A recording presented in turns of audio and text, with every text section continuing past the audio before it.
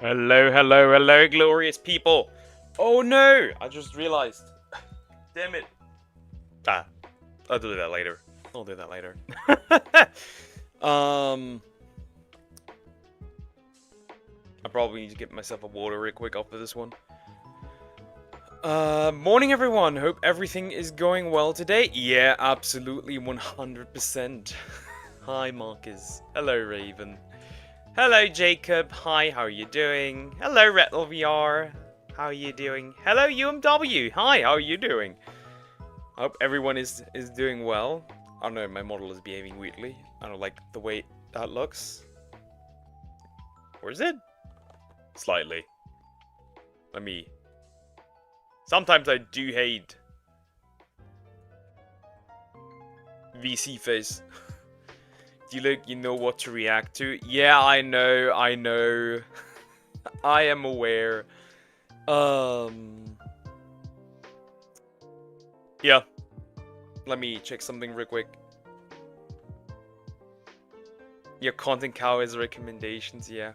What's on the reaction agenda for today? I got a couple of videos. That I want to react to. A lot of recommendations from Raven. But yeah. My content cow. How was my day? Pretty good. Pretty good. I was a bit slow today.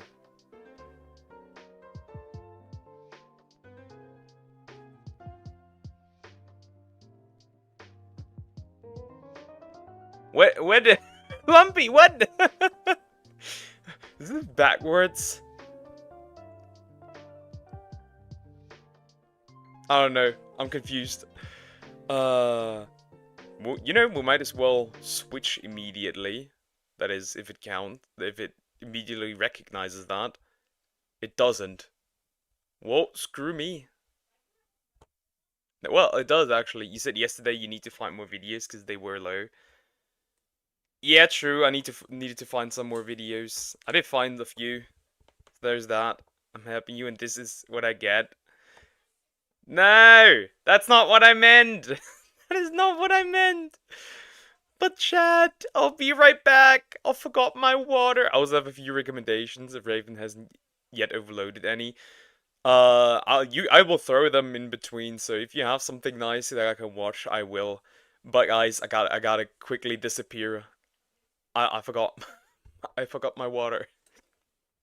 I'm not feeling good. Got a cold and voice sound shot. So good. Get some sleep after this. Yeah, get some sleep. Make yourself some tea. You know, tea with honey, milk with honey. There's a couple of things you can do to help your voice a little bit. Um, there's even people that straight up just eat a few spoons of honey. Apparently that works. But yeah, guys, I'll be right back. I gotta quickly get my water.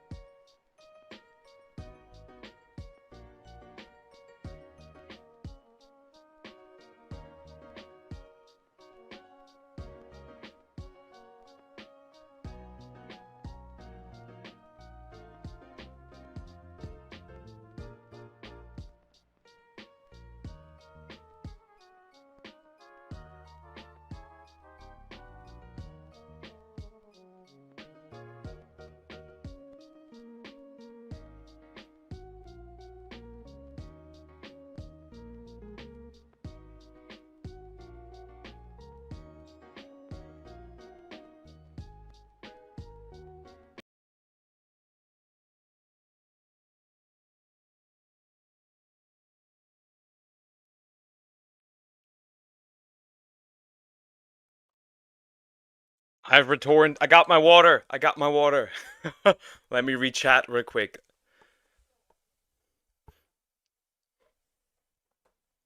Yeah, I also have to make cake dough, so your recommendation will allow me to go away to make it. Okay, okay. I made banana cake. I made 2 banana cakes. Hehehe. uh, the video I'm thinking about is today I found out. I forgot the name, but it was one with Fred Rogers facts that you may not know. Okay, I will take that into consideration. I will look that up right now, immediately. Got it after playing Among Us. Didn't realize what time it was. Oh, oh.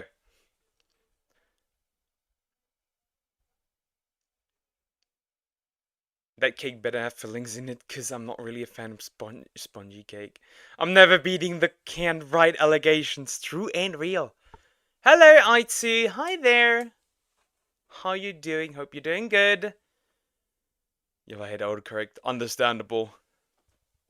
It's a layered cake with cream in between and berries. Nice. Your fudge is good, but I think not all cakes are crumbly. Hmm. Hello, Mr. Mohawk. Hi, how are you doing? What even is this? What is my model just straight up? Something is wrong. Something is clearly wrong. Yeah. What are you doing? What are you doing? It's VC face. What are you doing?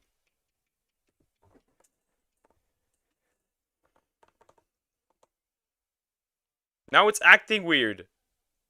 God, I hate this. I hate this. Okay. I think we can be ready. But now I gotta look for the video.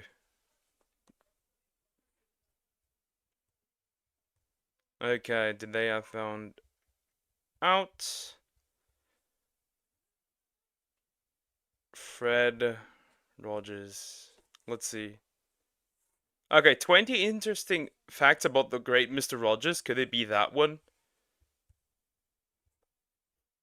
Funny enough, I do not even know who that is. So that's interesting. But yeah. Okay, I got this. God damn it, I always forget it! Yes, I think there's a setting that... Yeah, it's just that when I use old settings of the stream, sometimes I just forget to put it on. Change it. That sucks. You know what? I'll do that real quick. I'll change it real quick. So Zoom cannot complain about it anymore. Because he always seems to complain about it. Let me do that real quick.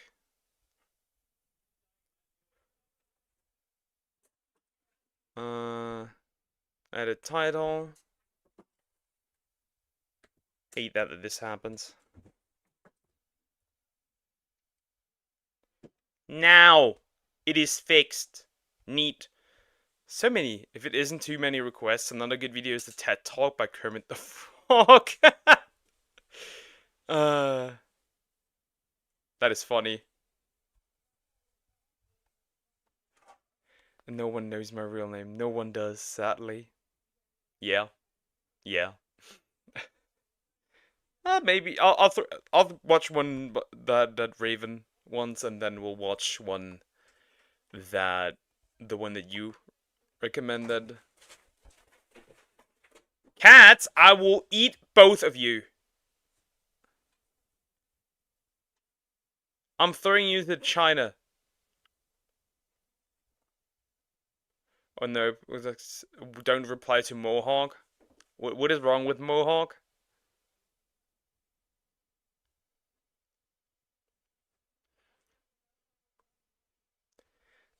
Yeah, but I will watch the TED Talk. The Kermit TED Talk. I'm interested now. Thank God nobody knows my real name. It makes me cringe. After Raven requested video. You mean the Syria situation? Yeah. Do I even have that in here still? Oh, I might have removed it. Well, I'll need to add it again. But yeah, I need to open this one real quick. It's gonna be interesting. Oh, the tab is muted. You gonna say a D's nut joke? I don't mind. I don't mind. Audio seems fine. Yeah, we'll fine. Today is a very slow start, I have to say.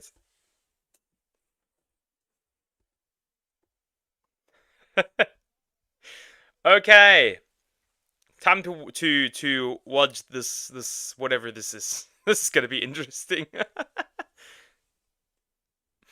Who has the best stats by offending everybody? Oh god. Actually, because of the animation, I might actually stay like this. Who knows? Yeah, let's get into it. I did not recommend this. Yes, you have. Yes, you have. I know you have.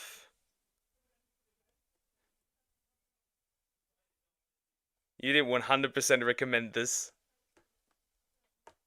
Let's not deny this. People was in a video game, what would their stats be? Let's start out with the blacks. HP, low. Turns out not having great access to healthcare means you don't live as long. Buffs, John. This is not a good start. This is not a good start. This is not a good start.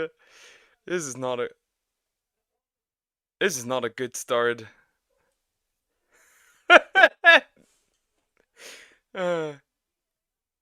No idea what he's talking about. You fucking liar. In size, debuffs, credit score, in fact, why?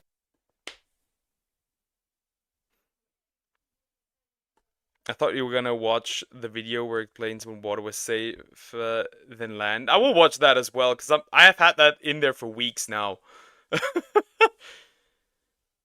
I agree, though. I agree.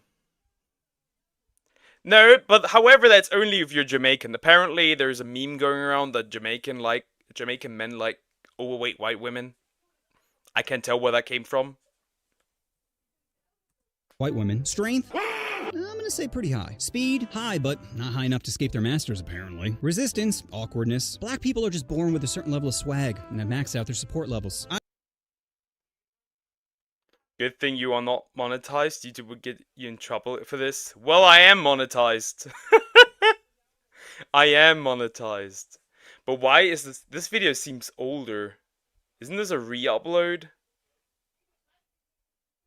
Yeah, it is. This is a re-upload. I might actually not watch this. I might actually skip this, Raven. This actually scares me now. This is a re-upload.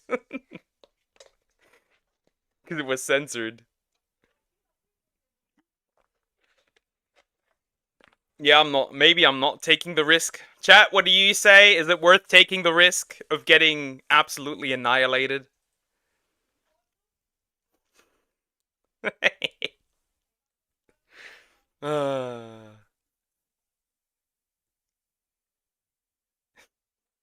You're monetized. His Majesty is playing a very dangerous game with this video. Haven't multiple people reacted to this one already? Huh. But what is a re-upload? Apparently the video was once taken down, and then it got re-uploaded. It's not worth the risk. You're relatively small. Yep, then we don't do that. Then we'll do zooms, and then we'll do Raven's other video. But now I gotta look for it.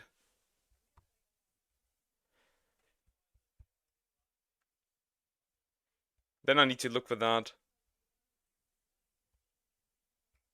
Let me add that.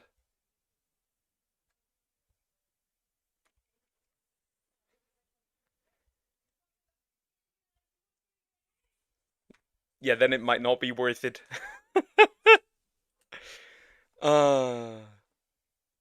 Chat, it is now going to get a bit more political. Massive. It's now getting a bit more political. Then I'll go for a quick bit.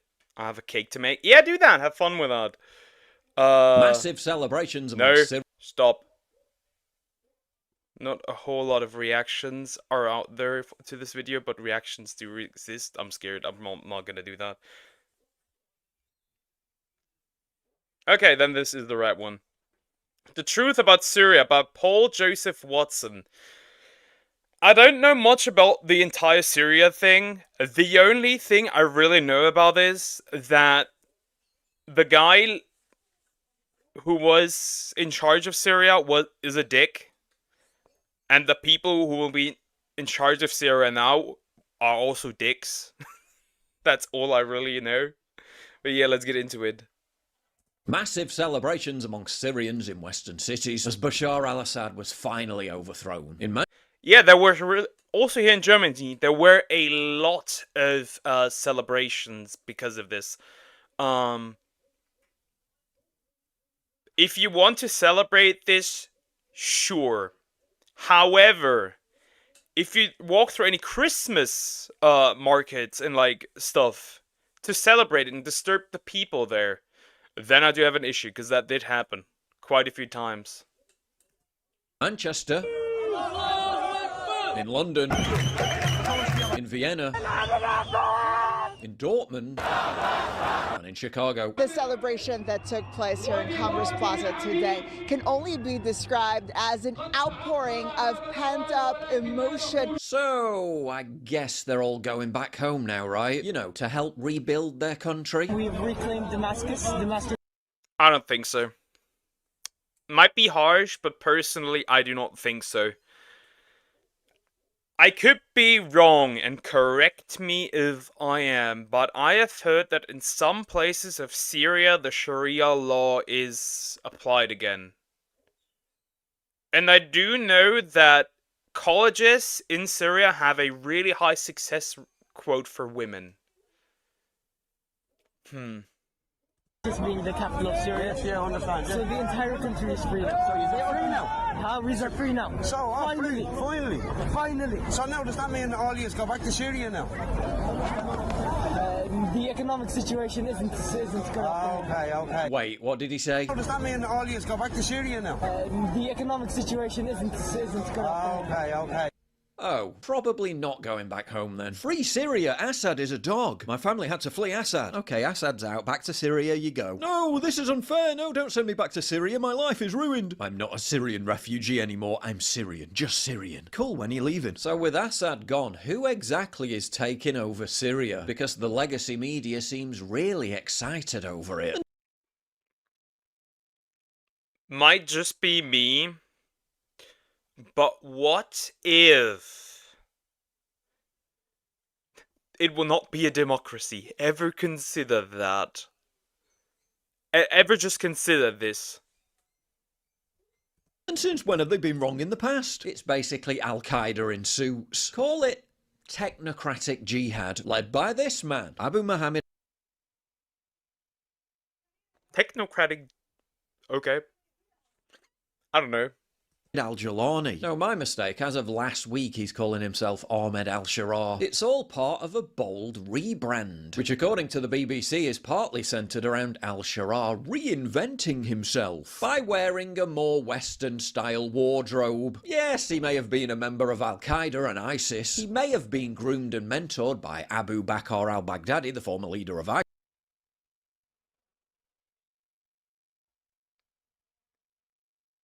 Why exactly would you, why exactly would you, what's the word, put somebody like that in charge of a country?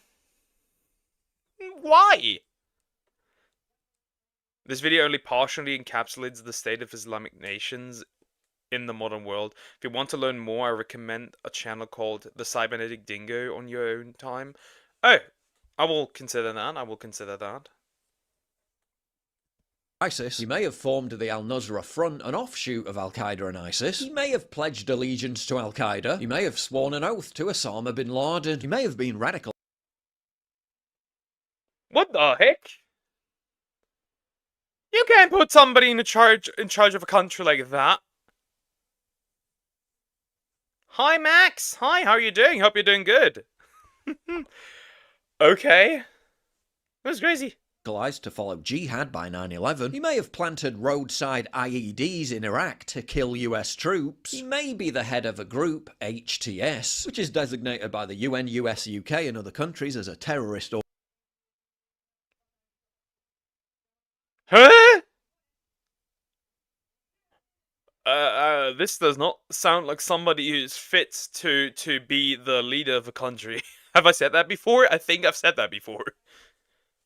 Organization, with the US placing a $10 million bounty on his head. But hey, last week he declared diversity is a strength, and he started saying nice things while ditching the scary camo fatigues. So, you know, people can change, I guess. According to CNN, the transition from radical jihadist to peace-loving revolutionary can be achieved by just shaving your beard a bit and putting on a blazer. Or as the BBC describes it, moderate jihad.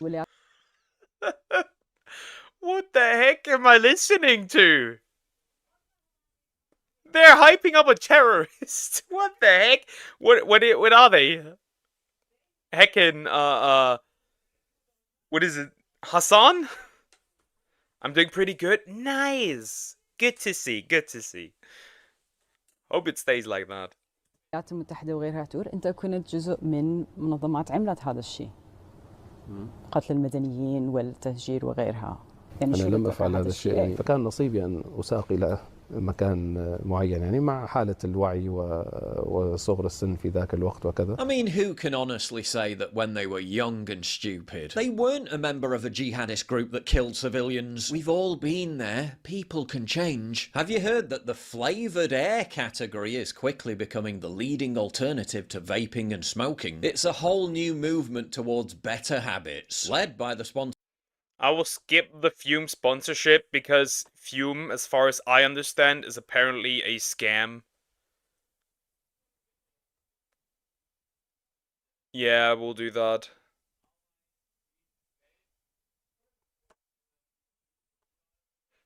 Someone's holiday unforgettable. Remember, all these freedom fighters in Syria want to fly planes into our buildings. Now those freedom fighters, some of whom are statistically certain to be terrorists, are being freed from prison en masse and told to go where they please.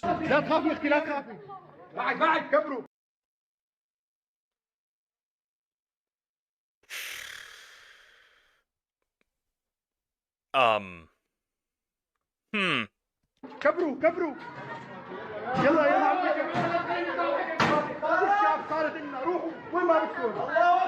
What could possibly go wrong? Should we really be that bothered about the fact that supporters of groups whose militants have repeatedly slipped through Western borders to carry out mass casualty atrocities now have access to, checks notes, vast stockpiles of munitions, including chemical weapons, armored fighting vehicles, combat planes, and missiles will fall under their control. Whew. That doesn't sound too good. If you want some good movies that explore Muslim life, I recommend The Breadwinner and Not Without My Daughter. Both are book adaptations, and the second one is a true story. Okay, thank you for those recommendations. I'm actually Muslim, but I don't fly planes, don't worry. I am fully aware that the vast majority of Muslims aren't like that. I am fully aware of that.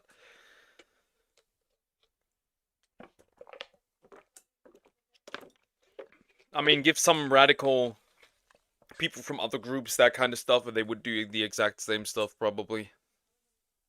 Including chemical weapons, armoured fighting vehicles, combat planes and missiles. Should that really concern us? After all, he did shave his beard a bit, and the UK government, after the rebels toppled Assad, suddenly declared that they're no longer terrorists anyway. It's moderate jihad. So I guess that now Syria is free and under the control of diversity-loving jihadist rebels. What does that even mean? Like, what does that even mean? Because every time I hear the word diversity, I'm rolling my eyes because you're not really... Oh, man. Oh, no. There's no need for any more Western military involvement, right? U.S. forces conducted dozens of precision strikes Those strikes hitting more than 75 ISIS targets, including camps, leaders, and operatives.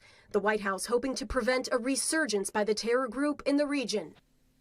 Oh. So it's fantastic that a group affiliated with ISIS took over the country, but now we're bombing ISIS to prevent ISIS from taking over the country. Alright, that makes sense. And now Lindsey Graham says a ground incursion by US troops is imperative. Oh, still at least we've got fairly recent historical examples to assure us that when Middle Eastern dictators fall, everything... There's 4.6% of Islam in Germany. I don't know if you have Muslim friends there. I do have Muslim friends. I do have Muslim friends, and I think I got along. I got along with a lot more with all my Turkish friends mostly. To be fair, even I never got along with the German like kids in my age.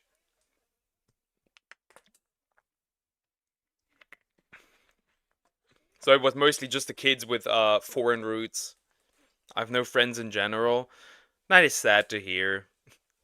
I don't really have any either though, so you're not alone in this one.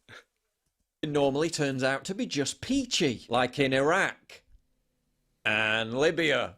Oh. Now, despite legacy media assurances of a smooth transition, different rebel factions are already fighting with each other, while in Western cities they're squabbling on the streets.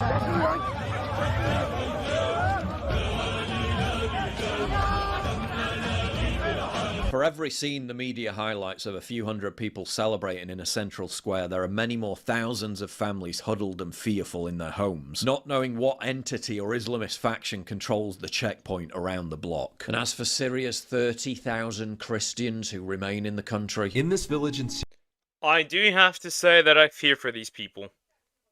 I do have to say that I fear for the Christians in this country.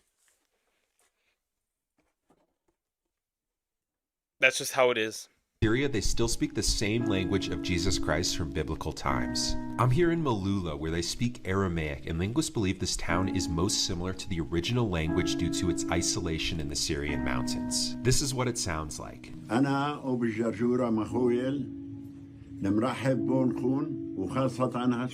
Roughly 10% of Syrians are Christians, and Syria was actually a Christian majority before being conquered by Muslim Arabs. Well, they should be just fine. After all, it's only Sharia light. It's only moderate jihad, right?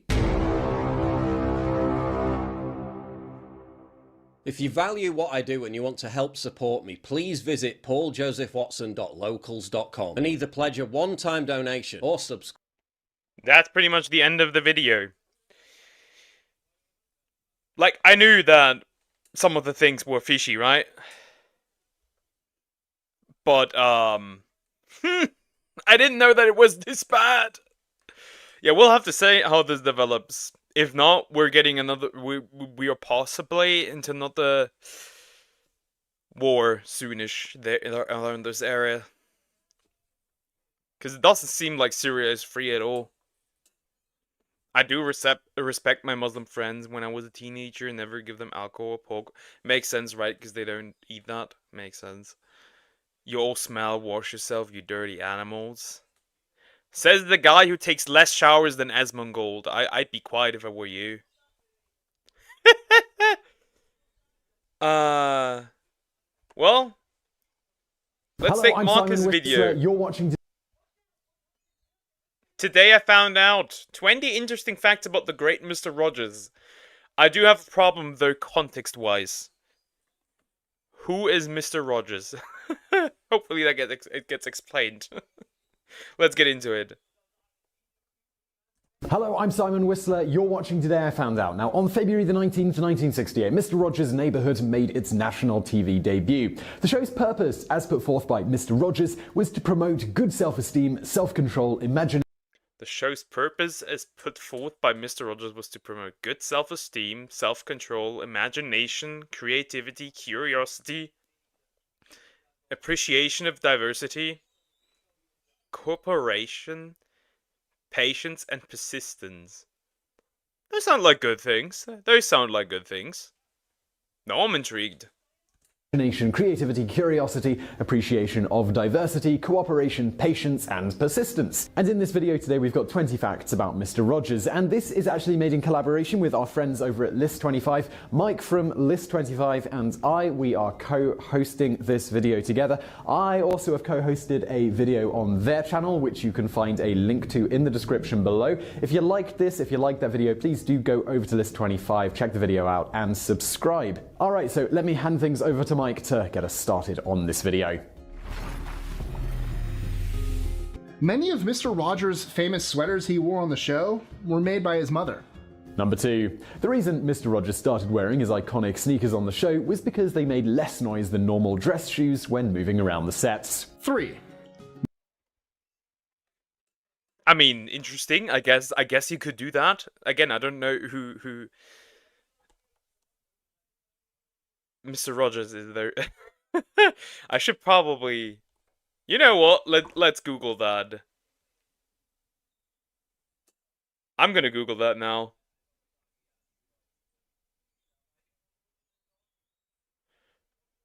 Fred McFeely Rogers was a US American. Okay.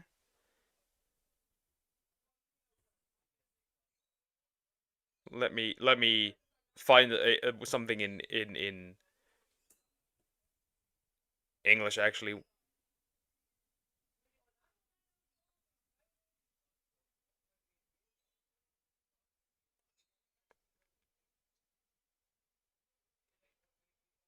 American television host, author, producer. Okay. Now at least I know who that is. Okay. I'm a Muslim and I love pork. You are certainly not a Muslim, little bro. I hope you reach 10k subs before 2026. I mean, it'd be cool, right? However, just in general, reaching this would be pretty good and pretty neat. Doesn't need to be too fast, to be fair. Mr. Rogers was an ordained Presbyterian minister. In 1962, he received a Bachelor of Divinity degree and was ordained as a minister in the United Presbyterian Church and charged with continuing his work on creating and contributing to wholesome children's television programs, which was his passion. Number 4. Ooh. Okay, that's cool. Mr. Rogers got into TV because the first time he saw a TV show, it had, to quote him, something horrible on it with people throwing pies at one another. He further stated, "I went into television because I hated it so, and I thought there was some way of using this fabulous instrument to be of nurture to those who would watch and listen." That sounds like a really cool guy, I have to say. Somebody who sees things and says, hey, why not change that? And like give kids, pretty much like saying, hey, I want to give kids something worth watching. We could need somebody like that nowadays. I had Gen Z people should have stopped having babies after 1995. Then I wouldn't be here either. And you probably wouldn't be here either. And also, I think Gen Z is actually more based than some people do think. Listen. 5. He got his first job in TV as a gopher at NBC and worked his way up from there, working on such programs as NBC Opera Theater, The Gabby Hayes Show, and as a floor director on The Kate Smith Hour and Your Lucky Strike Hit Parade. He ultimately left NBC, however, because he felt their reliance on advertising and merchandising was significantly undermining their ability to produce quality children's programs. We really do need somebody like that. I like him already. That not only entertained, but also educated children, which was more or less his original goal in getting into TV in the first place. Number 6. Mr. Rogers was a vegetarian. He didn't smoke or drink or seem to have any major vices. He also stayed married to the same woman until his death. Their marriage lasted 47 years. The only slightly scandalous thing that Mr. Rogers seemed to do, with an emphasis on slightly here, which he revealed in an interview, was that he swam laps completely in the buff nearly every morning of his adult life at various clubs that allowed nude swimming. The most controversial thing is nude swimming. That's cute. I will say it again last time. Watch Didi is a Monster video by William Johnson after a Raven or Deer requested video. Deer hasn't requested a video in a long time. I think he's traumatized ever since I got killed. Almost. But yeah, Raven.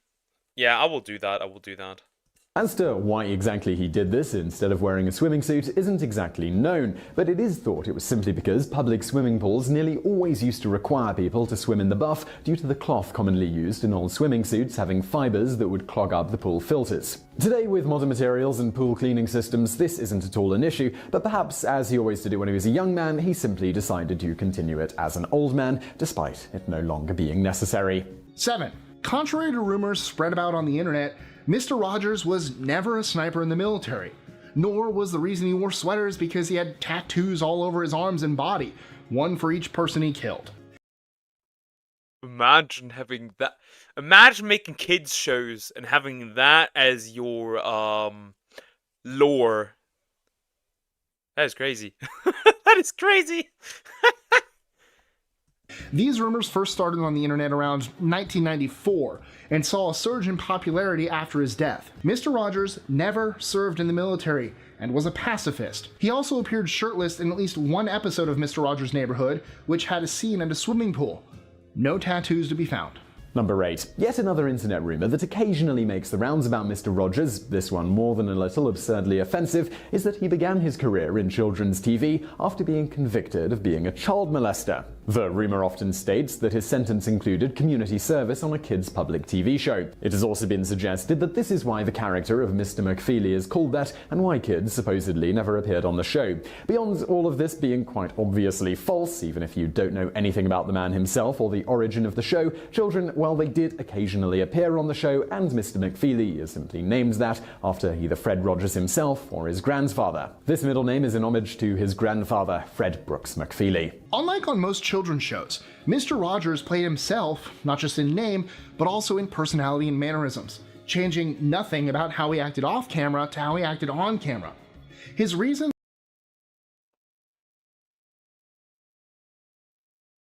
So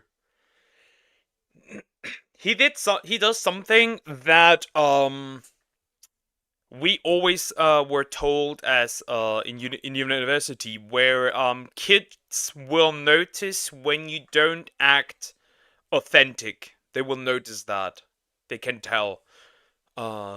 Seems like he has applied it here. Awesome.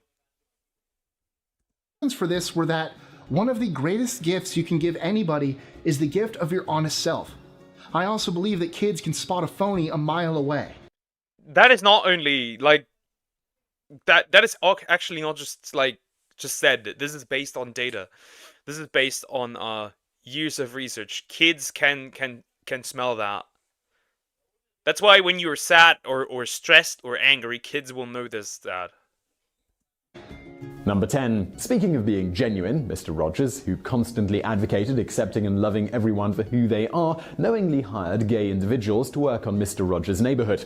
While that wouldn't be particularly newsworthy today, at the time his show originally aired in the 1960s, doing so was decidedly outside of the norm, even more so because it was a children's show run by a Presbyterian minister. In fact, two of those gay cast members, John Reardon and Francois Clemens, became close friends of Mr. Rogers himself. More than that, when Mr. Rogers asked Clemens to come on the show after seeing Clemens sing in a church choir, it made him the first black person on a kids' TV series to have a recurring role. This recurring role was Officer Clemens, a role he played for 2.5 decades despite his initial reservations. Clemens noted of being offered the role, "I grew up in the ghetto. I did not have a positive opinion of police officers. Policemen were sticking police dogs and water hoses on people, so I was not excited about being Officer Clemens at all." However, while Mr. Rogers made it very clear that he had no problem with Clemens being gay and loved him just as he was, when Clemens expressed interest in exploring his feminine side, Mr. Rogers even suggested Clemens might try wearing women's clothing to see if it helped at all. While Mr. Rogers was clearly totally okay with Clemens being gay, he did... Interesting. Okay. in the early years of the show asked him to keep his sexuality quiet as far as the wider public was concerned. As Clemens noted in an NPR interview, it was not a personal statement of how he felt about me. It had to do with the economics of the show. Despite this restriction, Clemens still revered Mr. Yeah, makes sense considering the view on gay people back in the day. I guess that makes sense for the show. Yeah. Rogers, and noted two noteworthy instances that he felt really encapsulated the man. The first was during a 1969 episode of the show in which Mr. Rogers, who was sitting with his bare feet in a children's pool, asked Clemens on air to join him in resting his feet in the water, with the pair then singing Many Ways to Say I Love You as they sat together. Clemens said of this, "The icon Fred Rogers not only was showing my brown skin in the tub with his white skin as two friends, but as I was getting out of that tub, he was helping me dry my feet. The significance of Fred doing that for a black gay man is not lost. I felt unworthy, like Peter in the Bible. Why did he choose me?" Many years later, when Mr. Rogers was wrapping up the program by saying, "You make every day a special day just by being you, and I like you just the way you are," Clemens stated that Mr. Rogers was looking not at the camera, but at him when he said it. Afterwards, Clemens said he walked over to Mr. Rogers and asked him, "Fred, were you talking to me?" To which Mr. Rogers replied, "Yes, I've been talking to you for years, but you hurt me today." Clemens, who had long felt there was something wrong with himself because he was gay, stated, "It was like telling me that I'm okay as a human being. That was one of the most meaningful experiences I'd ever had." 11. In 1984... Bro, really, it's just a cuddly guy. Mr. Rogers does sound like a cool guy, I have to say. Burger King hired a Mr. Rogers impersonator to use in an ad campaign in which the fake Mr. Rogers bashes McDonald's for allegedly McFrying their burgers. The impersonator was so good, it even fooled one of the writers who worked on the show in 1971, Elliot Daly. Said Daly, "Of course I knew that Fred would never ever under any circumstances have agreed to create a commercial for children. And to make the notion even more ludicrous, consider that the product was hamburgers and Fred was an unwavering vegetarian. But I was dead certain it was Fred I was seeing in that commercial." According to Daly, Mr. Rogers' first action after seeing the commercial was not to lawyer up or publicly bash Burger King for the stunt, as so many in such a situation would do, but rather to call up Burger King's then executive vice president in charge of marketing, Donald Dempsey. Daly noted, "Fred called him. He never mentioned the commercials. Instead, he just engaged him in a father-to-father conversation about how precious it is for one's children to have a true understanding about the nature and value of their parents' work, and how unfortunate it would be if those children were led to believe that their parents' work was exploitative or dishonest." After that conversation concluded, the phone rang at J. Walter Thompson. The essence of the message from the CEO of Burger King was simple: destroy those tapes and never run them again. Burger King would also... So, damn, fake stuff was even then around. Now it's just more easy, I guess. ...also make a public apology over the ordeal, and Mr. Rogers held a press conference about it. Not to bash Burger King, but to clear up any confusion in case some children had been misled by the advertisement. Rogers explained, "I have had a lot of requests through the years to appear in television commercials, but I've always said no, because I really believe that the host of a television series should not use the trust which young people have in them by selling products to them on the air." Rogers further stated, "You don't find things can happen when people of goodwill get together. Don Dempsey and I had a very fine conversation. He said I really had taught him something, that children might be deceived by such a thing. It was for those reasons that he said his people would pull it. Mr. Dempsey said his company would never want to offend Mr. Rogers." Number 12. 895 episodes of Mr. Rogers' Neighborhood. I have to say, this guy's very respected. I think that's pretty cool. I think that's actually pretty cool. I'm the only one here. Yup. And I will watch your video after this one, because Raven's video is ginormous. Were filmed, with the first episode broadcasting in 1968 and the last episode shot on December of 2000, and which was subsequently aired in August of 2001. 13. Mr. Rogers famously didn't mind if people recorded his show with a VCR, arguing for people's right to do so in a 1979 case, Sony Corp of America versus Universal City Studios, Inc.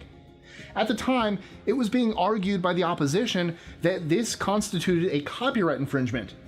Mr. Rogers was one of the thing is with, like, recording things on VHS. I have a lot of those laying around, by the way. I think I have the entirety of Dragon Ball. Yeah, I have the entirety of Dragon Ball and Dragon Ball GT. Sometimes you need to preserve. It's good to do that because it preserves media. There's a lot of old movies that you will never see ever again, that you can't watch anywhere, that you can't buy anywhere. They're just locked away in the time chamber, forever forgotten. The few involved in television that didn't believe so and felt people should be allowed to record programs. The Supreme Court noted that Mr. Rogers' testimony was a significant piece of evidence that helped lead them to their ultimate decision. Specifically, Mr. Rogers stated, "Some public stations, as well as commercial stations, program the neighborhood at hours when some children cannot use it. I've always felt that with the advent of all this new technology that allows people to tape the neighborhood off the air, and I'm speaking for the neighborhood because that's what I produce, that they then become much more active in the programming of their family's television life. Very frankly, I'm opposed to people being programmed by others. My whole approach in broadcasting has always been, you're an important person just the way you are. You can make healthy decisions. Maybe I'm going on too long, but I just feel that anything that allows a person to be more active in the control of his or her life in a healthy way is important." Number 14. When PBS was first formed, Mr. Rogers' passionate speech before the US Senate Subcommittee on Communications in 1969 nearly single-handedly managed to increase PBS's funding from a likely $10 million to the original $20 million that they had been supposed to receive before cuts were proposed. You can watch a video of his amazing speech. We'll link to it in the description below. 15. Mr. Rogers once appeared as a preacher, Reverend Thomas, on an episode of Dr. Quinn Medicine Woman. Dr. Quinn Medicine Woman? I know this show. I know this show. I'm back, friends. Just came from watching another VTuber. Thanks for doing my request, but you didn't have to so soon. I just did it because I just got interested what this was about because I didn't know what this actually is. Now I know what this guy is, but yeah, that's interesting. Called Deal with the Devil. Number 16. Mr. Rogers did the voices on the show for King Friday the 13th, Queen Sarah Saturday, named after Mr. Rogers' wife, Sarah Joan Bird, Henrietta Pussycat, Daniel Striped Tiger, Lady Elaine Fairchild, and Larry Horse, among others. He also composed most of the music on the show. 17. Mr. Rogers once appeared on the Soviet Union children's show Spokojной Nochi Malishi, Good Night Little Ones, and was the first foreign guest to do so. The show has been on the air since 1964. Number 18. Mr. Rogers didn't just try to teach children important life lessons and the like, but he also produced a series of specials intended for parents called Mr. Rogers Talks to Parents About X. That is very cool. That's so cool. I didn't know Germany got Dr. Quinn. Yeah, we got that. We actually got that. We got a lot of, like, old shows. Where X was whatever the topic of the day was. These shows were meant to help parents to be able to answer any questions their child might have after watching a particular Mr. Rogers' Neighborhood episode. 19. Mr. Rogers was red-green colorblind. Number 20. Yeah. Well, bro couldn't have been a electrician in this case. In fact, if there's a show, it's very likely that there's somewhere a German dub laying around. It's very likely. Fred Rogers died of stomach cancer at the age of 74 years old on February the 27th, 2003. And finally, would like to end on a quote from the great Fred Rogers. As human beings, our job in life is to help people realize how fair and valuable each one of us really is. That each of us has something that no one else has or ever will have. Something inside us that is unique to all time. It is our job to encourage each other to discover that uniqueness and to provide ways of developing its expression. So I really hope you enjoyed that collaboration with List25. If you did, please do hit that thumbs up button and don't forget to subscribe. Also, I made a collaborative video with them over on List25, all about celebrities that we dearly miss. You can find a link to that in the description below. List25 is a great channel, so while you're over there, please do subscribe. This was an informative video. The stuff I've heard now is that Fred Rogers was a pretty cool guy. And a really, really, like, a good heart. That is awesome. If you like what you see, I recommend learning more about Fred Rogers. He has one of the best life stories you'll ever learn, especially when it comes to all the good deeds he did. I will now. What the heck is that video? Vibrator myths. I'm gonna evaporate. Man. Now let's watch Ray William Johnson's video that Zoom wanted me to watch. And after that, we do Raven's recommendation about Marilyn Monroe. That is almost 40 minutes. So this guy... Fred Rogers was a really cool guy, is an understatement of the century. He seems like a really good man. Sounds like he's somebody you should aspire to be, like a great, what's the word? Yeah, I forgot what the word is. Yeah. Wait, okay. Diddy's a Monster by Ray William Johnson. 8 days ago. Let's get into it. I can never get rid of this guy anymore. So this guy, his name is Diddy. And Diddy is in a lot of trouble. See, it's the 90s, and he works at a record label in New York City. But Diddy, he's got big dreams. He wants to build an empire. And maybe smash a little during the process. And one day, he's at this music industry party, hanging out, and everyone's drinking and chatting, and they start talking to this girl, Lisa, and to Lisa's friend. And Diddy, he thinks these girls are fine. So when the party ends, he's like, hey, come to this after party with us. So they go to the after party, and there... It's just like, what's the word? Does he draw these himself? Because that's interesting. Diddy and an associate of his, they allegedly SA Lisa and her friend. But then, around this same time, Diddy is out on a date with this girl, Joy. And Joy is a nice girl, she's in college, and as the date goes on, I guess Diddy can start to tell that she's not really that into him. Oh, but that's not gonna stop Diddy, and he apparently slips a little something in her drink, and by the end of dinner, she's all messed up and she's completely out of it. So Diddy helps her to the car, and then he takes her home, and he SA.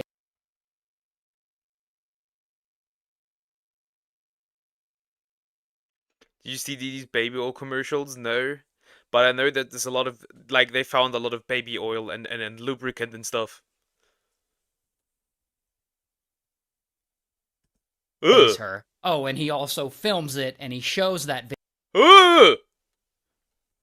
Get that freak out of here!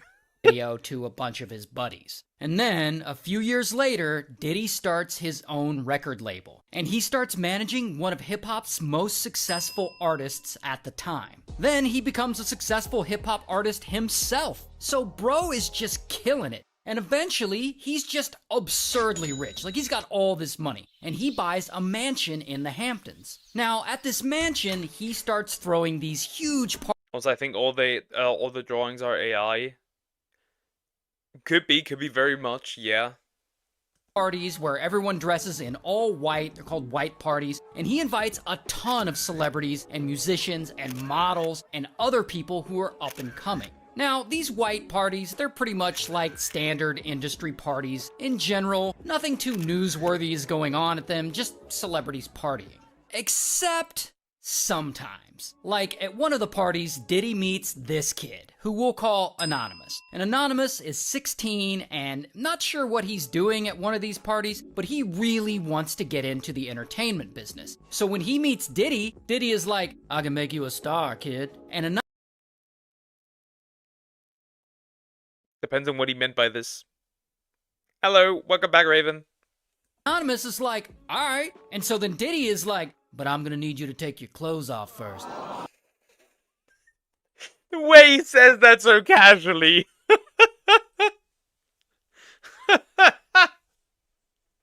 And And Anonymous really wants to be a star, so unfortunately, he does. And so then, fast forward a few years, and it's the 2000s now. And by this point, Diddy is established hip-hop royalty. And he's doing whatever the hell he wants. He's allegedly partying with tons of underage girls at this point, and drugging them, or he's asking his staff to drug. Ooh! Ooh! You know what the funny part is? I didn't even know about this guy before the whole baby oil incident. I swear, I did not know who that was. Maybe because I don't listen to that kind of music, but still. Drug them, but then eventually, his record label, they signed this hot new singer. Her name is Cassie, and Cassie is 19, and Diddy thinks she is fine. Plus, she can really sing well. So Cassie and Diddy, they hit it off, and ultimately they start dating. And they date for a while, but at some point, their relationship turns dark. See, Diddy, he likes to party. We've already established that. But, along with his white parties, he also hosts these other, secret, more exclusive parties called freak-offs. And at these freak-offs, shit tends to get crazy. Like, he allegedly invites young, attractive women to these freak-off parties and gives them lots of drugs and alcohol. And then, he allegedly makes them smash with male sex workers while he watches and films it. Is bro a cuck? I think bro might be a cuck. And apparently these freak-offs happen often, and sometimes they last for like days at a time, like they're fucking Coachella. And the worst part is he allegedly makes his girlfriend Cassie participate in them.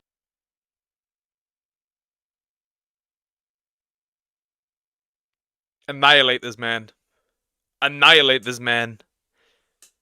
Actually, let him go. Let him go. So that, then whoever, eventually, let him go after all this thing. So eventually, just somebody takes him out. Ugh. In fact, speaking of Cassie, Diddy is very controlling when it comes to her. Like one day, he sees her talking to another talent agent, and I guess he gets so jealous and so mad at her that he pushes her into his car and he kicks her several times, and her face is all messed up from it. And another time, he gets so mad that he throws a hot frying pan at her. Bro is just a monster. Ooh. Okay, I never got a frying pan, but I did get like a toy metal tractor thrown at the head, so I guess similar level. And if you're like, Ray, then why doesn't Cassie just leave him? Well, she tries. Like one time, Diddy and Cassie, they're in a hotel room, and they're arguing, and suddenly, pow, Diddy just punches her right in the face. And later, he ends up passing out because I guess he's just wasted. And so he's passed out, and Cassie's like, sweet, now's my chance to leave. And so she gets her suitcase, and she steps out into the hall. And there's actually security footage from the hotel of her headed to the elevator. But then Diddy wakes up, and I guess he's naked, so he like grabs a towel, and he runs out the door after her. And you can see him here, he's running down the hall. And so she's in the hall, and she's waiting for the elevator, and you can see Diddy walk up to her, and suddenly... Now, I can't show you this part because it is really, really violent, but I'll explain it to you. Diddy grabs her by the neck, and he throws her to the ground, and he kicks the shit out of her until she's unconscious and no longer moving. Like, it is brutal. There is no defending it. Wasn't that the camera footage that the police said they couldn't use it as evidence because it was too old? Maybe I'm wrong, but I think that was the case. Now, the good thing is that eventually Cassie actually does break up with him. Allegedly, they go out to dinner, and she breaks the news to him, and as you can imagine, this really pisses Diddy off. So, what does he do? He follows her home, he forces his way into her place, and then sadly, he essays her. Oh, but Diddy's not done, because years later, it's now 2022, and he's still acting like a monster. And one day, he hires a producer/videographer to help him out on some projects. This guy, Lil Rod. and he wants Lil Rod to produce a few songs on his next album, and he wants him to follow him around with a camera filming lots of things, like documenting stuff for him. And this seems like a good gig for Lil Rod. He's producing music, and he's hanging out at parties with hip-hop royalty Diddy. How cool is that? But, of course, like with all things Diddy, soon enough, things start to get really bad. Because eventually, Diddy has him Hey, Blue Lightning, how are you doing? Hope you're doing good. Filming things he's not so cool with. Like, Diddy's got him filming the drugging and essaying of minors. And of course, it's only a matter of time before Diddy sets his sights on Lil Rod himself. Because one night, they're all drinking, and Lil Rod ends up with a spiked drink, and he passes out kind of suddenly, and he wakes up naked in Diddy's bed. And he doesn't remember the details of anything, but he does know that he didn't consent to any of this. And so, despite all these horrible things going on, it seems like everyone in Diddy's inner circle is either too afraid or too complicit to say or do anything about any of this. And he's just gonna keep doing all this, and he's gonna keep getting away with this evil shit. Until in 2022, New York State, where most of these I didn't know a lot of these things that happened. That is completely new information. I did not know any of this. At least, like I said, I only heard of Diddy off the whole baby oil incident.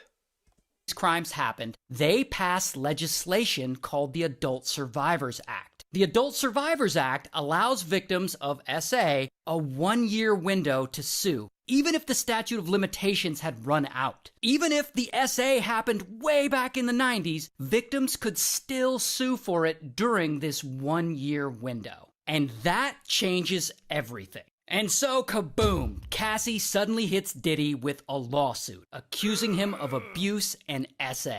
And one day, after she files the suit against him, he makes her a huge settlement offer, and she accepts it. So they settle out of court for what I imagine is an astronomical amount of money. But then, about a week later, bam, Diddy is hit with another lawsuit by Joy. And the same day, pow, Lisa sues him for SAing her too. Then, Lil Rod sues him, and eventually, Anonymous sues him as well.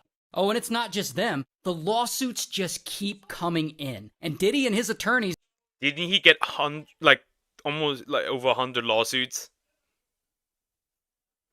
If I'm not wrong, it was a lot of lawsuits that I'm aware of. They're denying any wrongdoing, but the headlines are just dominating the news. Okay, but then it gets even worse for Diddy, because the feds step in. Now, they've been investigating him for a long while, for sex trafficking and for some other stuff. And once they have enough probable cause, kaboom, Homeland Security raids Diddy's properties in LA and Miami. And they find a bunch of stuff there, like drugs and like 1,000 bottles of baby oil, literally.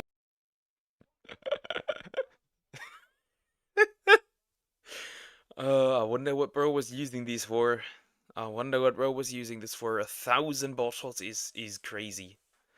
1,000 bottles is insane. 1,000 bottles of baby oil, which I guess he used at those freak-off parties. I don't know, I'm not a baby oil person. But anyway, all of this is making the news, and these stories and these accusations are blowing up. And people are like, yo, did Diddy really do all this crazy stuff that he's being accused of? Surely not. But then, CNN gets a hold of that hotel security footage of that time he assaulted Cassie, and they release it to the public. And so the world finally gets to see what an awful person he is. And so now Diddy has to go and post a video on his Instagram making this big apology. I'm not asking for forgiveness. Is that Ray William Johnson, the OG of YouTube? Yeah, that is the case. Bro is not getting forgiveness. I'm truly sorry. And while he does apologize for what he did to Cassie and he tries to get the public back on his side, it just doesn't work. Diddy is officially a meme, synonymous with sexual misconduct. And even if he did somehow get the public back on his side, it doesn't matter, because the feds are still very much investigating him. And so, boom, they finally arrest him. And he's charged with sex trafficking and racketeering and transportation to engage in prostitution? Jeez. Now, in this video, I only talked about a few of the accusations and a few of the lawsuits he's involved in, the major ones. But at this point, Diddy's been hit with literally dozens of other lawsuits involving SA and other things that I didn't even get a chance to talk about. And allegedly, there are as many as 120 more.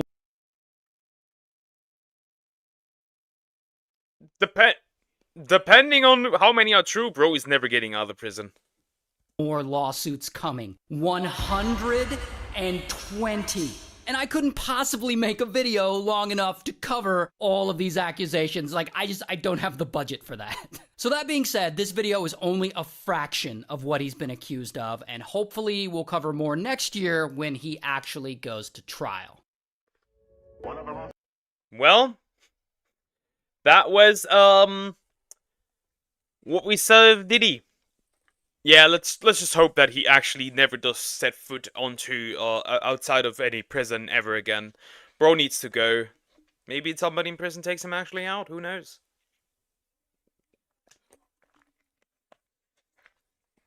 Okay, now mine. Yes, Raven, yours. Yeah,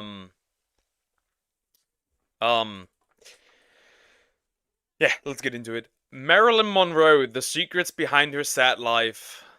Let's get into it. I just don't hope that I'm getting nuked. Hopefully. But yeah, let's get into it. One of the most famous stars in Hollywood history is dead at 36. Well, you're a happy girl now. When you go to London? Marilyn had Bye, Zoom. Take care. Bye-bye. been so abused by men. You know, without Marilyn, I wouldn't be here. What were you doing with that man? Well, I accidentally put my legs in the air, not the pool, but the sky and water look so similar. Assistant director came in and yelled at me. Oh, he talked awful. And he... You know, everybody says, oh, she was a victim. She wasn't a victim. She loved her life. She put up a terrific battle to do what she did. Do I feel happy in life? Let's see. Let's say I hope I'm finding happiness. Let's get into it.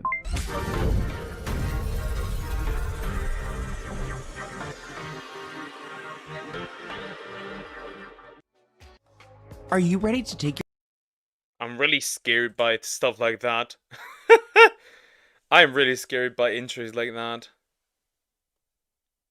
Shopify? I think I'm gonna skip this one, actually.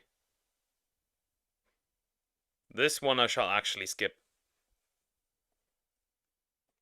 We're doing a deep dive on Marilyn Monroe, which we all know Marilyn Monroe. She's an icon, a legend, but I wanted to focus on some of the interesting aspects of her life and some of her most tragic moments. She went through a lot of hardships, misogyny, they tried to make her look dumb, and they over-sexualized her. So I want to get into some of the gruesome details when it comes to Marilyn's life and how poorly she was treated when she was alive, because I believe when she was famous, she was under the assumption everyone really did hate her. Obviously, in hindsight, people adore her, but they didn't treat her that way.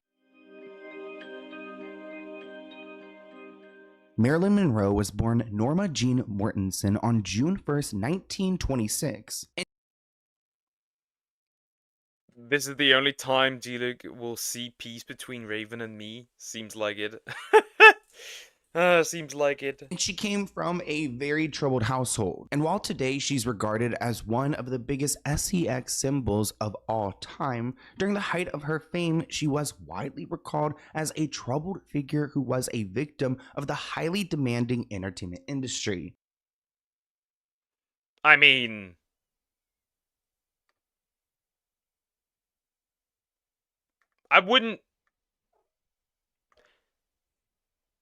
I don't think, maybe in the United States, Marilyn Monroe is probably seen as a symbol for that, but...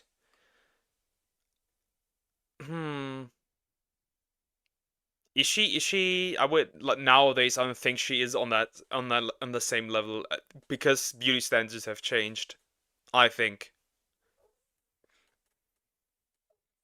something that we're all about exposing in this podcast. I've said time and time again that Hugh Hefner is a creep. I would say RIP, but not today. We've actually interviewed Holly Madison, who was his #1 girlfriend for a long time. In my opinion, she was like a hostage, but that's just my opinion. Well, Hugh Hefner preyed on Marilyn from afar. Thankfully, they never had met. Actually, when Playboy launched in 1953, Hugh Hefner used a nude photo of Marilyn as the first sweetheart of the month. Marilyn wasn't even paid directly for the use of these photos, and they actually were taken years before she had gotten like super famous and she was hired to pose for a pinup photographer. The photographer then used the collection of photos for a calendar and he made millions of dollars, and Hugh saw what he did and decided to do the same thing. Now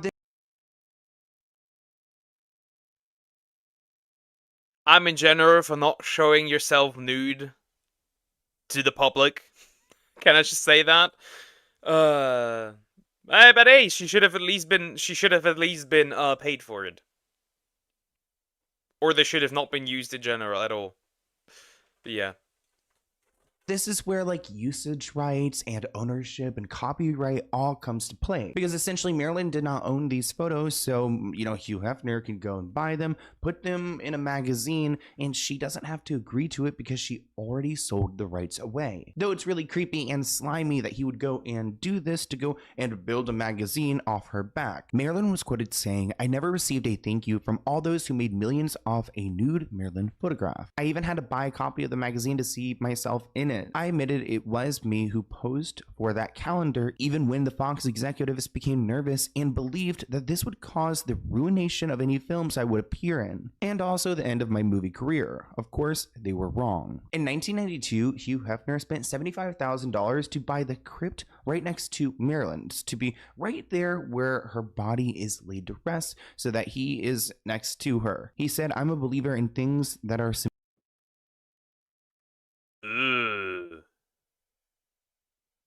Ooh. I don't know if I would like to be buried next to somebody like that. I don't think so.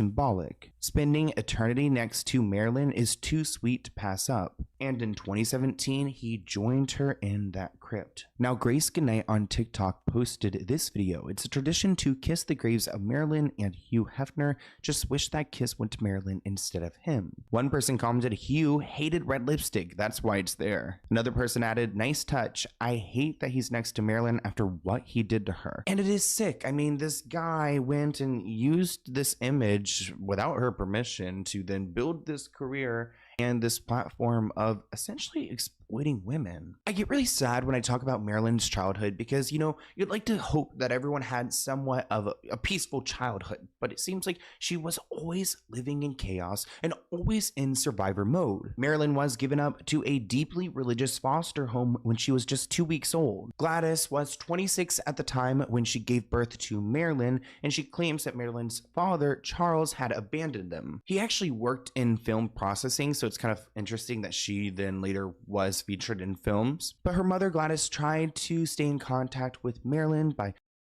If someone was gonna pay to have their dead body next to mine, I'll actually come back from the dead and... I'm not gonna finish that. Can I not? What do you mean? I mean, right, it depends, right? If I'm ever gonna... No, I'm never gonna have a wife, right? Thanks to that promise. But, let's say that was the case. I want to be buried next to my... I would have want to be buried at least next to my wife. But that's just me. I would pay a stupid amounts to make that possible. Not with a scumbag like that, to be fair. Arranging regular visits and sleepovers. She even once attempted to abduct baby Marilyn. It actually turns out that her mom was later diagnosed with paranoid schizophrenia and institutionalized in 1934, which sounds like a really scary time because around the Great Depression, the institutions were probably really rough. So, sounds like almost like a death sentence. Marilyn said after a series of psychological tests on her mother, they basically said, "You're insane. Sorry about that. Get out." Gladys was actually found on the ground by a friend. She was lying on her back, saying that someone was out there trying to kill her in full paranoia mode. So that's essentially when Marilyn's relationship with her mother ended. In her memoir, Marilyn remembers her mother screaming and laughing as police came and took her to another mental hospital. That's where she was diagnosed and committed indefinitely at age 32. She would end up spending most of her life institutionalized, and this left Marilyn just craving the relationship of like a mother to have. Yeah, but you also have to consider this. If she wasn't sick, obviously she should have not been institutionalized. If she was, however, she would have been a danger to her daughter. That's just my viewpoint, though. Someone there to get the approval of someone, that mom that she always wanted. Marilyn told the Los Angeles newspaper, the Daily News, I'll have to read this. My mother spent many years in hospital. Through the Los Angeles County, my guardian placed me in several foster families, and I spent more than a year at the Los Angeles orphanage. I haven't known my mother intimately, and since I'm an adult and able to help her, I have contacted her now. Now I help her and want to keep helping her as long as she needs me. When I think of her now, my heart hurts me twice as much as it used to when I was a little girl. It hurts for me and her. It hurts for both of us. Marilyn revealed that she unfortunately suffered a series of SA incidents as a child. Although the details are unknown, she referred to one of the perpetrators as Mr. Kimmel, who reportedly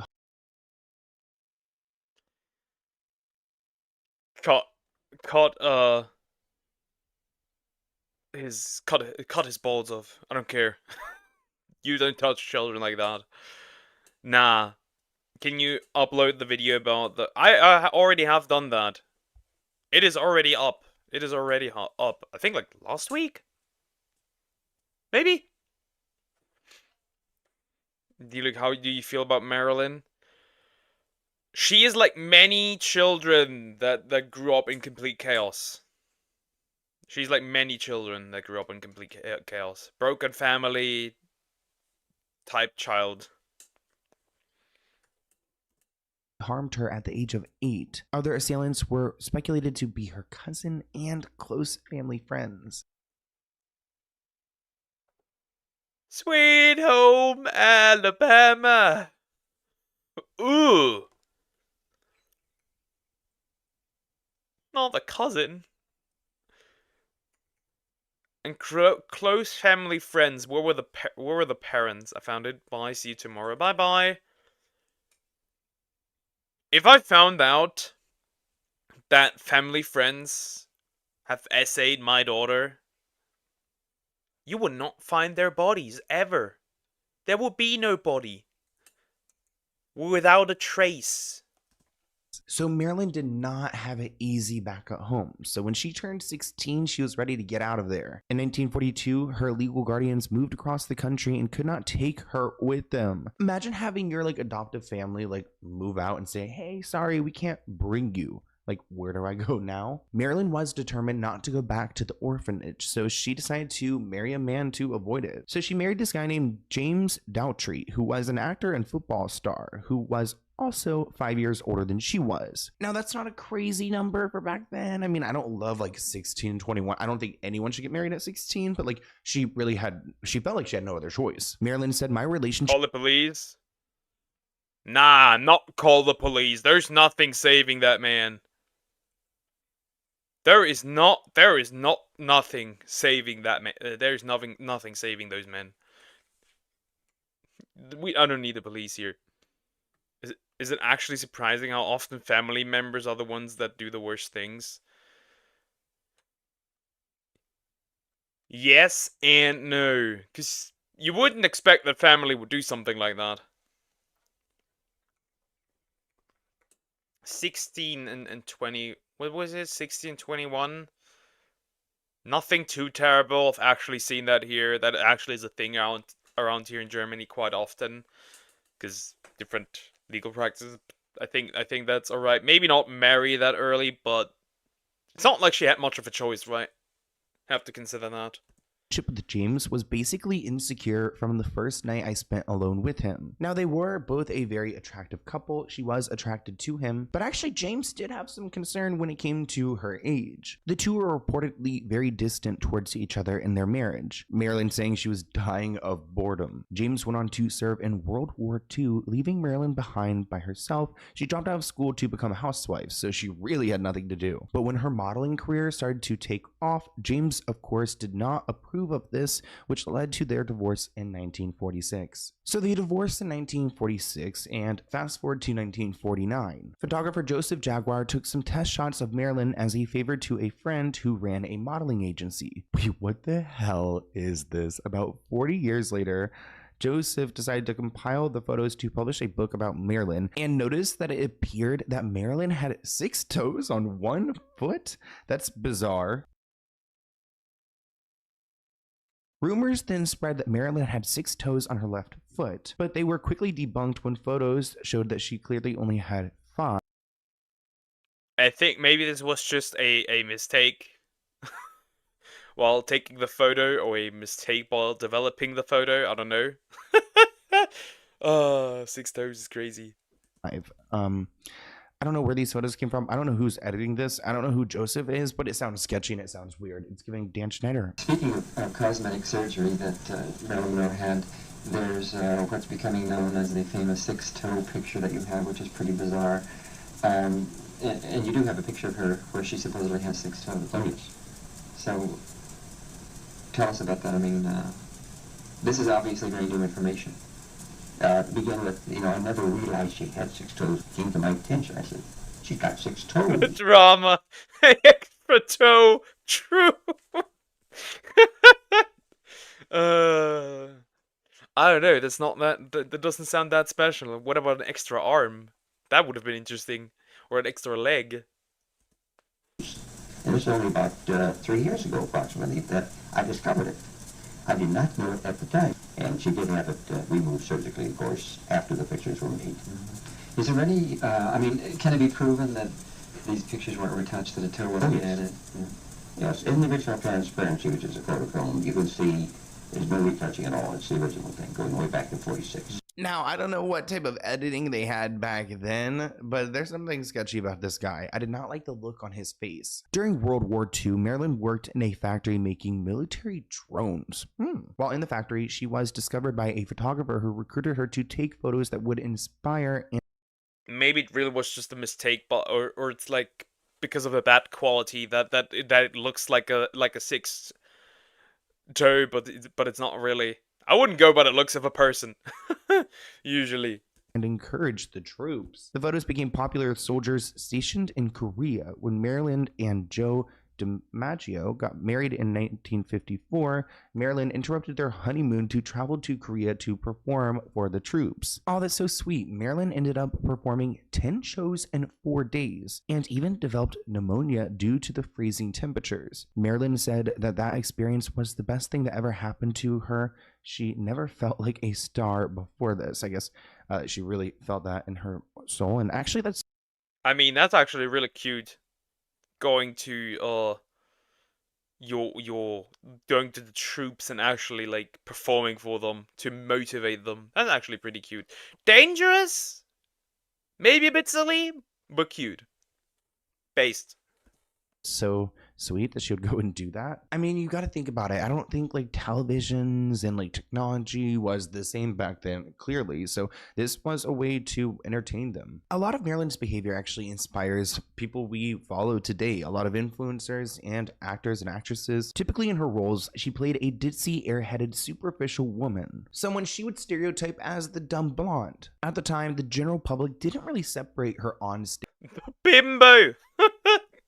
The bimbo is the kind of stereotype that he's referring to. stage persona with who she was as a person. She was far from dumb, but she would go ahead and play it if it, ended up with her succeeding. But she was very sensitive about people just, questioning her intellect because she was actually intelligent. I mean, look at where she's at. And it kind of reminds me of people like, we hate to admit it, but like a Kardashian, like Kim Kardashian, like people want to think that she's dumb, but she's obviously doing something right. Now, as her career developed, Marilyn became more frustrated with her narrow typecasting. She didn't want to play the same role over and over again. She eventually wanted to be taken more seriously as an actress. She went on to study and star in the film Bus Stop, which was more of a serious and dramatic script. Marilyn Monroe was typecast as the dumb blonde. What were you doing with that man? Well, I accidentally put my legs in the air, not the pool, but the sky and water look so similar, and then this millionaire just fell into me. She was made to play up her sexuality even when the role didn't call for it. My son's extremely ill. Cut, bit more sensual please, Marilyn, like your son's a hottie. My son's extremely ill. Cut, come on, imagine it's one of the sexy cancers. My son's extremely ill. Cut, we're gonna change the line. Marilyn, can you read this one instead, please? Son. Perfect, that's a wrap. So Marilyn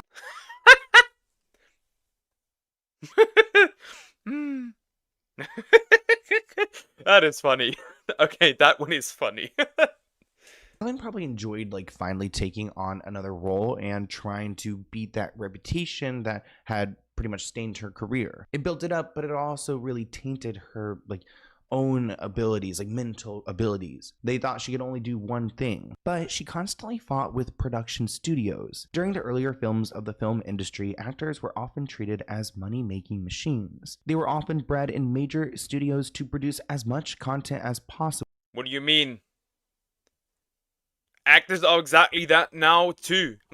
There's no difference between back then and now. They're really they're really just not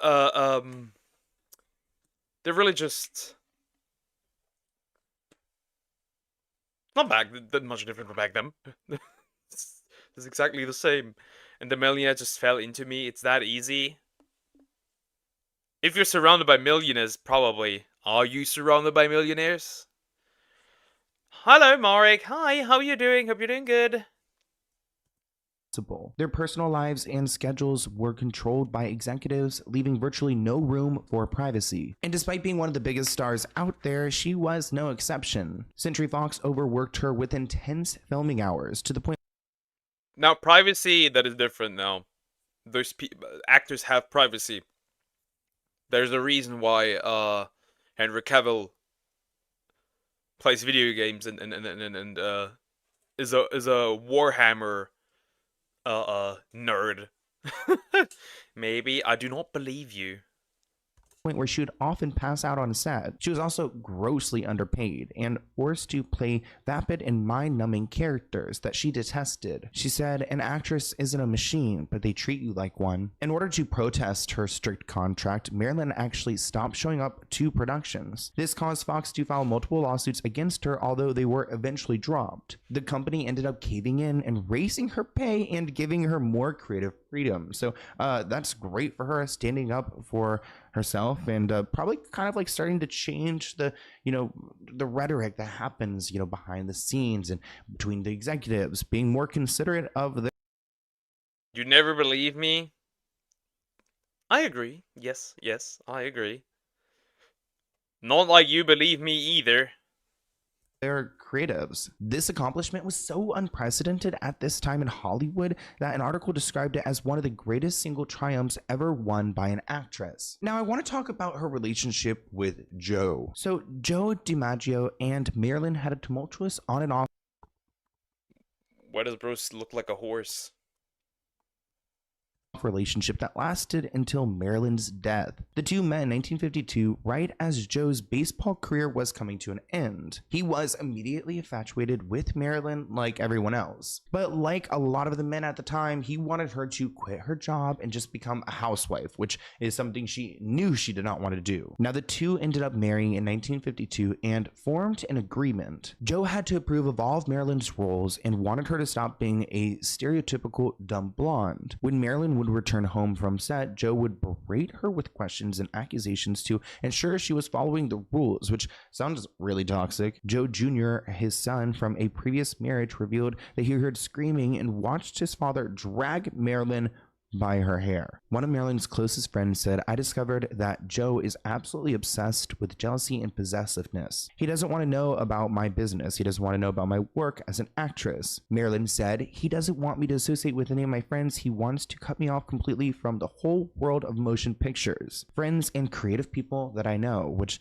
is like a big red flag when it comes to an abusive relationship. Isolation. Things began to get worse when Marilyn was in New York filming her iconic subway grate scene. During filming, Joe allegedly looked disgusted when Marilyn's dress blew up in the air. Once they returned to LA, a fight over the scene allegedly turned physical. Just 9 Like, bro, if that's too much for you, just fucking leave, dude.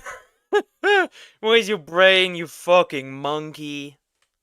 months after their elopement, Marilyn filed for divorce, citing mental cruelty. Now, it's not like Joe was happy in this marriage either. He began to suspect that Marilyn was having an affair with Hal Schaefer, a voice coach. Joe turned to Frank Sinatra, who had been in a similar situation with his ex. Then Frank suggested that Joe hires a PI, a private investigator, to follow Marilyn. One night, Joe, Frank Sinatra, and several accomplices went to an apartment complex where they believed Marilyn and Hal were having their affair. So naturally, Joe flew into jealous rage, and together with Frank Sinatra, amassed a gang of people to do a raid, bringing cameras and lights to try and catch Marilyn in the act, and get compromising photos of her with Schaefer. And what ended up happening was a huge blunder. They ended up breaking into the wrong door and essentially raided someone else's residence. They broke into the house of a sleeping 39-year-old woman with curlers in her hair, and woke her up by using The boys. The boys breaking into the wrong home. That is crazy. That is crazy. The average The Boys behavior. I see how it is. an axe to get through her door. They came in and confronted her just to see that it wasn't Marilyn Monroe. In that moment, they realized they messed up and freaked out and took off. The LAPD later investigated it as an attempted burglary, but because the room was so dark and she was blinded by the spotlights on the camera, the woman was unable to identify any suspects. And the whole thing seemed to have been forgotten about until the gossip magazine Confidential released an issue labeling the incident the wrong door raid, with an account of the incident itself, opening the whole case back up. And as a result, there was an investigation again and it went to trial, where Frank Sinatra had to give a testimony at. It was later discovered that the only reason this incident ever came to light was because Joe never paid the bill to his private investigator. Now, they were headed to divorce, as they should be, but despite their complicated relationship, Joe remained loyal to Marilyn long after their divorce. Just weeks after the pair separated, Joe accompanied Marilyn to a planned surgery. They were even spotted together celebrating Joe's 40th birthday. But soon after, Marilyn was linked to Marlon Brando and Arthur Miller, who she went on to marry in 1956. Now, despite Marilyn's attempts to move on, Joe vowed he would win her back. So Marilyn moved on with Arthur, but Joe was still hung up on her, so he never lost contact. He felt like he could win her back. And maybe he had a chance, because Marilyn and Arthur ended up splitting up. It actually turns out that shortly after this split, she was diagnosed with paranoid schizophrenia, just like her mother was. She was committed to the Payne Whitney Psychiatric Clinic by her psychiatrist in 1961. In a letter that Marilyn wrote in the institution, she said she was mistreated and ignored by staff, which I'm not surprised, because a lot of those facilities do have some bad stories, especially back in the 50s, 60s, and so on. I don't know if you guys have seen American Horror Story Asylum, but after watching that, I'm forever scarred. Marilyn actually called Joe, who came and saved the day. He came to the hospital and demanded that they released her. When the doctors refused, he allegedly said, "I'll give you 5 minutes to get her out here, or I'll tear this place apart brick by brick." After she was... I mean, kinda based. I abuse it, but kinda based. released, Joe got her proper care, and she called him her hero. Around this time, Marilyn became entangled with the Kennedys, which enraged Joe. He even ended his friendship with Frank Sinatra for introducing Marilyn to the Kennedys. Now, when Marilyn died in 1962, Joe claimed her body, planned her funeral, and arranged for roses to be delivered to her grave twice a week until his death.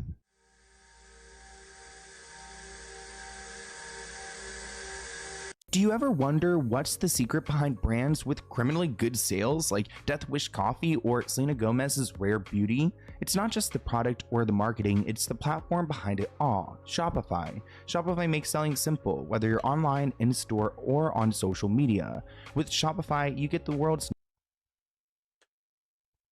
Again, Shopify is trash. So let's not do that. I have no idea why anyone would want to be sorry with all of that. Probably. For sponsoring this episode and enjoy. Now, I want to give you guys a trigger warning because Marilyn Monroe suffered when it came to motherhood. Artistic conflicts weren't the reason why Marilyn's marriage with Arthur Miller ended up falling apart. Marilyn was devastated due to her fact that she was unable to have a baby with Arthur. She experienced 3 pregnancy losses in a short period of time, which caused much strain in Aww. That's sad. That is really sad. their relationship. She had a disorder which made it harder for her to conceive, so she in particular had a more difficult time, and it doesn't seem like Arthur was too understanding. Between the years 1956 through 1958, she had several failed pregnancies, and she kept them all a secret. She was suffering so badly from the pain, she became addicted to barbiturates and alcohol. Marilyn felt like losing these babies were all her fault, and all she wanted was a normal family. One relationship I loved that Marilyn had, like literally there's like only one, was I mean, I would probably give myself the fault. Even as a man, I would give myself the fault for that, to be fair. My radical accountability would beat my ass when it comes to that. Was her friendship with Ella Fitzgerald. Marilyn said Ella was her very favorite person. It was rumored that Ella was denied a performance at a club because of her race. However, it was later revealed that the club's owner, who had previously allowed black singers like Eartha Kitt and Dorothy Dandridge, thought that Ella wasn't glamorous enough to play at the club. So it wasn't about her being black. She just wasn't glamorous enough. After learning this, Marilyn stepped in and told the club owner that she would be in the front row every night if he allowed Ella to perform. Knowing that Marilyn would draw a huge crowd, Ella was given the chance to do that. I'm glad that's the kind of legacy that Marilyn left behind, especially when she had so many bad people in her life. I mean, in 20... I know some freaks of you out there who would now absolutely goon over armpits. I know who you are. I know what kind of man you are. 12, we actually learned some information about Marilyn, and it goes back to her ex-husband Arthur Miller. FBI kept extensive files on Marilyn and released many of their findings in 2012. The files revealed that the government suspected Marilyn was a communist. In 1956, Marilyn married... That's not so based. That is not so based.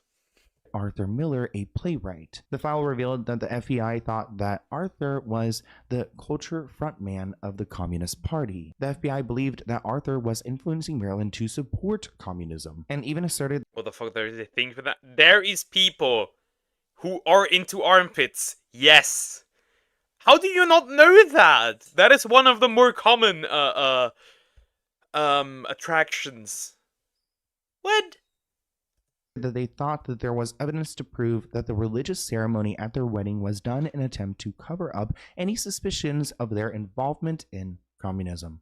They sound paranoid. The released files also revealed that the FBI believed money from Marilyn's production company was being used to fund communist activities. Now, although Arthur and Marilyn went on to divorce in 1961, the FBI maintained their suspicions due to Marilyn's infatuation with Frederick Vanderbilt Field, a member of the Vanderbilt family who had been pushed out because of his leftist political views. In 1962, Marilyn was spotted with Frederick on a shopping trip in Mexico. And despite following her every move, they never found any sign of communism, and I think it shows how weird the government was at this time. They were prying a little bit too much, spying a little bit too much. Common, no disgusting freaks. That is unfortunately a common one. We have no idea how common that is. But yeah, the government back then was very much anti-communism, as it should be. Because communism not good. Not good at all. I mean, I'm sure they're still spying a ton, but back then they made it more apparent. Marilyn Monroe was investigated for espionage after fighting for freedom of information in the Marilyn Monroe file. A journalist sat with an FBI agent and an attorney, and each question asked would either be read to a journalist or they were told it could not be shared. One thing that was noticeable on her file was the letter C in the file number. According to the documentary I watched, that stood for Foreign Counterintelligence. They thought that she may have been talking to communists. Now, after Marilyn and Arthur split up, he got to keep Doggo! Love Doggo. the couple's dog, which sounds No! so nasty mean. Just give her the dog. But Marilyn was allegedly devastated by this. Frank Sinatra decided to give Marilyn a new dog as a Christmas present. Marilyn named the Maltese Terrier Maff, which was short for Mafia. Oh gosh. And in 1999, 2 Polaroid photos of Maff and Marilyn sold for $220,000. That is so much money. Marilyn has a very distinct way of speaking. She's very airy. She talks like this. I don't think I could even do it. It's like a little bit softer. She talks like that, kind of like Lana Del Rey. I think the word he's looking for is breathy. I think. Could be wrong.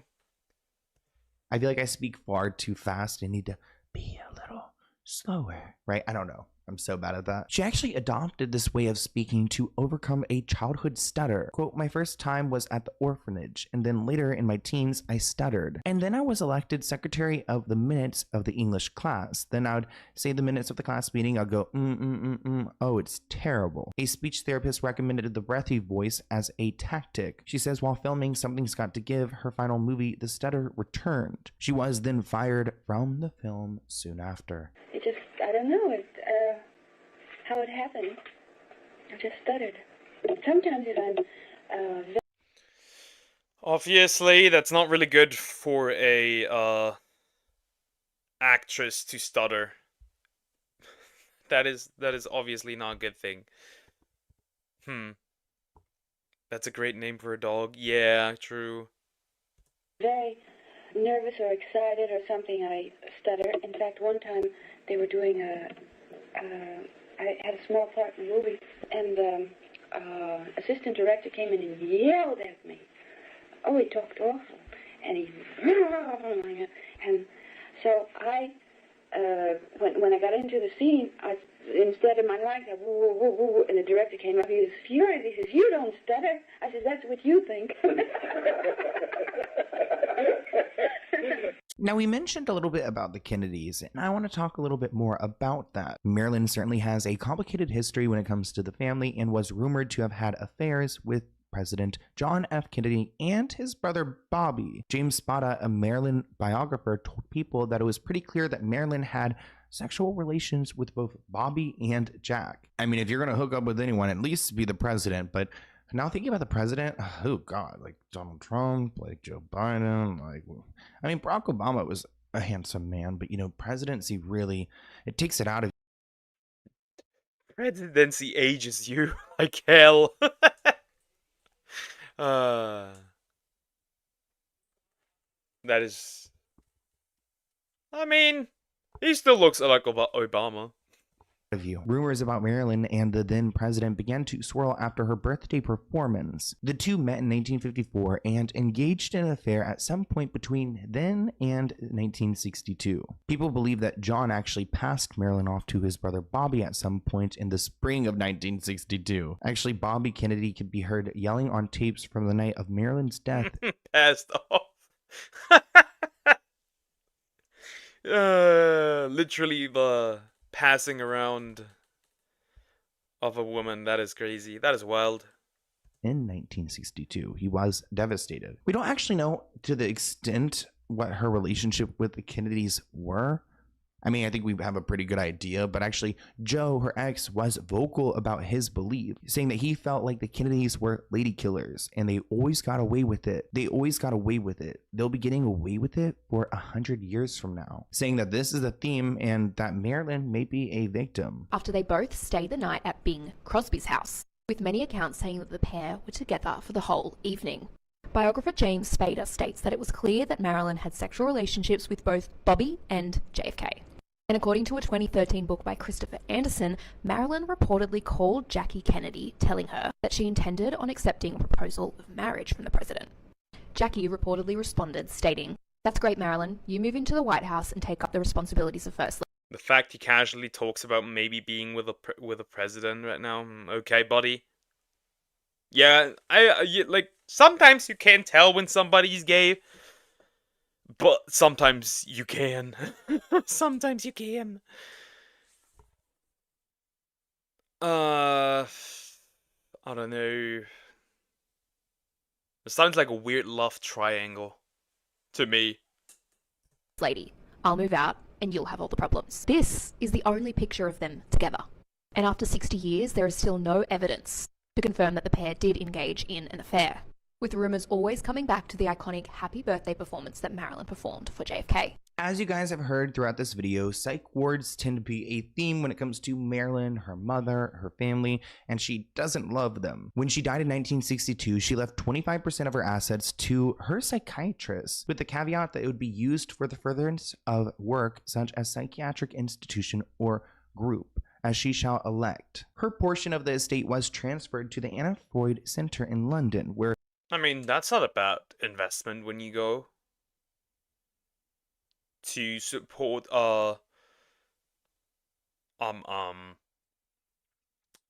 development to help more mental illnesses. I don't see any issue with that.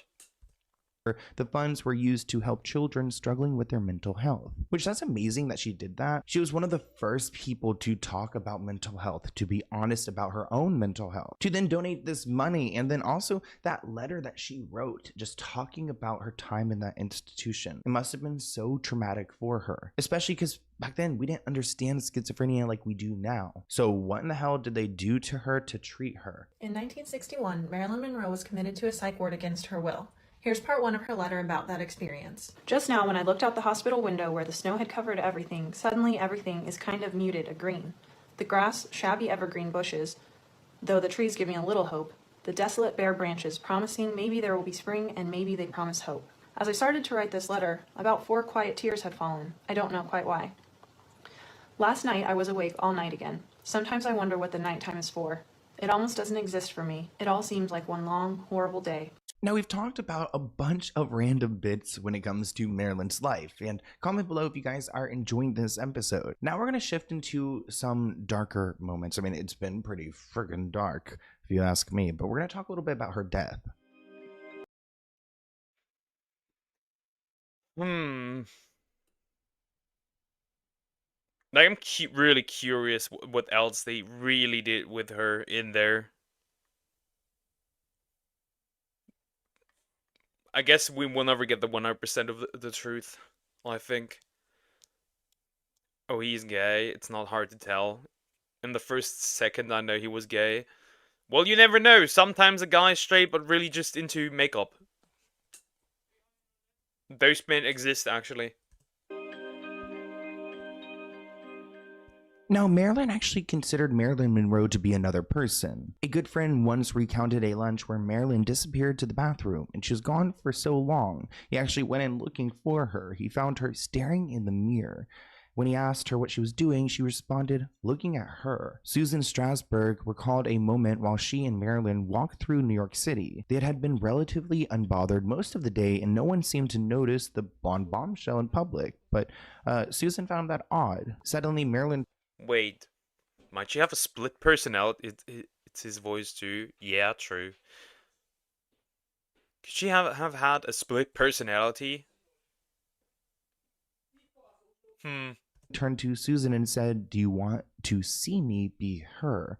Which I'm like, okay, wait, what are you about to do? Susan said she seemed to make some inner adjustment. Something turned on inside of her, and suddenly there she was. Not the simple girl I'd been strolling with, but Marilyn Monroe. And now heads turned and people crowded at us. Do I feel happy in life?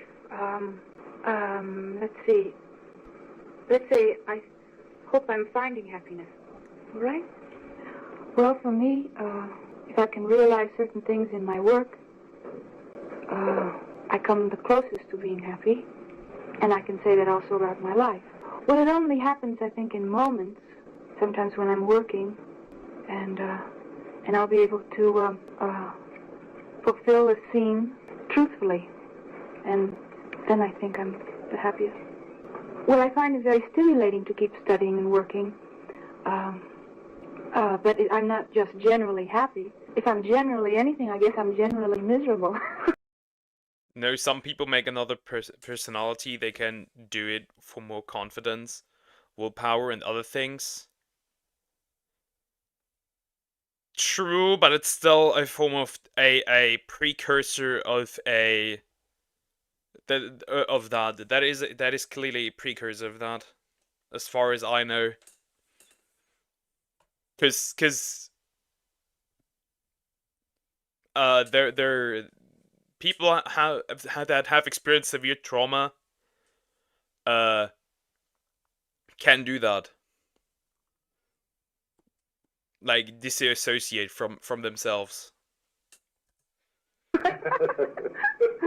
We've talked extensively about Marilyn Monroe's mental health, and a lot of times when people are struggling with mental health, they use drugs. That's exactly what Marilyn did. In 1962, Marilyn made her final appearance on screen in the comedy film Something's Got to Give. Her substance abuse was so out of control that she rarely showed up to production, providing doctor's notes citing various illnesses. When she did manage to appear for filming, she apparently couldn't remember her lines. She also lost an alarming amount of weight and would reportedly hide in her trailer due to being afraid of the camera. Marilyn was once found passed out in a barbiturate coma by the film's producer, causing the screenwriter to call her self-destructive in frustration. However, years later, footage of her many takes were discovered. The clips showed her apologizing sincerely for missing cues and being respectful to her co-stars. So, of course, the executives, the producers, they were pissed off, but was she really as bad? Despite this, she was eventually fired due to too many absences. But she was brought back a few months later after Dean Martin said he refused to work with anyone else. Unfortunately, Marilyn passed away before the film could resume, resulting in the entire project being permanently scrapped. And while she could have been providing excuses and getting doctor's notes, she was actually ill. So I don't think it was fully addiction. I think she was addicted, trying to relieve this pain that she had. Thought to have contributed to her painkiller addiction, Monroe underwent multiple surgeries, for which, Ange? Endometriosis. Correct! For which chronic reproductive disease, endometriosis, is correct. It also impacted her work, didn't it? Oh, it did. She was very, very unwell for a lot of time. And a lot of times people were like, oh, she's drugged or she's drunk, but really she was quite fragile physically. And she got a reputation for being difficult when often she was late to set because she was in pain. That's right. On August 5th, 1962, Marilyn was found dead in her home. She had a phone receiver in her hand and was lying face down without any clothes on. By her side was an empty pill bottle that held 50 capsules of Nembutal, a drug often used as a sleeping pill. At the time of her death, she was seeking... Yeah, it clearly is that she's used drugs to combat some pain, either physical or mental.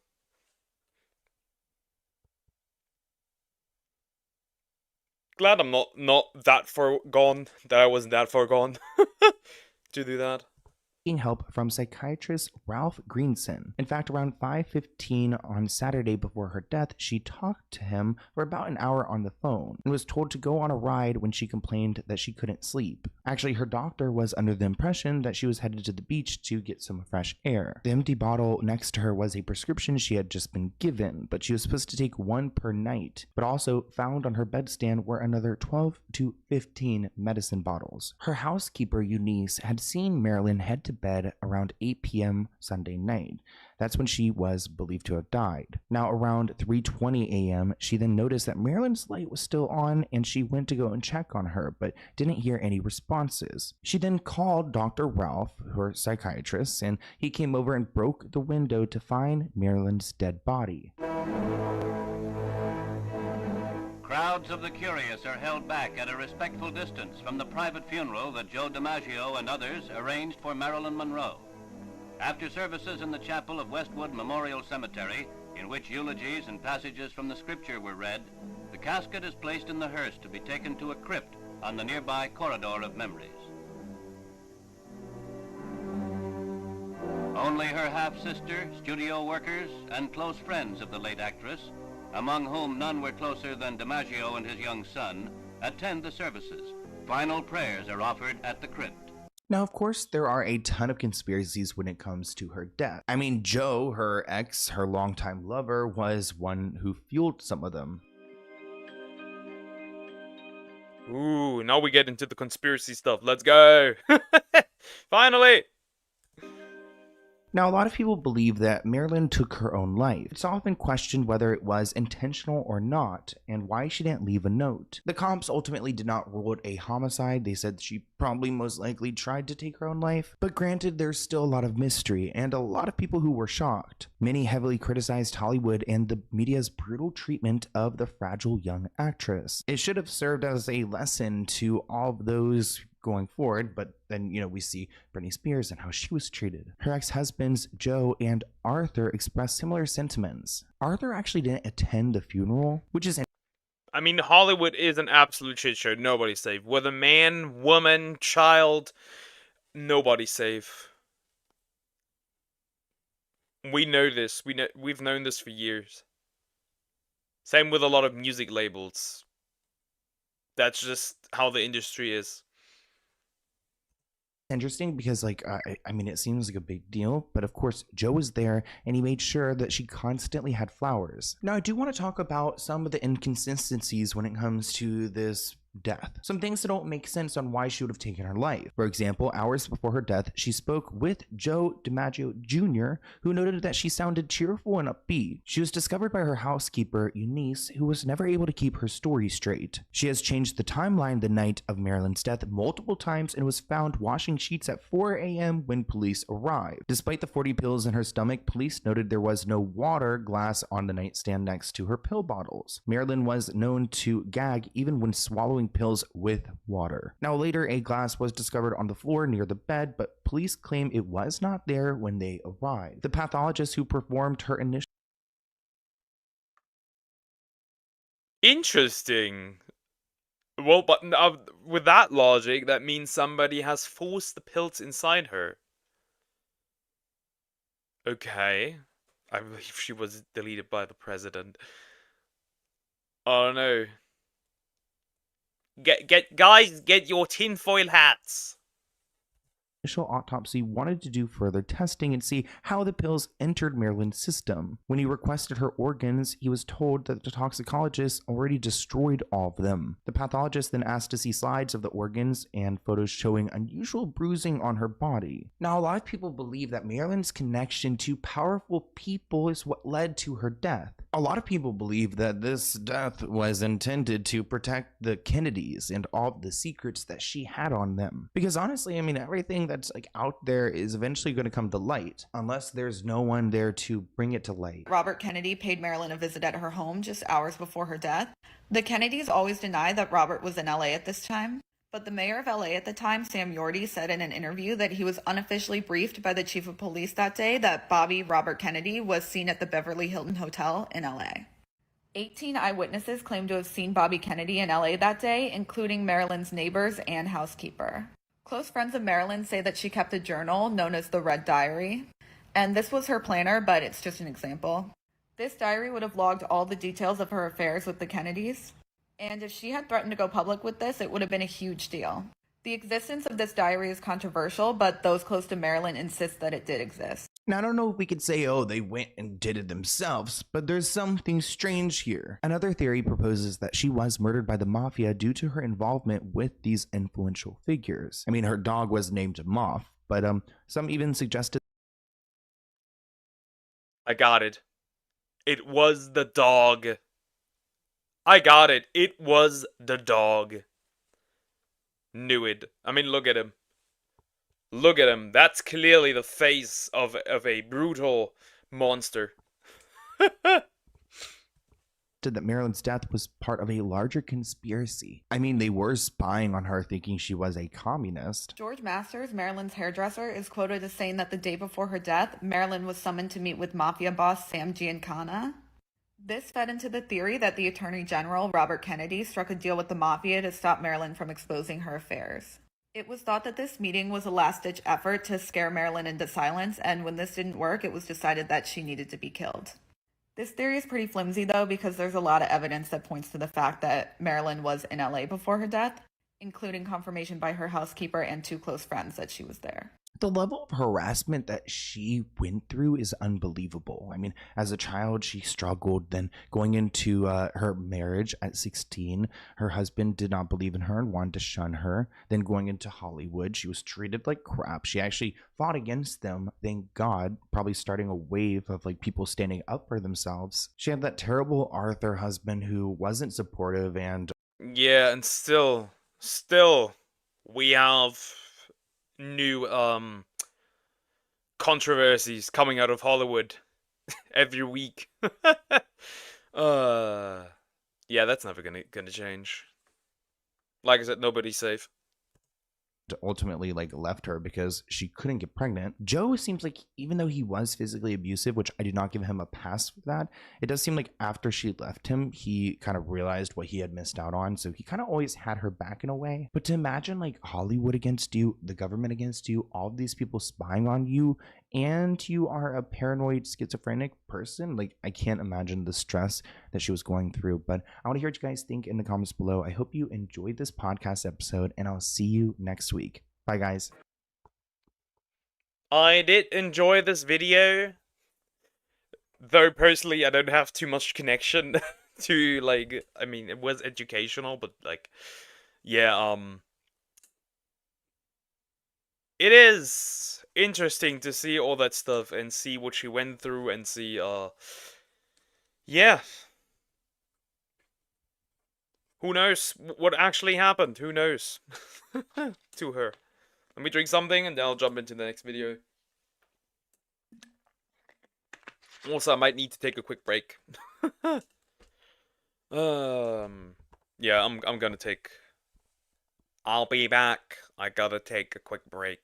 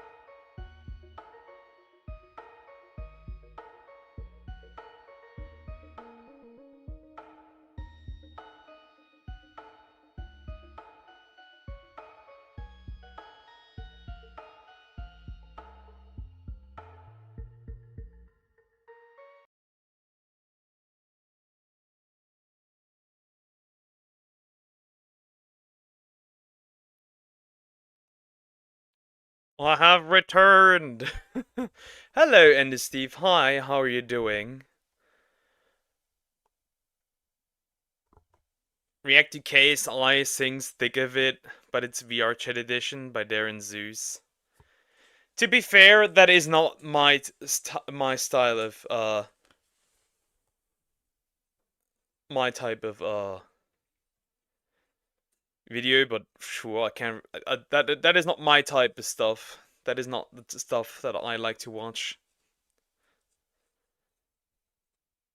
So, my bad, man.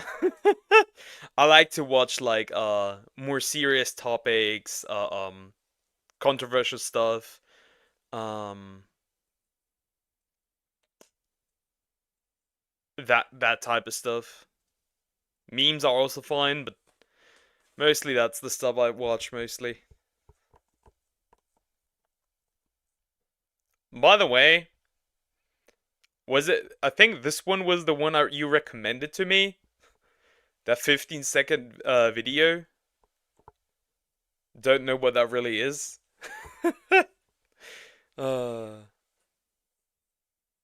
What even is that?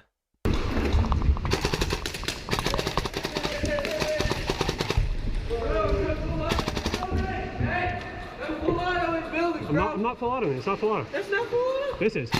That's Filato. Damn, bro. Okay. Okay. Okay. Okay. That's not Filato. This is. Okay. As a man, I can say this funny. This funny. But yeah.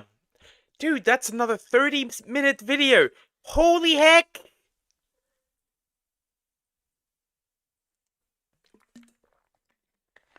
I think I'm gonna throw in. Other that, I'm gonna watch some of the ones I want. Oh my god. So Why fat activism is stupid, but think before you sleep. Fat activism is stupid because, first of all, it will, if gone off control, it will take your life. I'll react to the pagan video after. Yeah, I will do that. It is, a dangerous lifestyle. Just, if you are overweight, my bad, overweight, and it's not, it does not come from a, I don't know, like an illness. Please fix it. If you're young, later watch what I recommend. Yeah, I will do that. Please fix it. Please. The human body is very resilient, but this will come back when you're older. Please. Let's get into it. So we've all been taught that what we eat and how much exercise we do determines how thin we are and how healthy we are. Yes. I will watch the replay tomorrow because I got stuff to do. Okay, take care, Ender Steve. Bye-bye. It's just like... Yes. Yes, it does. Maybe not the exercising so much. See you next time. Bye-bye. Not what you if you exercise, because you can be thin without exercising, right? That works. But eating certainly does determine how thin you are. Food does determine how healthy you are. Obviously, exercising would be beneficial to your health. Right? Wrong.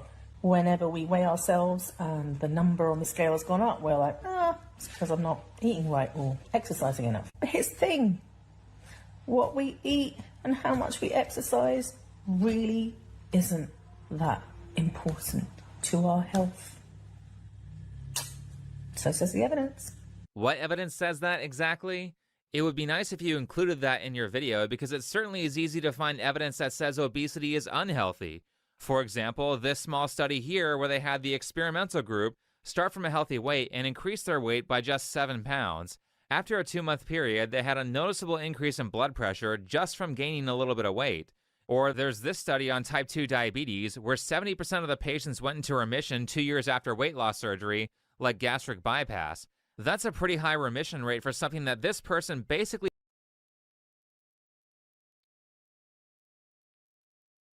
Diabetes remission rate 2 years of surgery was 16.4%. Which means you paid money to get that surgery, and you still pretty much went back to the things the way you were. Interesting. said is incurable through changes in weight. And the second thing that we have to appreciate is that health is a privilege that you're born into. It is not an achievement from losing weight by diet and exercise. Oh, shut the F up, dude. Shut up. Sure. Sure, that can obviously being born healthy is a privilege to a certain degree. Like being born with no deficiency, no deformities, like no illnesses, right? That is a privilege. Under some, but if you get fat because you can't control yourself, that has nothing to do with being born into. Obviously, there are probably some genetic, what's the word? You might lean into something more, I would say. That could certainly be the case. But most of the time, being healthy not being healthy is a you problem. And I'm sorry, I just have to explain that. Good God, what aren't they going to attach the word privilege to? In the last Jubilee video I covered, we had a person say that obese people can't lose weight because they don't have time privilege like all of the thin privileged people do. And now we have health privilege. These people are just going to add the word privilege to everything to discredit anyone who works hard and is disciplined. Guess who finished the cake though? It tastes great and I'll finish tomorrow because it has to wait. Okay, cool. But you need to send me a picture of the cake though. Just like they add ist and phobe to every word to call everyone bigots. Anyway, this is 44-year-old Dr. Asher Larmy. That's right, You did not just say doctor, you That is not a doctor. That cannot be a... Said Dr. Asher Larmy. And it's not doctor as in PhD, it's doctor as in MD or medical doctor. Dr. Asher Larmy is a general practitioner who tells obese followers to not lose weight because... What? What? Medical. Okay, bro. Okay. It's dangerous. If you're a yo-yo dieter, stop scrolling. Here's a fun fact for you. It takes 5 times the energy deficit to lose a kilogram of fat than it does to lose a kilogram of lean mass. Think about that for a moment. When you start a diet, your body starts to lose lean mass, that's water.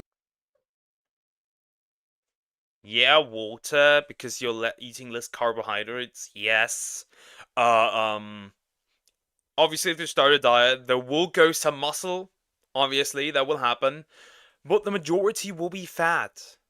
As long as you eat enough protein. Mass, muscle mass, etc., etc. Why?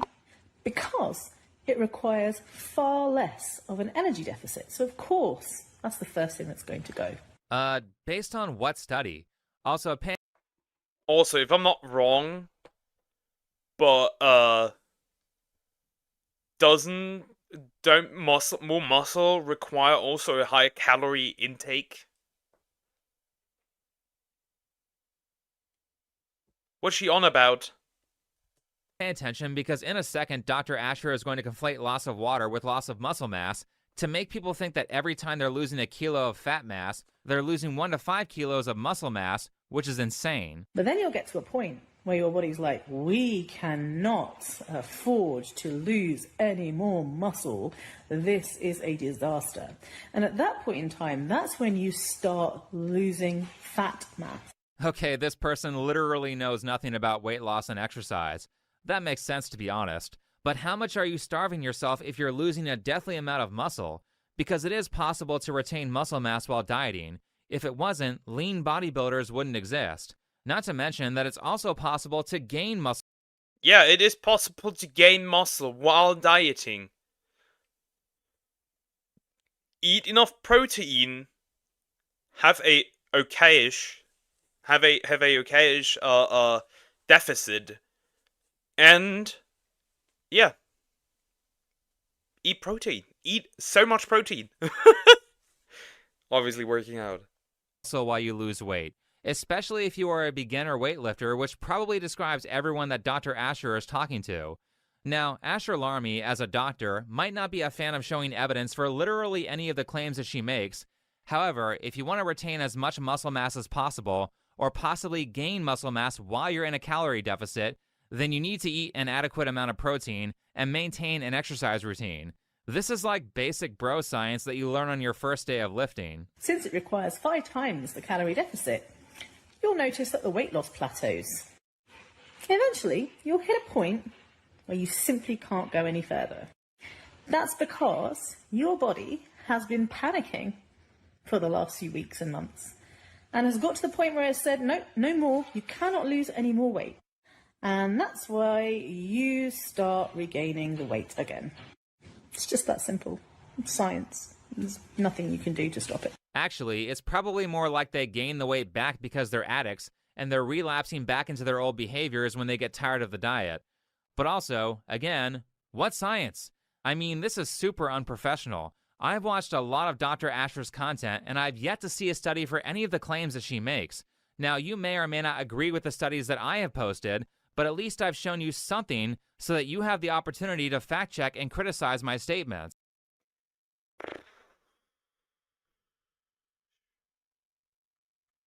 How are we allowed to call these people doctors? Does she have any works out there that one could read? Because if you are in Germany and you publish stuff, you will get absolutely cooked by other people who review your stuff. So I don't know. That is, again, United States, so probably not the same standard, but still. As for our doctor friend here, from a professional standpoint, this is lying, and as a medical practitioner, she should know better. In research, never showing the source material of your claims is considered to be highly dishonest behavior, and in college, they will fail you for doing that. I bring this up because we live in an information-based society where right and wrong information makes a huge difference in whether a person will be successful or not.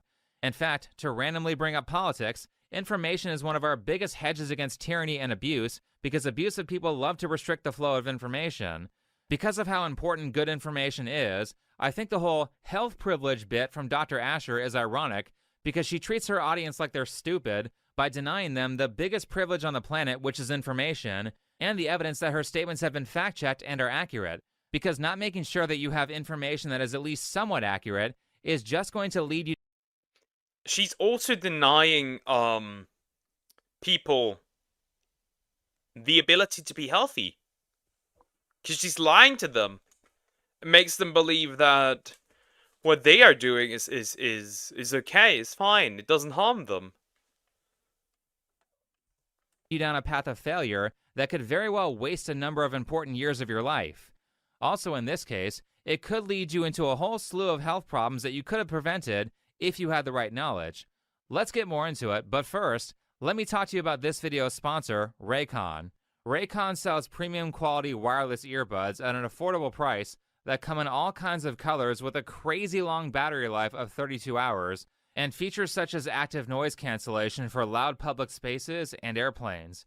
Not only that, but Raycon's everyday earbuds also allow you to connect to 2 devices at. I'm just like, am I weird for saying that I don't like cableless? Am I weird for saying that I don't like cableless headphones? Is it just me? It will be finished tomorrow, full. Watch the ad, I'm doing that. At the same time, so if you're watching a video on your laptop and you need to answer a phone call, you can do so seamlessly without having to mess with your Bluetooth settings. Now, I always forget to charge my earbuds before my workout, so my favorite new feature on the Raycon Everyday Earbuds is the quick charge feature that gives you an hour and a half of battery life after just 10 minutes of charging. Not to mention that Raycon's control features are top tier. With just a tap or a hold, you can pause music, skip to the next video, and change the volume. Last, the everyday earbuds are sweat and water resistant, so if you sweat a lot while you work out or accidentally run them through the washer, they'll be fine. Now, in addition to Raycon's ironic, because my little brother My little brother recently just forgot them in the washing machine. His headphones cooked. Yes, you are weird. They always end up not working in one ear. True, that is true. But still, I prefer them this way. Already low prices. For Black Friday and Cyber Monday, they'll be offering up to 30% off site-wide. So if you want to save big, go to buyraycon.com/TBYS or click on the link in the description for up to 30% off site-wide. Alright, back to what I was saying about how important information accuracy is and how much of a negative effect the wrong information can have on a person. Shockingly, Dr. Asher didn't always say stuff like this. Well, yeah, I mean, this is a really interesting topic, isn't it? This idea that weight loss is a good thing. Actually, most of the evidence out there shows that weight loss is actually not good for our health. Do children eat fat heroes? I think we are actually cooked. Chat, I think we might be actually cooked. If you have to ask such a question, I think we might be cooked. No, they don't. There's a reason why kids want to look like Goku. In fact, if you want to pretty much guarantee that you're going to be heavier 5 years from now, the best thing that you can do is go on a diet, because that's actually the greatest predictor of weight gain, is going on a diet. The weight loss industry is going to try and convince you that I'm wrong, because they don't want to acknowledge the fact that actually most people, when they go on a diet, actually end up gaining weight over 5 years. That has to be one of the most dishonest interpretations of statistics that I've ever heard. Saying that dieting causes weight gain because a bunch of food addicts didn't get proper treatment for their eating disorder. How do you know that those people wouldn't have gotten to that weight anyway or even gained more weight? Is there a study that tests weight gain after 5 years with dieters versus non-dieters? But as I said, this wasn't always the narrative that Dr. Asher promoted. In fact, just a little while before that clip, she was openly talking about how she wanted to lose weight. About a month ago, I started trying to lose weight. I am on a mission to lose 40 kilograms in the next year. I believe in weight loss the hard way. I don't think it's meant to be easy, because I don't think anything worth doing ever. Is this the parody now? Because, I don't know. Or did she just switch cams? That's interesting. That clip was brought to you by the courtesy of a video from 2 years ago, made by a YouTuber with a last name that I couldn't figure out how to pronounce. Sorry. Kiana Doherty? Docherty? Doherty? Good question. I do not know. Kiana. But a ton of the older videos of Dr. Asher Larmy have been deleted. Judging by this post from her Instagram, I imagine that these videos were deleted because her old accounts were banned. But isn't it so weird that she formerly was pretty actively trying to lose weight, and not just out of vanity, but more specifically because she said that being obese is bad for your health. Obesity is a problem for a lot of reasons. Obesity predisposes you to diabetes, it predisposes you to heart disease, it predisposes you to cancer, it predisposes you to arthritis. I could go on, but you get the picture. The most effective, safe, and healthy way for people to lose weight is to eat less and exercise more. If you eat less, you exercise more, you will lose weight. So I need to do whatever I can to minimize my risk. And because I am so overweight, I am far more likely to die of complications from COVID as people with a normal weight. And so COVID has done for me a lot of things, but one of the things it's made me do is stop and think about what I'm doing to myself and forcing me to take action. That sounds like somebody who was very determined to lose weight. What happened? Like, I don't know what happened. Did you get paid? Did you realize that you get more support from the overweight crowd? Like, what happened?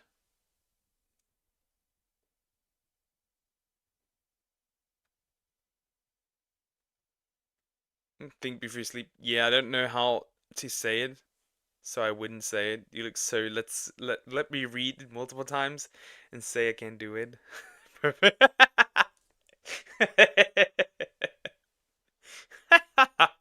One of them was correct. Possibly. Perhaps. I do not know. On top of this, Dr. Asher stated in an article that her goal was to become a world-famous weight loss doctor. So how did we get such a radical shift where she not only quits her weight loss journey, but completely 180s to denounce everything she's been taught and has preached for the past 15 plus years as a med student and as a doctor? Well, fortunately, she actually addresses that in this interview here. Here's Dr. Asher talking about her mental state during her last diet. And then I had to remind myself, but I tried, and I tried, and I tried, and I tried, and I tried, and it made me really miserable. I mean, it brought me to the place of deep depression, of suicidal ideation, of actual failed attempts at unaliving myself.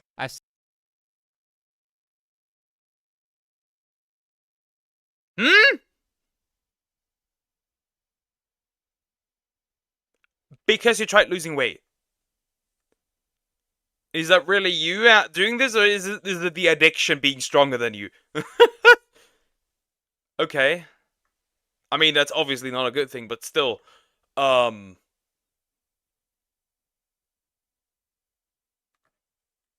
Said it before in other videos, and I'll say it again in this one.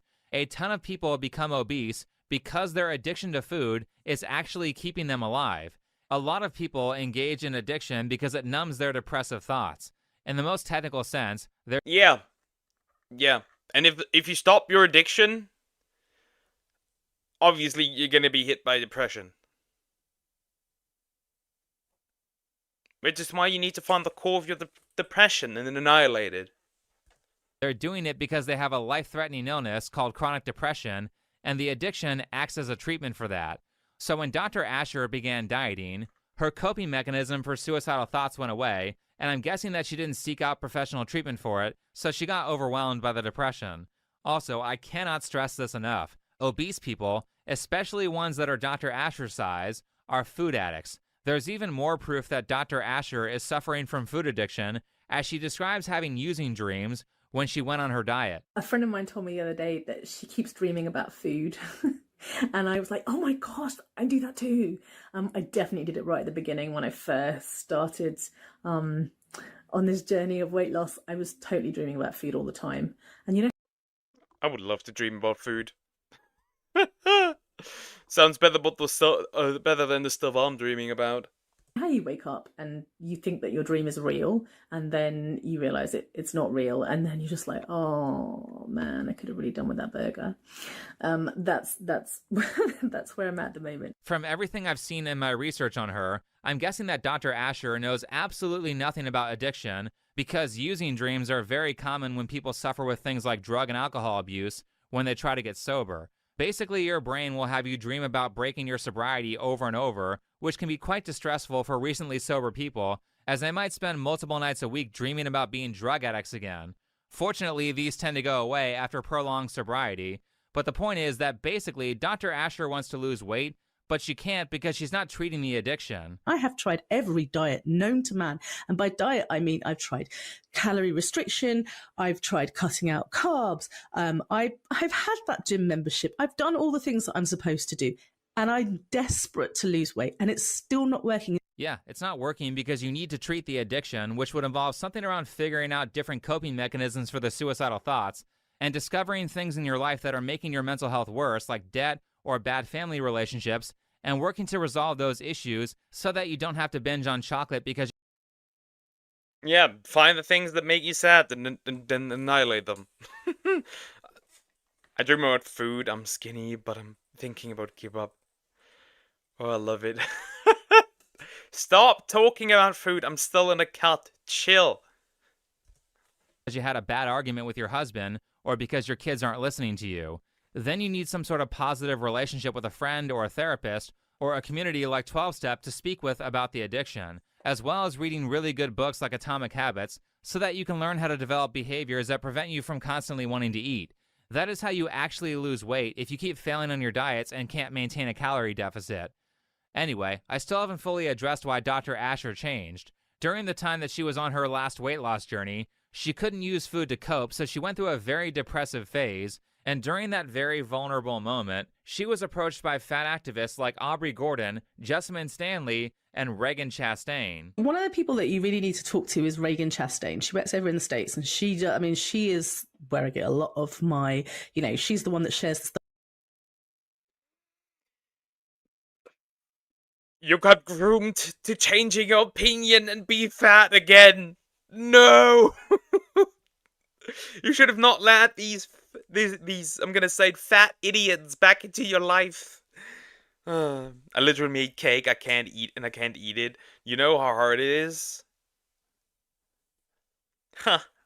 I made cake and I can eat it too. Nah, nah, nah, nah, nah. I'll maybe get one piece of it myself. Maybe if I'm lucky, I'll have enough to make a small cake just for myself. Oh, here's the sound of the smallest violin on earth. Studies with me. Reagan Chastain is your source for data? You mean the girl who told everyone she was a triathlete? You know, she's the one that shares the studies with me. Reagan Chastain is your Athlete and activist. Athlete. This giant is an athlete. Yeah, buddy, sure. Croc. Hi, Croc. Hi, how you doing? Hope you're doing good. Yeah, sure, buddy. You are an athlete. You asshole. Thank you. Appreciate it. I know. You want some banana cake instead? Alright, you can't get one because you're too far away from me. source for data? You mean the girl who told everyone she was a triathlete who was going to do an Ironman? Triathlete who's going to do an Ironman. Sure. More like a heart attack. I'm fine. Okay. Yeah, sure. You're gonna make you need an iron heart after this one. But had to cheat to finish a 5K? Aubrey Gordon is that woman that I covered during the Illymation drama. She's a fat activist who runs a health topics podcast, despite having no background in health or biological sciences, and despite... That's almost as funny as the overweight, That's almost as funny as the overweight, what's the word? Like health ministers in some countries. I want banana bread. That was the first consideration, right? That was the first thing I was thinking about, but then I decided to go with the banana cake. With the banana cake also has some chocolate in it. Isn't that nice? I will hunt you down and cook you. Let's see how a ginger tastes. Ah, a crazy woman, my type. having no idea how to read research. And I don't mind being a victim.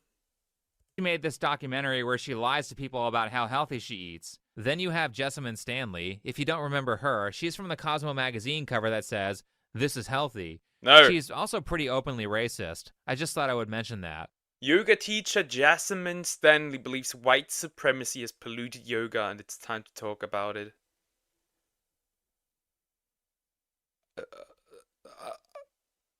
Okay. Sure, buddy. Now, remember that video that I did on Jessamine Stanley called "This is a Cult"?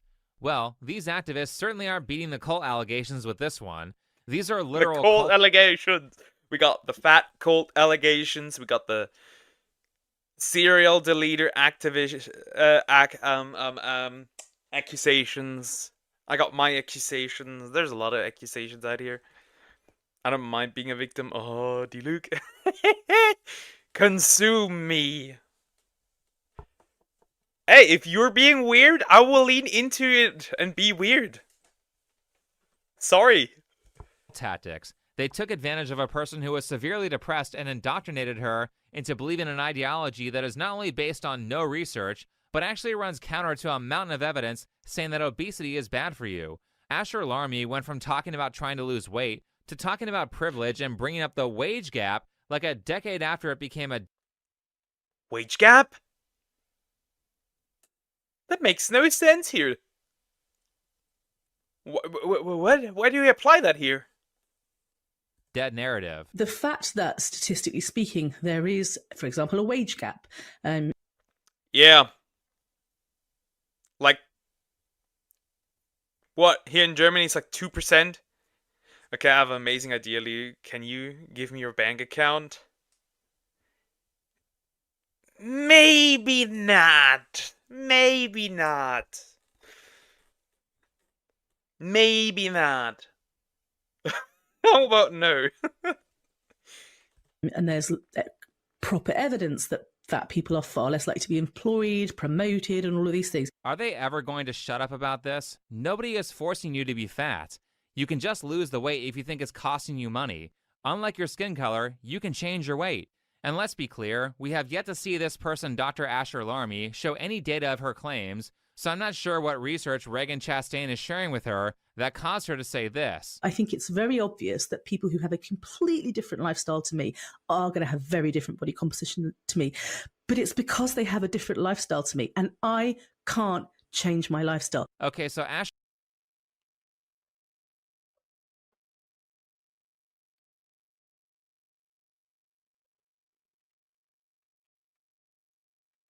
That makes no sense! Why can't you change your lifestyle? Put down the fork, ma'am! It's not that difficult! I'll be here for 10 minutes, okay. Why not? There's no minuses that you will see in the first second at least. No. How about no? No. We won't do this. Asher has completely given up. Anyone can change their lifestyle. So it's not that you can't change it, it's that you don't want to change it. And right after this, she promotes a hedonistic lifestyle that will most certainly make people unhappy. Society tells you your blood pressure, your cholesterol, these are things you need to prioritize. Whereas I would argue, I mean, maybe you might want to spend what little time, energy, and reserves you have on having fun and going out and having a blast. Will that make you thinner? Definitely not. But will it improve your overall health? Maybe. I will now conquer the world and after that destroy it. Why? Because it's fun. And I like having fun. Wild argument. Wild argument. Just do what you want because it's fun. Who cares about the results of that? Can we establish it that for countries that have free healthcare that no money goes to people like that? Sorry, I'm sorry, but I can't stop looking at the double chin. True. Because it might be helping your mental and emotional and social health. Sure, that will make you happy in the moment, but in the long term, not only will you have a shorter lifespan, but your quality of life as you age will get much worse than a fit person's, as you have difficulty doing simple things like walking up a flight of stairs, or when you get osteoarthritis, or when you get heart disease, or diabetes. Actually, guess who now has diabetes? One of the horrible things that's happened to me after my type 2 diagnosis is... Says that being fat is not unhealthy. Gets diabetes type 2. Yup. Karma. So South Korean president has been impeached by the parliament. Oh yeah, I've seen that. I will be the new president. I will save South Korea from dying out. I don't know. We'll probably be one of those that one that probably has a bit more of a brain. I hope so. The impact it had on my relationship with food and movement. And it's taken me a really long time to realise that I can still eat intuitively and manage my type 2 diabetes. But that's not easy when people are trying to give you drugs that suppress your appetite, or people are telling you that what you eat absolutely controls your blood sugar levels. But I got there, and I want that for you too. Holy crap, that was bad advice. I mean, she's full on into the I don't give a shit about my health mindset. Not only have I chosen to remain fat and happy instead of thin and miserable, but I also don't care if it puts me at high risk of heart disease and diabetes. I'd actually rather get diabetes than be miserable. Can you believe it? I take back everything I said.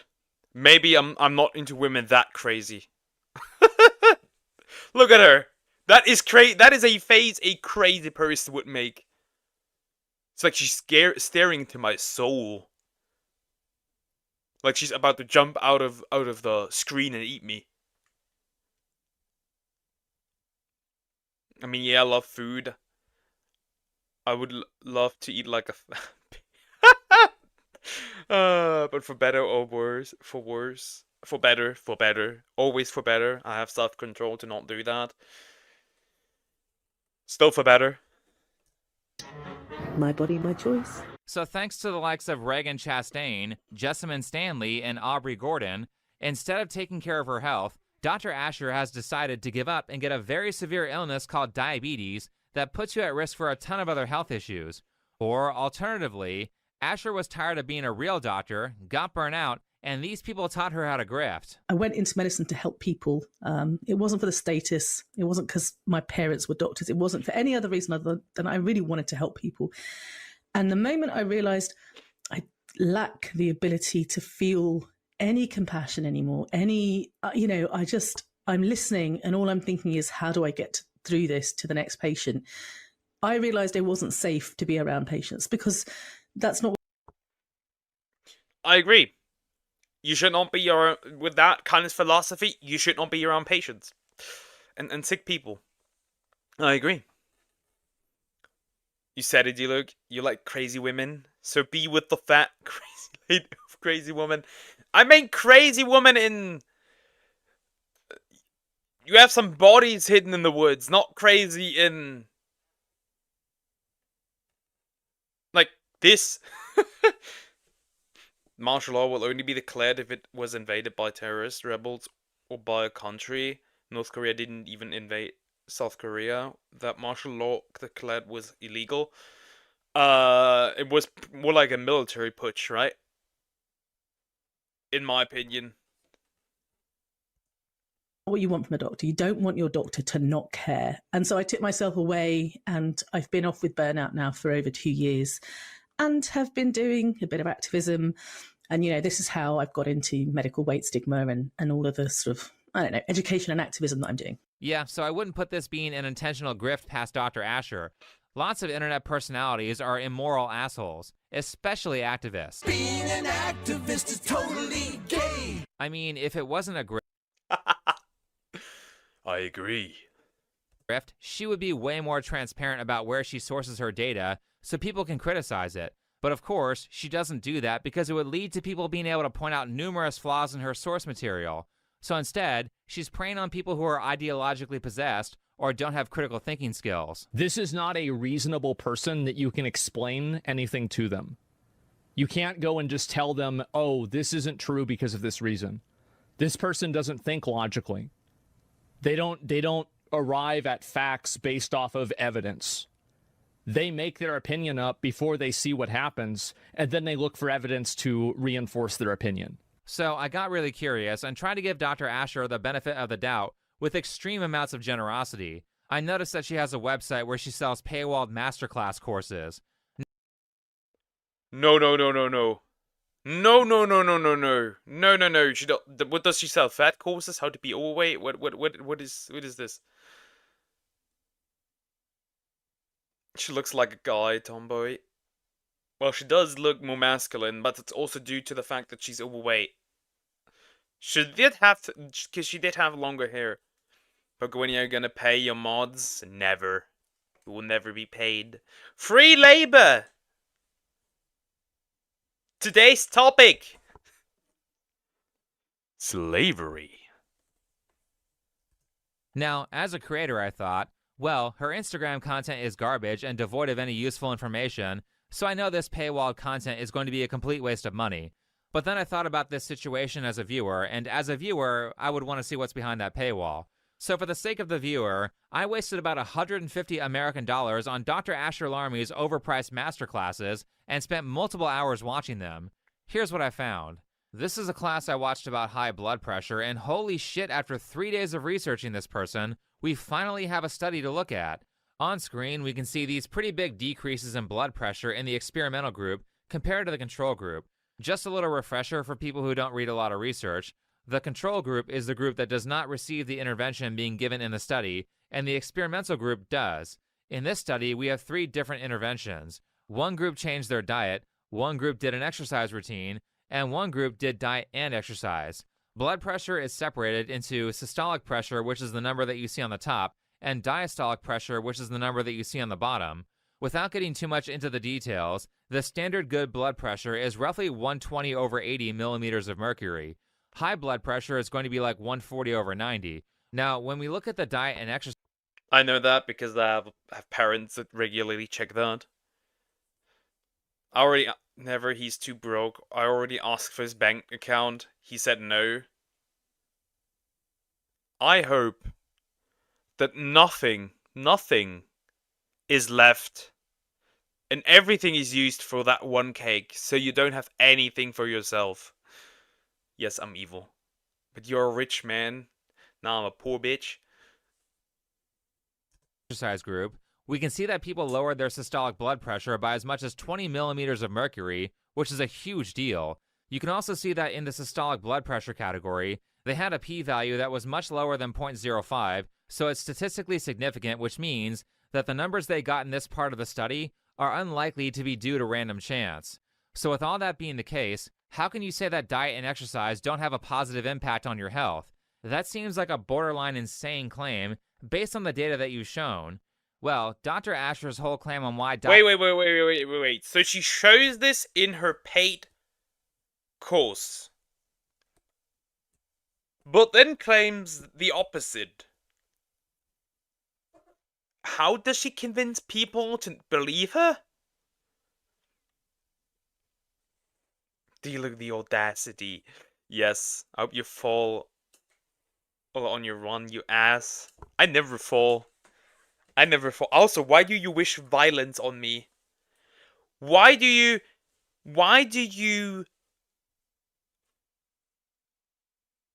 wish violence upon me? How dare you, you evil individual. I mostly enjoy the reactions. I like to see D-Luke suffer. Such a beautiful look. Like I said, hopefully nothing is left of that cake. You should try Bailey's Irish Cream. It tastes like chocolate coffee, but with 70% alcohol. It's amazing. I don't drink. I don't drink. I don't consume alcohol. Just because you fall doesn't mean you get hurt. What if I do, though? What if I do? And most likely I will. You're evil. You're a meanie. Diet and exercise don't improve your health is because this study showed that the improvements were not maintained over time. And so you can see that the chart at the bottom shows that at 12 months, basically every group lost ground, and the systolic blood pressure data was no longer statistically significant. Now, you would think that Dr. Asher, as a seeker of truth, would deep dive into the methodology or use some sort of critical thinking skills to say why the results at 12... I fall all the time, 80% is fine.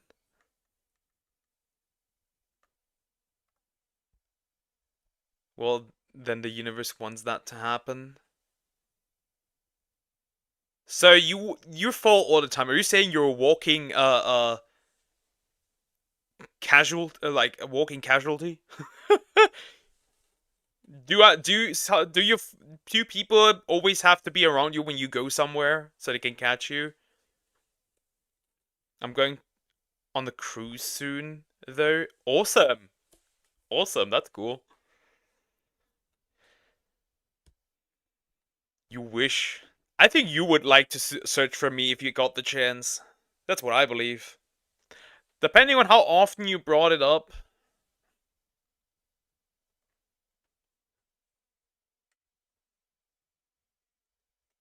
Germany. Let me drink something.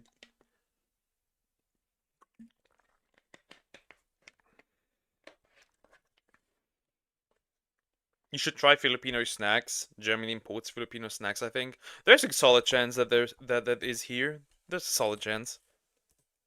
12 months were worse than the first 6 months. Nope, she just said it's because diet and exercise don't work and can't fix your health. As a doctor, I don't have time to read through a 100-page bit of information, right? I'm looking at the front sheet the summary, the bullet points, the bits in the boxes. You know, like any other person, I am looking at the bite-sized version, the social media version almost. Yeah, I will rob you. No, you will actually be part of the basement then. I will actually throw you into the basement. Cruise taking me to Singapore. Ooh, cool. Cool. Awesome. You can meet a friend there. Nice. And sometimes, actually, I hate to say it, but sometimes it is the social media version. Sometimes it is the tweet about the study that I read because I don't have time to go and read the study. There are hundreds of studies. Who has time to read them all? Yeah, I can tell that you're basing a lot of your info on tweets about a study instead of an actual study. A fat woman. A British tomboy. Because during interviews, you can't readily cite where your information comes from. And I mean, how lazy is this shit?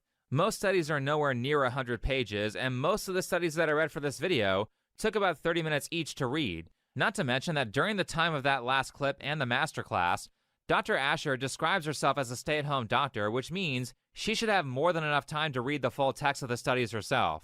But don't worry, because I'm not lazy and I actually read the study, and I have to say that the most likely answer for why a lot of the participants didn't maintain their 6-month results is because they fell off the program. You can see on this chart here. The reason why she didn't read those studies is actually quite simple. Because sometimes the stereotype of being overweight also comes with being lazy. So there's that. That's why she didn't read it. She was just too lazy. She wanted to continue her agenda, just that stuff. Okay, can you let us go from your basement now? No. I'd love to date a tomboy, but not that.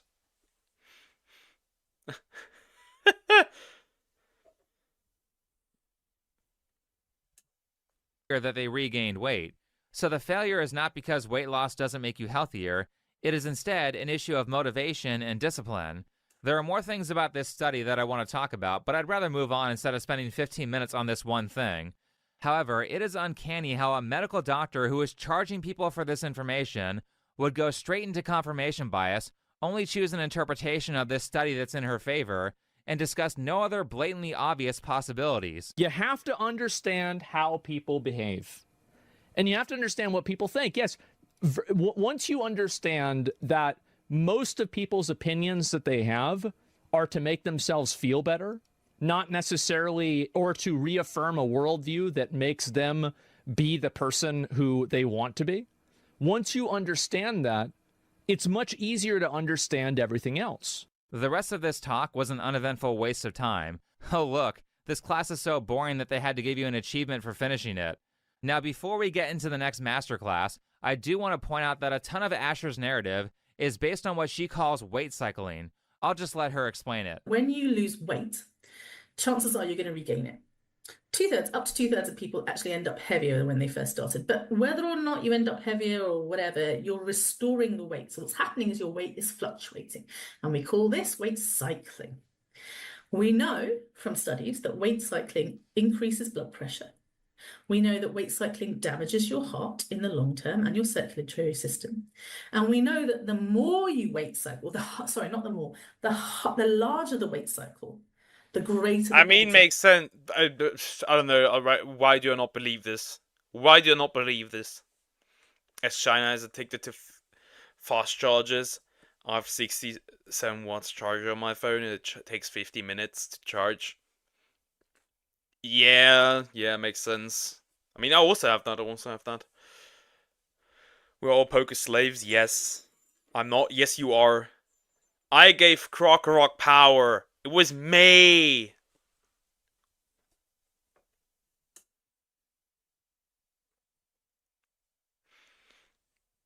If he made me work, I would spit on him.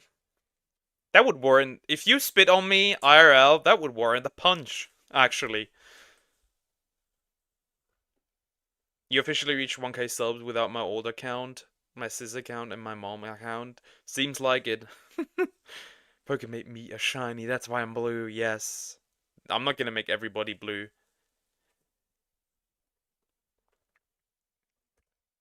impact on the cardiovascular system. So not only does it not improve the health of an obese person when they try to lose weight, But she's also saying that if you successfully lose the weight but then fail to keep it off, then trying to diet again will damage your health, and damage it significantly enough to outweigh the negative effects of being a morbidly obese person.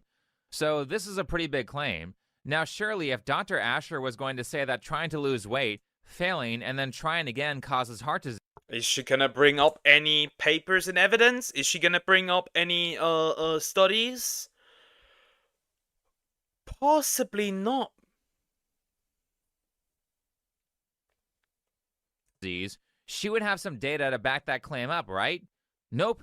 So this means that not only is she telling people that obesity does not harm your health, which is not true, she's also telling people that trying to get healthy will severely damage your cardiovascular system, as well as a number of other things, because this weight cycling narrative is something that she regularly repeats and has not once provided evidence for, which is borderline criminally dishonest behavior for a doctor. She should be citing her sources basically all the time, particularly if she had the time to make a PowerPoint slide for her claims.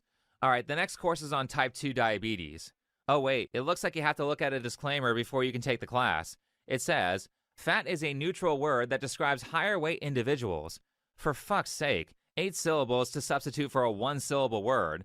George Carlin is rolling in his grave right now with how long this euphemism is for fat people. Moving on, BMI is a racist and inaccurate measure of health that has been used as a tool... Racist? BMI is racist? That's a new one. That's a new one.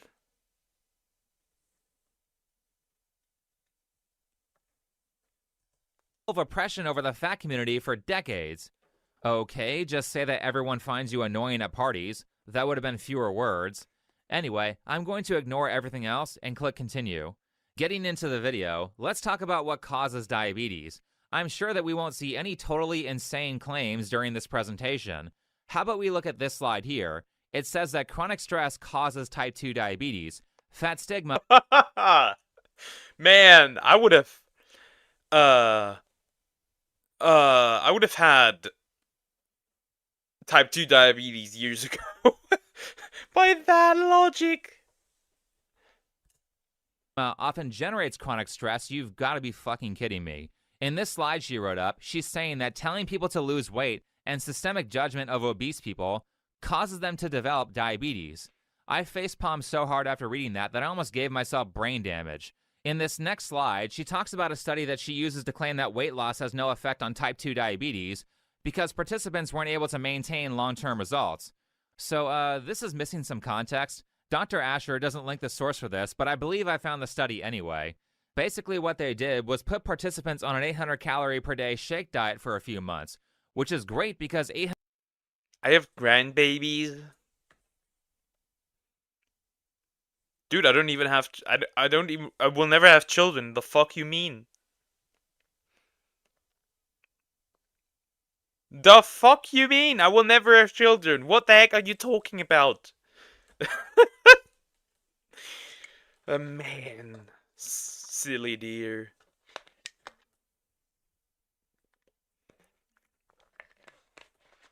Also, you guys are absolutely losing it in chat. You're the reason why we won't have any new chatters, really. You, all three of you.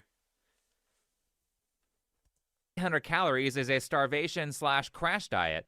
Crash dieting tends to have terrible success long term, so that's problem number one. The study doesn't have a sustainable weight loss model, and they picked a model... I do crash dieting. Not just crash dieting, I don't know what we'll call this even.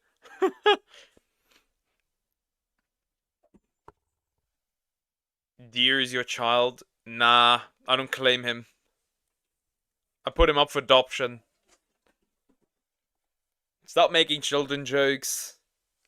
You know I would love to have any, but I'm not allowed to. Stop it. Model that's so rigorous that participants are likely to give up or cheat. And it looks like they did do that because only a handful of them lost 15 kilograms or more, when basically all of them should have lost that with a calorie deficit that high. Anyway, after the shake diet, they got the subjects used to eating solid foods again for a few weeks and had them go on a maintenance phase for the rest of the study. Now, looking at these charts, you can literally see the odds of type 2 diabetes remission rates going up the more people lose weight, with people who lost 15 kilograms or more having a remission rate of 86% at 1 year, which dropped to 70% at 2 years. And if you look at this chart here, you can see that everyone regained weight after 2 years. So what a shock their remission rates went down during that time period. They gained the weight back. I don't see how Dr. Asher could say that obesity is not causing this problem after looking at this study. But wait, technically that wasn't her argument. Her argument was that saying that obesity is the cause of type 2 diabetes is pointless because people can't maintain the weight loss long term. Well, let's see what the long-term interventions were. Spoilers, they weren't that great. If participants gained back more than 4 kg or 9 pounds during the maintenance phase, they were offered to go back on the shake diet for 1 month with the option to take a weight loss. I don't know a single person where a shake diet was ever successful. You know what you are allowed to have? Nothing. You guys are so weird in chat. What is going on?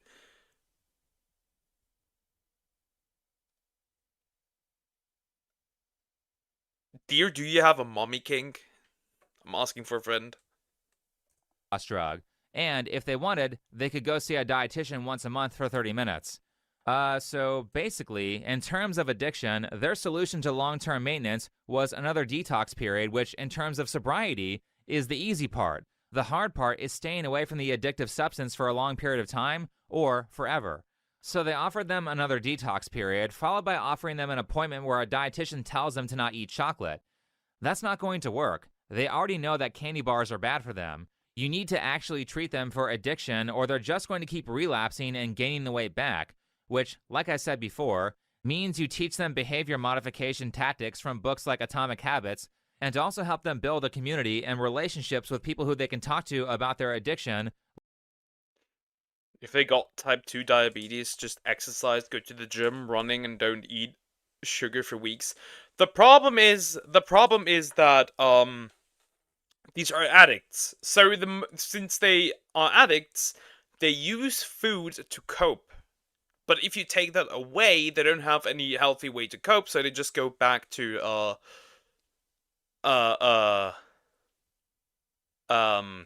what's the word? Shit. They just go back to eating. And they get the weight back. Dude, Zoom! What are you doing? Chill out.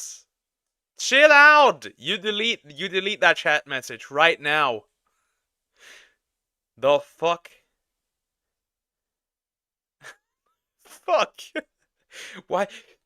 Zoom has very much a breast milk fetish. Otherwise, this cannot be explained. What the fuck again? Like 12-step does. And if you're 50 to 100 pounds or more overweight, maybe go on a program that's not a crash diet. Maybe instead, do a 300 to 500 calorie daily deficit mixed with exercise for a 3-month period, followed by a 1 to 2 month break period where you just practice maintaining your weight.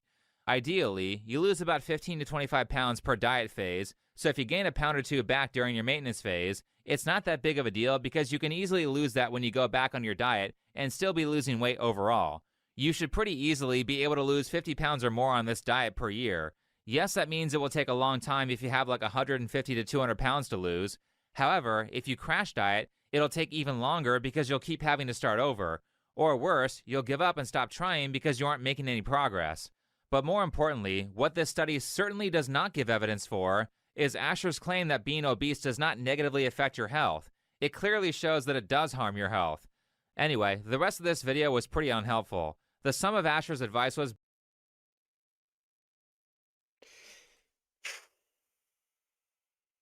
the fact that fat activism is that big and that far spread is so odd to me. I don't know. It's weird. basically lower your stress and don't check your blood sugar after every meal because the testing companies are just trying to scam you out of money. She didn't really give much advice on managing blood sugars at all. How are you a doctor when your presentation contains such low information density when it comes to things that are useful to people who aren't educated in your field? Wait, oh no, what's this? Apparently, a woman named Deanne Jade filed a complaint to the General Medical Council against Asher Larmy. It quotes Asher saying, Knight never came back. Knight has been here. Like yesterday, maybe 2 days ago. He has been here. Jen Beta will be Deluxe featured kid. I will not have children. I can fully confirm.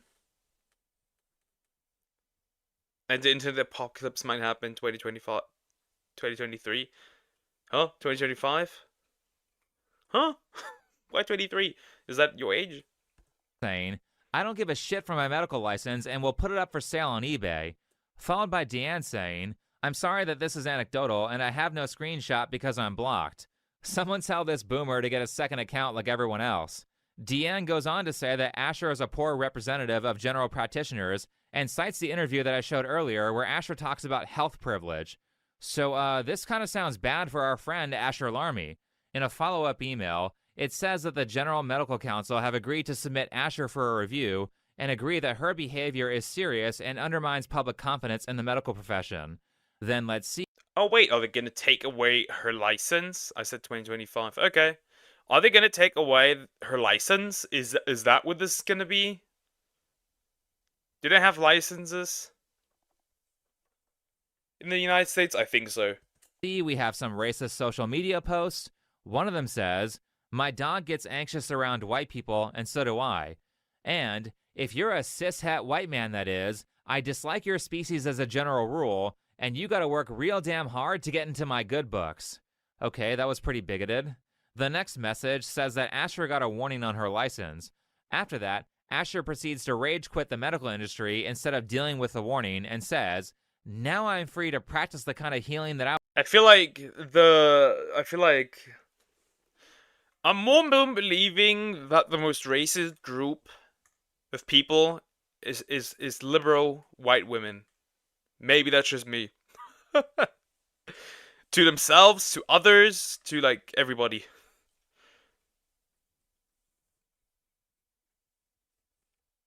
I'm officially allowed to beat his ass. Wait, isn't Christmas break already started? I guess no school till after Happy New Year. For me, it's gonna be until April next year. Because technically, regularly, if I wasn't that quick, I would still have university. College, but not right now. I was born to practice, to be my authentic self without fear of the repercussions, and to continue to speak for those who are oppressed. I kind of doubt that this was a big mic drop moment for Asher, because in this interview here, she said that she was already checking out as a doctor anyway, and didn't care about her patients because it was too much work. Now, personally, in terms of her license, I couldn't care less about the racist, sexist, and cisphobic tweets. Cisphobic. Use their own weapons against them. Is it true that most European women are all hoes? Nah. No. I don't think so. Pretty normal girls. Now, United States, that might be a bit different. But I do think German women are pretty close to that. Because Germany's very, very liberal. And with being liberal comes exactly that. I mean, I'm not going to be your patient if you're saying things like that, but I believe in free speech, so I don't think merely saying offensive things on the internet should remove your ability to legally practice your profession, provided that you aren't hurting anybody. But when a doctor does something along the lines of recommending that all of her patients binge drink alcohol to improve their health, which effectively is what Asher has done by telling people to not restrict their eating, it's not okay.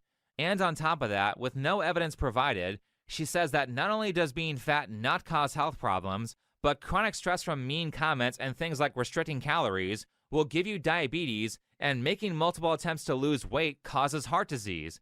Because of these actions, I think she should absolutely lose her license to treat patients. I'm also concerned when Asher says stuff like this. Black Lives Matter was a classic example. A lot of people went, well, why did Black Lives Matter and not other lives matter as well?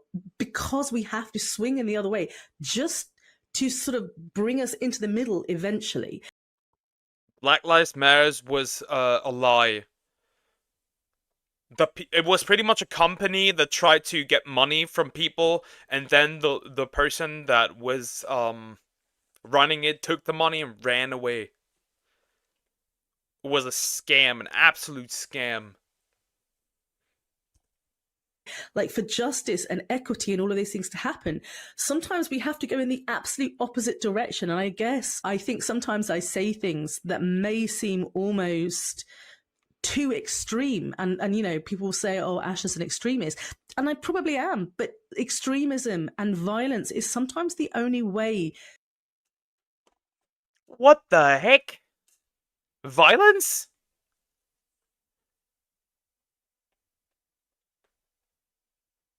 Violence. Yeah, buddy. Sure.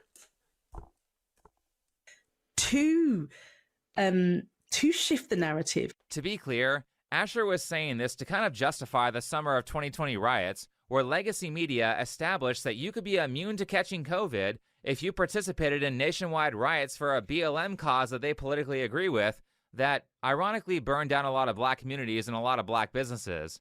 Now, getting back to the whole bad information argument, in this situation, the reason that bad information is so harmful is because it's my belief that, for the most part, people only have so many attempts at self-improvement before they become stressed out and give up. If people say, well, you lack the willpower, I'm like, mate, it was not easy for me to get to where I was in medical school. It wasn't like it was a piece of cake. I do have willpower. I have the ability to stick at things. It's not worked, and I'm not unique. This is happening to everybody basically around the world. You've got to ask yourself. I'm no longer almost 100 kilograms.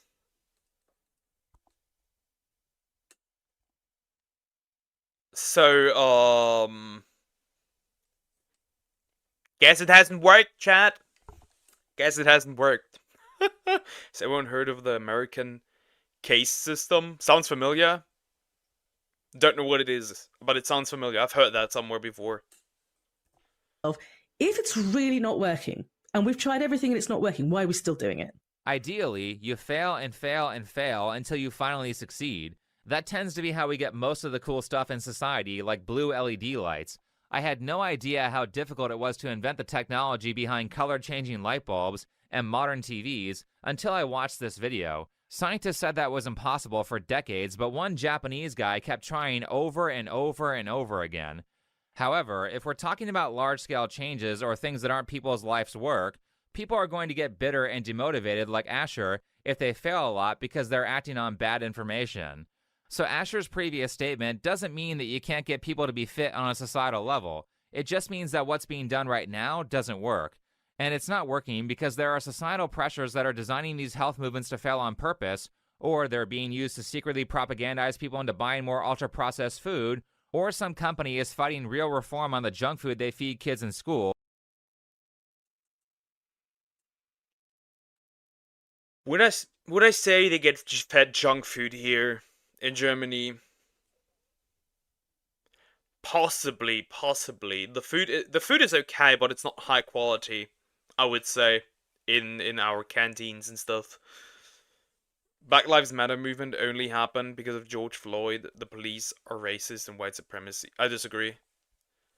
I disagree already here. I disagree already. Because George Floyd also did it to himself. He did it to himself also. He would have, if he wasn't an addict, he would have never died. He also was a criminal. That would have also not happened. There is racist police officers in the United States. But that situation was also partially George Floyd's fault.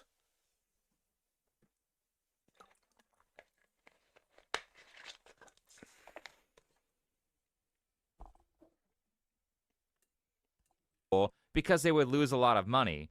Or, on a less conspiratorial level, it's because societally, we haven't put an adequate amount of time and effort and research in determining if our weight loss strategies are effective, and it's very apparent that Asher herself hasn't done that in a lot of ways.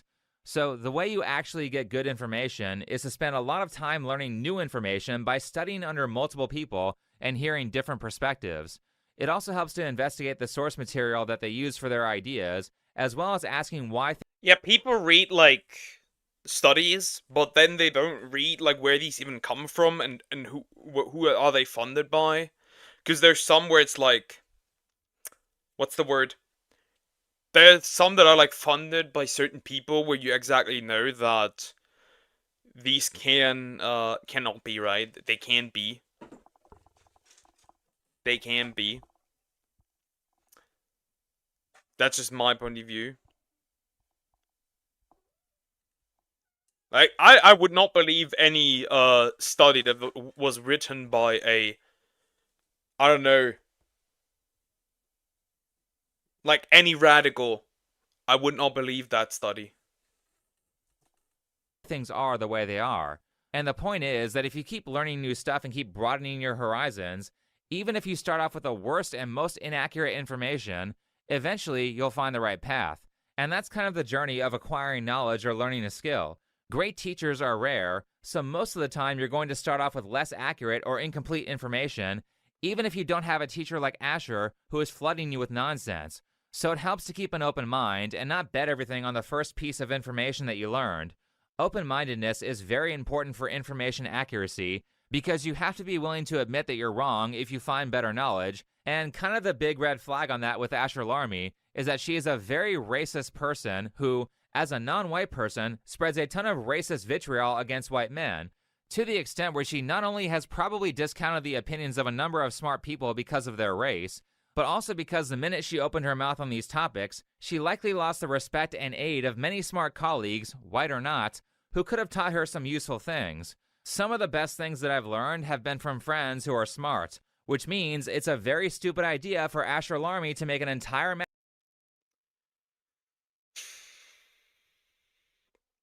I don't know if she could ever redeem herself. I don't think she can. This went completely the wrong way. masterclass that basically teaches students to be incredibly standoffish with their doctors. So keep an open mind, listen to different perspectives, and deep dive into the information as much as you have time for. Agreed, agreed. This was a good video. Thank you for the recommendation. I would say that just get your health right. That's all I can say. Although George Floyd has criminal records, but he's a human. Police have been killing unarmed in the US. Police needs to be reformed. The funny part is that when we look at people that are unarmed that were deleted, when we look at some statistics, it's actually more white people. Isn't that funny? Pagan. Yeah, I know. And police is now using more body cam footage. And the funny part is that there have been more and more incidents of black people attacking the police. Remember that one crazy lady that went after a policeman with a knife?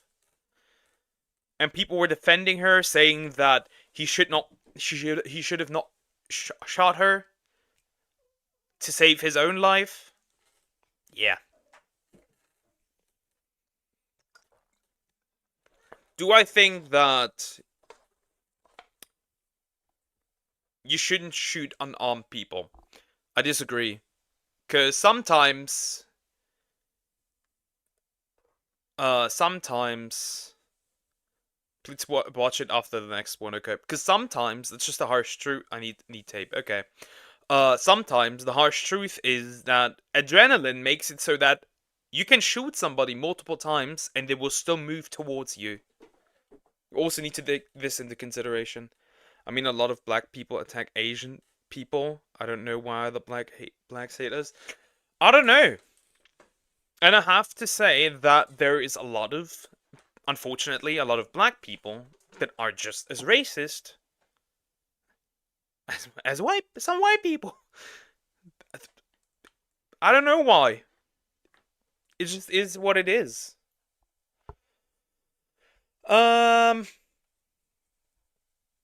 Let's watch this one. A few nights. Getting divorced over Yu-Gi-Oh! by most critical.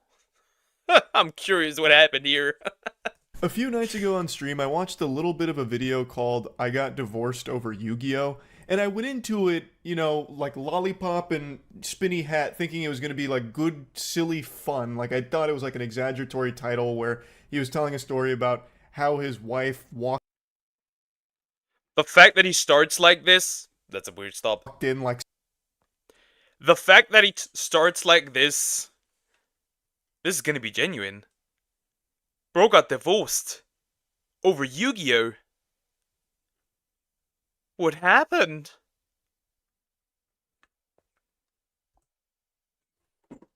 Seto Kaiba and ripped his blue eyes, and then he said, "Enough is enough. We'll play a shadow game to decide the fate of our marriage," and then they divorced or something. But the reality is, it's a very honest and open look at an unhealthy relationship, and it's one that I went back and finished the video for and have been thinking about since. So in a nutshell, this guy had a YouTube channel that was dedicated to Yu-Gi-Oh! And he was actually paying his bills through the content he was making. So it's not like this was a hobby that was destructive to him. You know, he wasn't going out on the streets and selling his butt for Yu-Gi-Oh! Briefcases of cards. Like, he was... I see Dark Souls over here, by the way. This was just a guy with, like, who turned his hobby into a job. What happened here? Making a living through Yu-Gi-Oh! And his YouTube channel, but his wife didn't really like it. She didn't have any... Would Dilo get divorced over Pokemon? No. First of all, I'm never gonna marry. Second of all, no. No, that would not happen. Family is always first. Always. Any respect for it, and it basically boiled down to he married like his #1 hater, and she eventually wore him down enough to the point where he did abandon the hobby and his YouTube channel because she just thought it was kind of cringe, I guess. Like, I'm not saying in every healthy relationship your partner has to, you know, get into whatever hobby you're into, but I'm not saying that shouldn't be, right, the thing, right? Like, if I had a partner, she doesn't need to get into, like, content creation or like, into the same games. You should be accepting of it, though. I remember there was, like, a Reddit post of a woman asking for help after absolutely losing it that her, husband is into Lego and stuff. Which, by the way, that is cool. I wouldn't mind that if a girl was into Lego. Build your Lego sets, sweetie. I don't care. And then he completely flipped a switch and started behaving differently and more cold towards her. Like removed all the Lego stuff. Don't strike out. Lash out to man's hobby. Probably just remove the Pokeball type throwing mechanics. Yeah, they removed it. At least if they removed it, that means they don't have to shut down the game, which is good. That is good. I hope so. But of course, it sucks that like things like video game mechanics are being patented out here. Diluc deserves a VTuber GF. I don't need a girlfriend anymore or a wife. I have made a promise, and I'm intending. No, not just intending, I'm gonna keep that promise. My bad, dear. But that won't happen. But at the very least, the bare minimum is being understanding and supportive of it. Like, I'm not saying she had to go out there and get a tier 0 deck or learn how to pendulum summon so she could start banishing assholes to the Shadow Realm.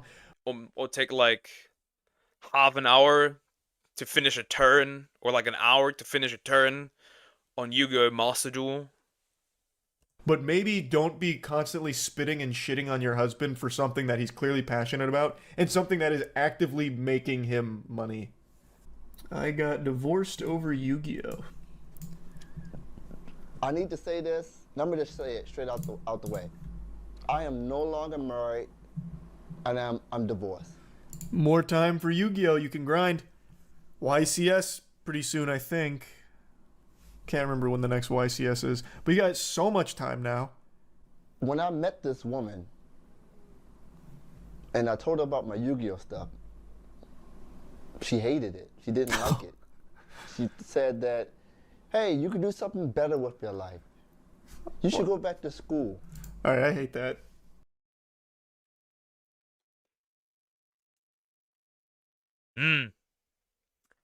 That is, I hate this. Maybe, the divorce wasn't such a bad thing, because if your partner hates your hobby, it's probably not your partner. Not somebody you should be with. Of course, there's hobbies where it's like, okay, bro, maybe not. But I think, like, she already knew what she was getting into when she married him.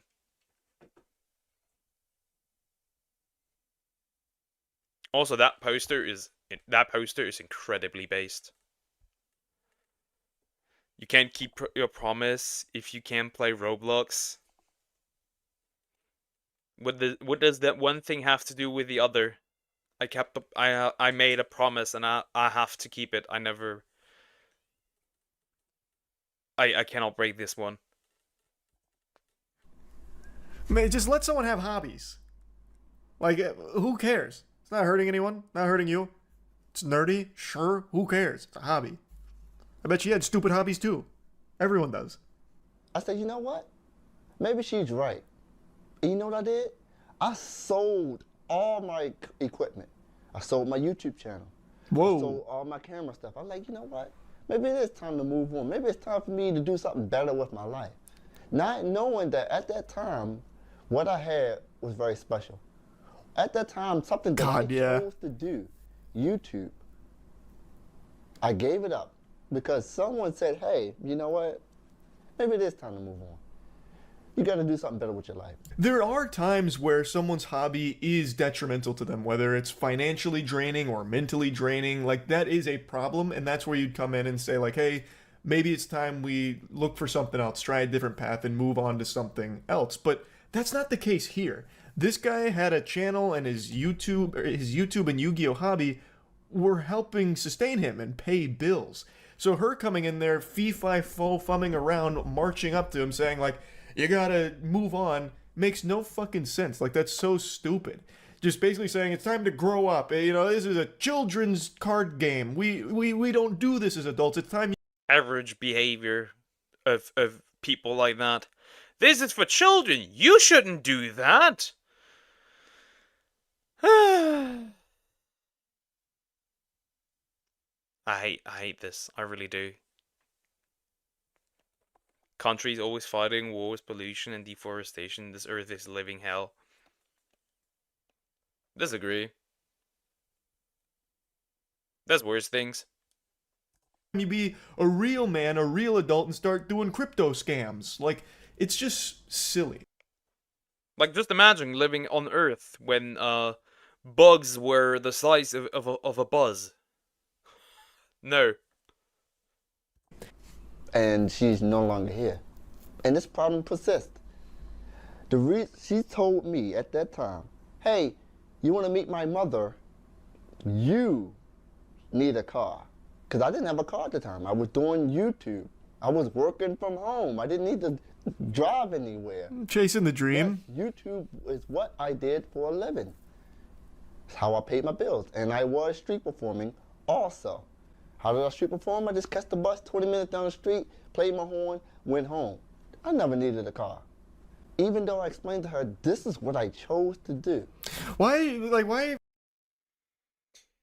I don't know. Why did you listen to her, man? Why did you listen to her?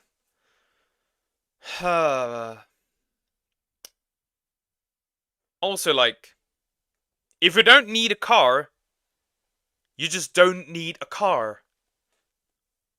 Like, what is the point of me having a car that I have to pay for, that I have to pay insurance for, gas for, if I use the car like once a month? Like, that, there is no point in having a car if you, like, don't need it. If it's just additional, like, expenses.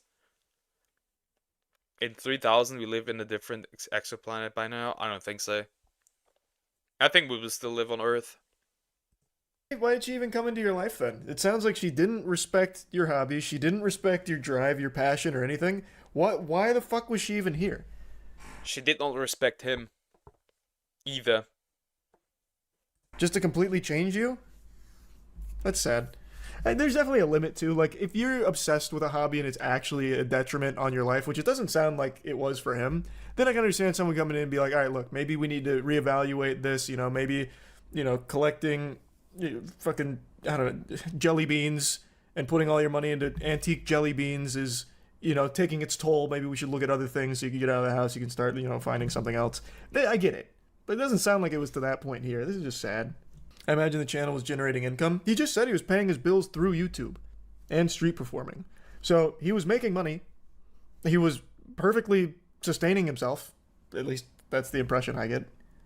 She was probably embarrassed to tell her friends what he does for a living. Well, then don't be with him. If you're embarrassed of your significant other, why are you with them in the first place? That's on you. If you don't respect them, don't be with them. It's bad for both you and the partner. I feel like this probably happens a lot, although I've only seen it happen to one of my friends once, where he got with a girl that just really didn't like anything about him.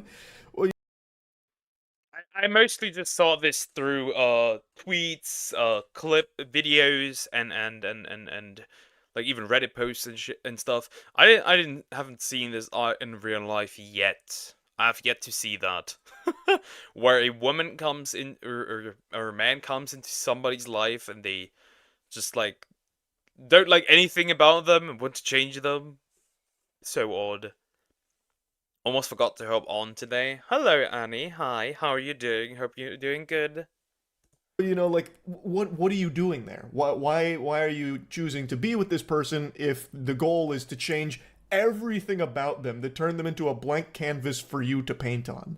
That this doesn't make sense. Find someone that's more compatible with the things you like at that point. Like in this case, she comes in and she just doesn't like any of it. You're going to flush Yu-Gi-Oh down the shitter. You're going to go back to school. Honestly, it sounds like a mom that's trying to like discipline their kid. Like, all right, no more Xbox. We're unplugging the Xbox and you're going to go to school twice as much now. Somehow we're going to find extra school for you to go to. It's just so fucking toxic. This guy was doing just fine. He was providing for himself through his passion, through his ambition, his hobbies, but it didn't fit what she thought was acceptable. So she goes in there and tries to force him to do all of it, and unfortunately succeeds, where he does abandon his hobbies and his passion for her. I imagine what kind of depression that must have caused. Jesus being thanks. I wonder, like, bro could have.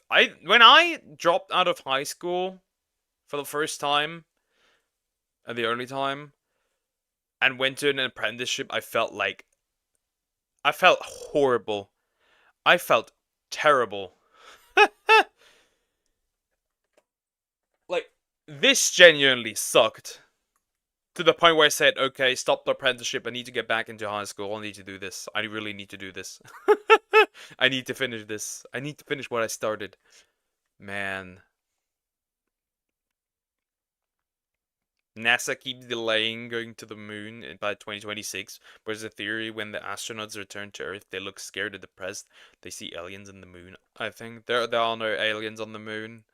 They probably see the Earth like in its grand scheme and think like, man, what are we doing to this planet? Have you played arcade games in Germany? Never. I haven't.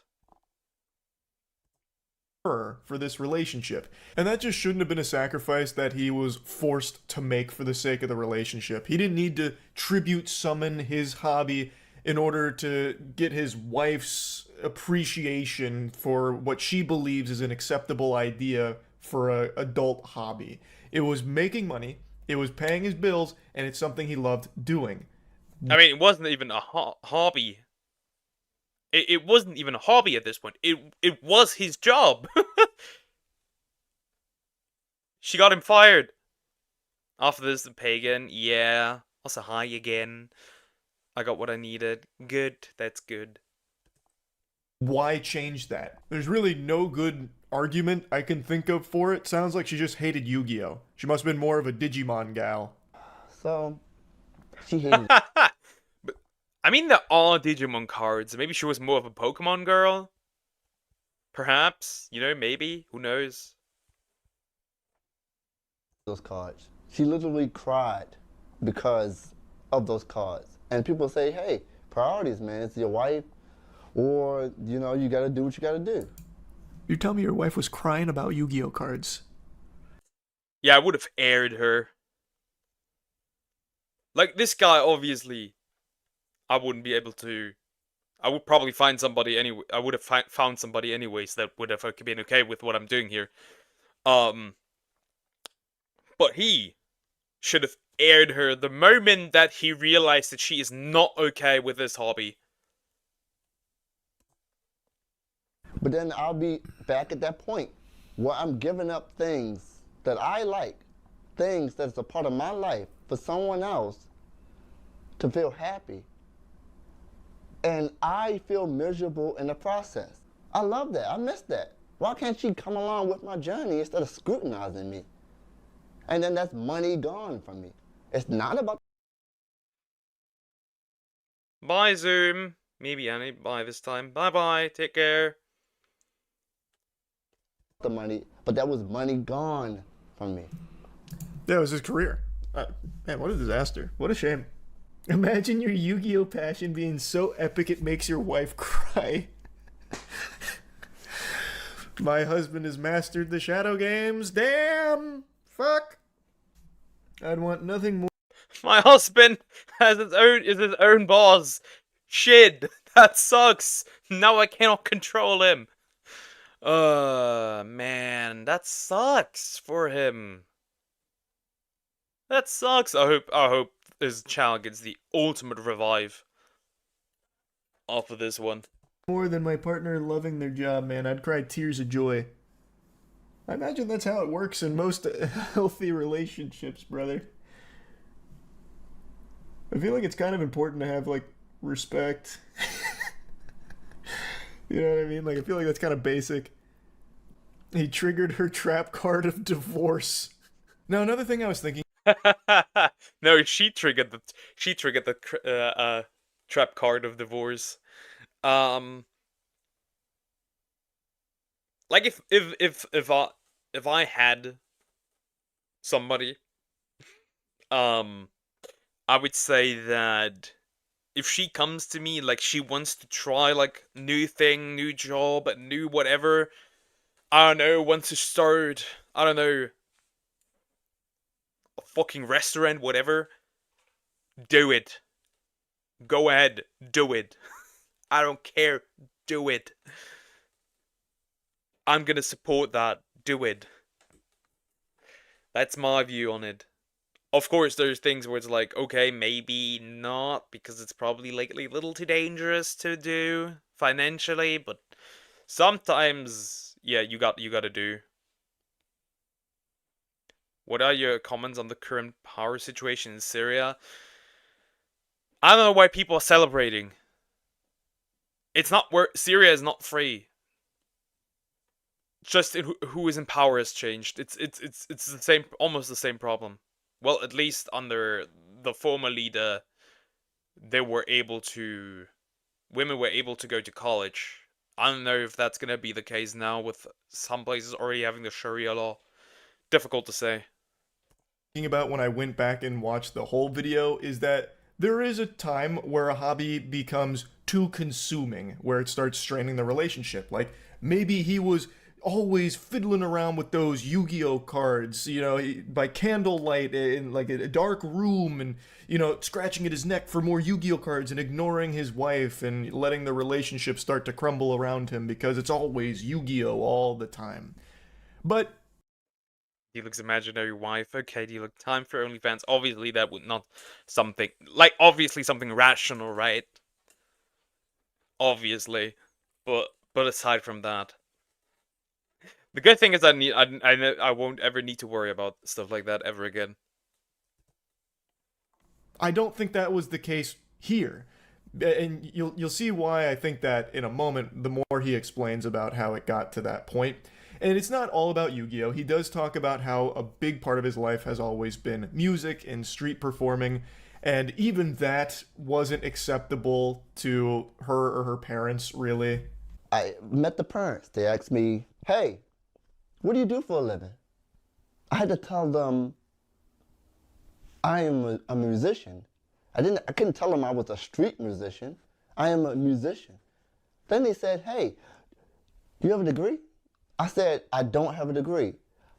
My ex-wife parents did not speak to me for 2 years and told her not to marry me because I don't have a degree. That's fucking brutal, and to me, it blows my little noodle because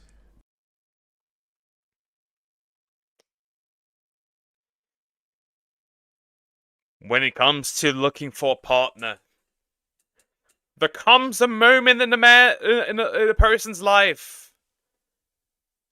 where you have to tell your parents to fuck off. That's just how it is. That is just how it is.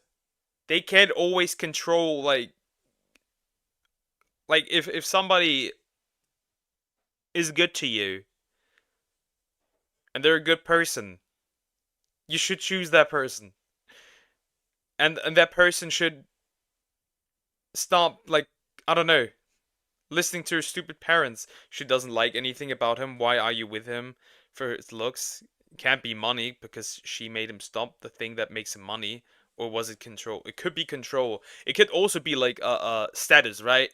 He didn't have the status that she wanted him to have.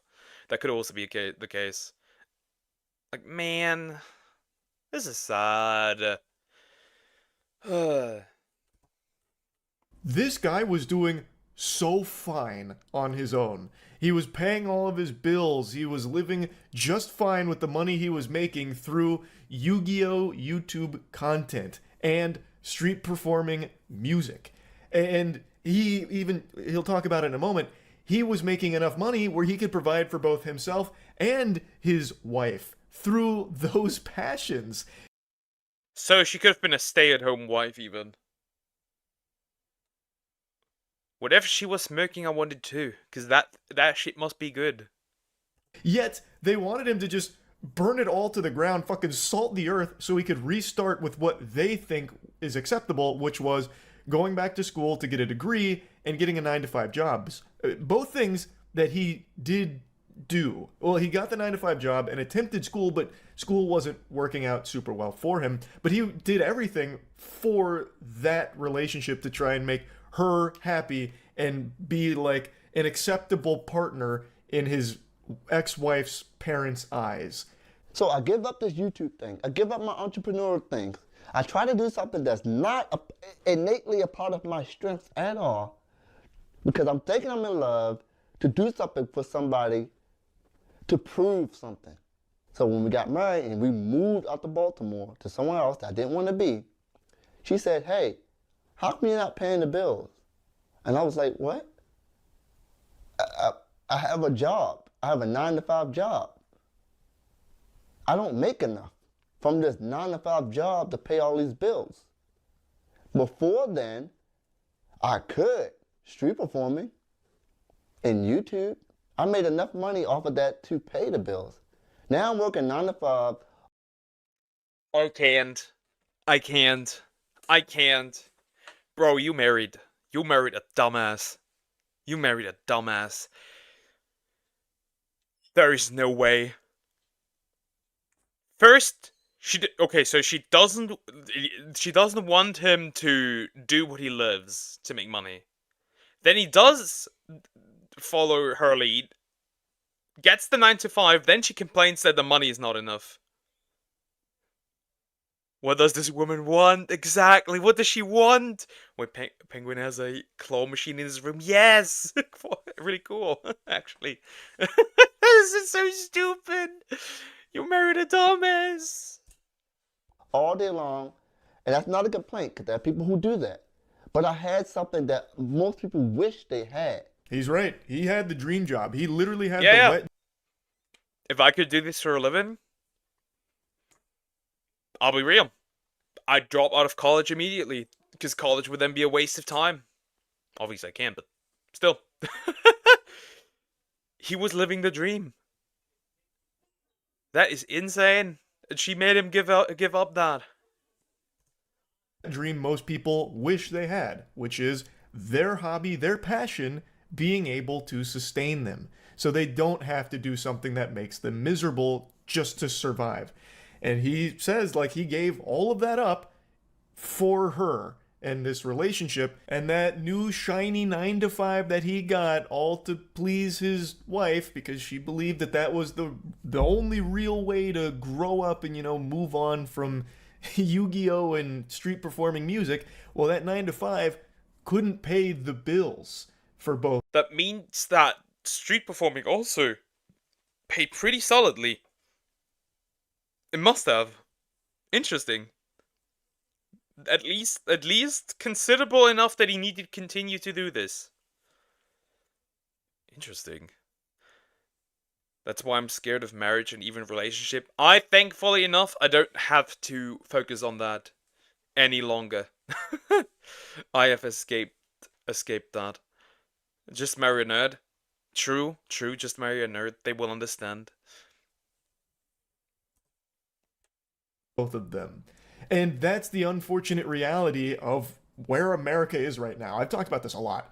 The normal salary you make at like a 9-to-5, you can't fucking live off of that in like a 2-person household. That just, it's impossible. Things are way too expensive, especially in certain locations. It's just not happening. It's an absolute shame. It's a fucking crime.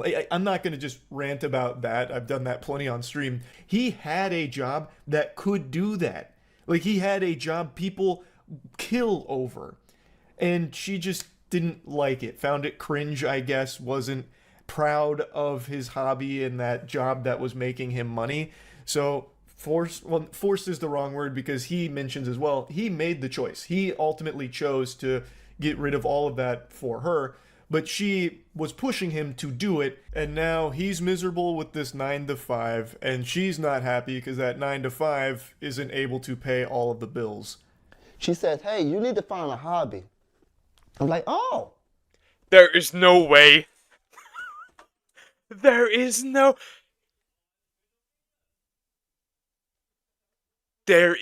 way. There is absolutely no fucking way. Nah. Bro had a hobby and it was paying the bills too.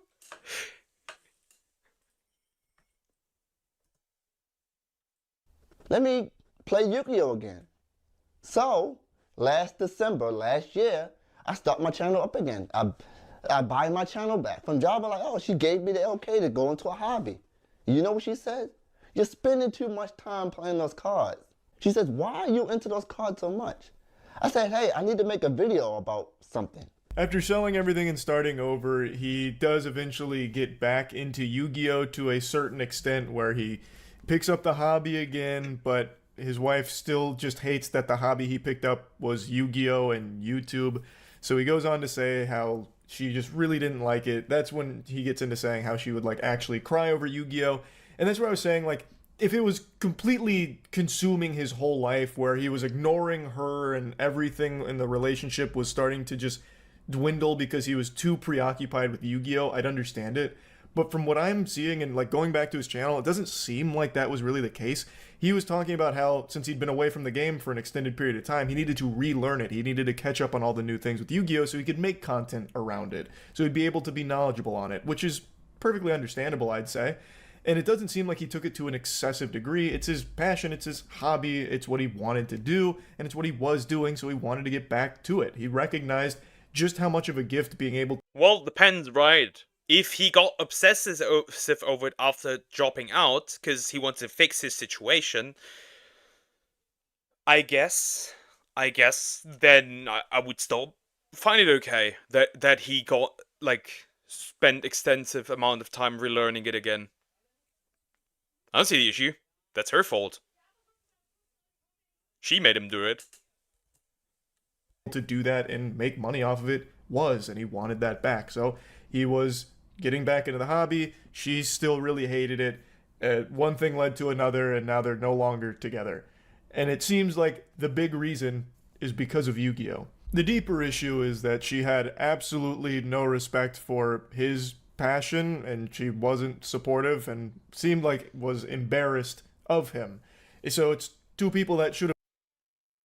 This woman is a demon, never happy and never always bitter. True, true. I don't know. These people should have never gotten together in the first place.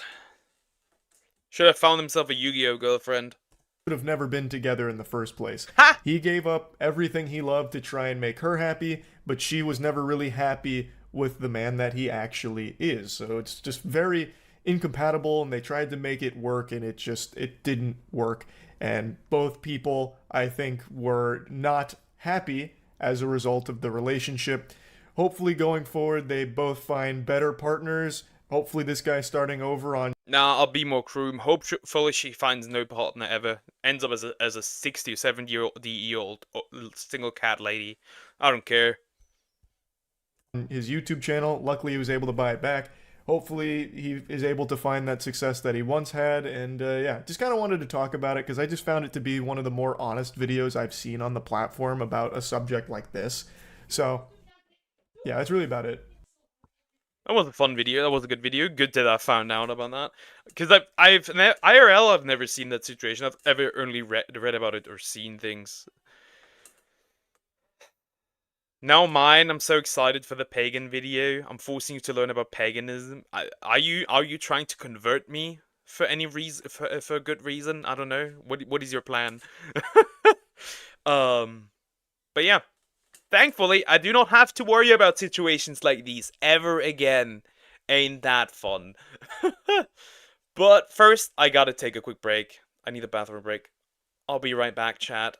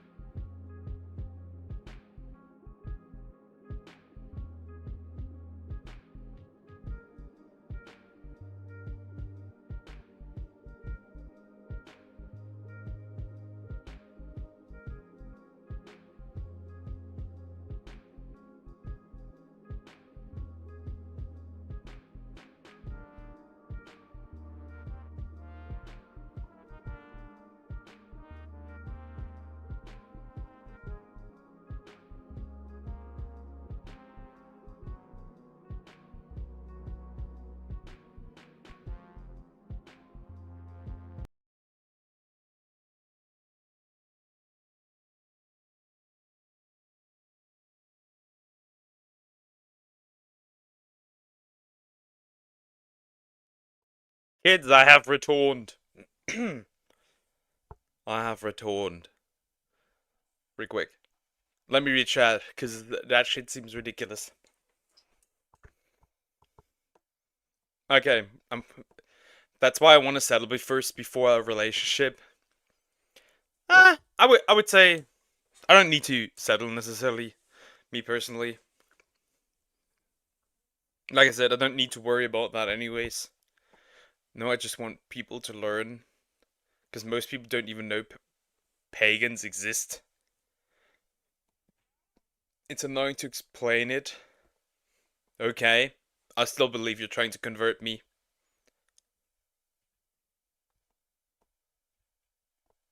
I still believe you're trying to convert me. So it would be Nordic pagans, okay?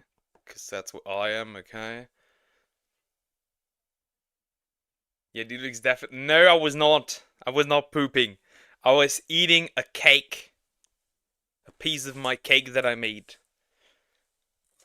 Unlike you, who will not get a piece of cake. Who's the father?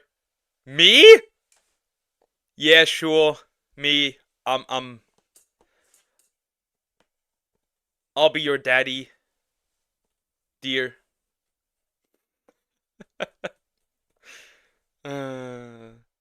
Man. You guys are insane. Straight up. Was it even the right video? Let me check real quick. Before I... Yeah, it is. Okay, neat. Good. Tell y'all what, when I die, I'm gonna go. Tell y'all what, when I die, Chill. Chill. He is, Raven. I am. Clearly. No. Oh, man. Sag. Valhalla is not the Viking heaven, but Ocean Keltoy, I think is it pronounced? He's sitting a bit too far. I want to block this man. We'll see. tell y'all what, when I die, I'm gonna go to Yee Halla.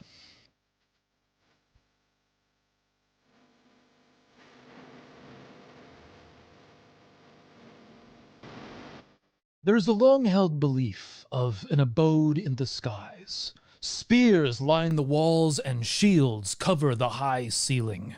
A long table is sprawled across the hall, covered in a bountiful feast. On both sides we see rowdy Vikings, smashing together horns. I have a different idea. I don't want to block him.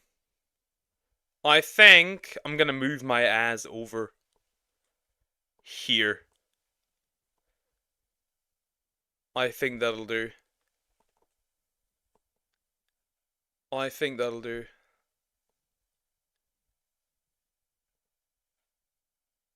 Of mead and ale in celebration from the day's battle. And this is Valhalla, the Viking heaven.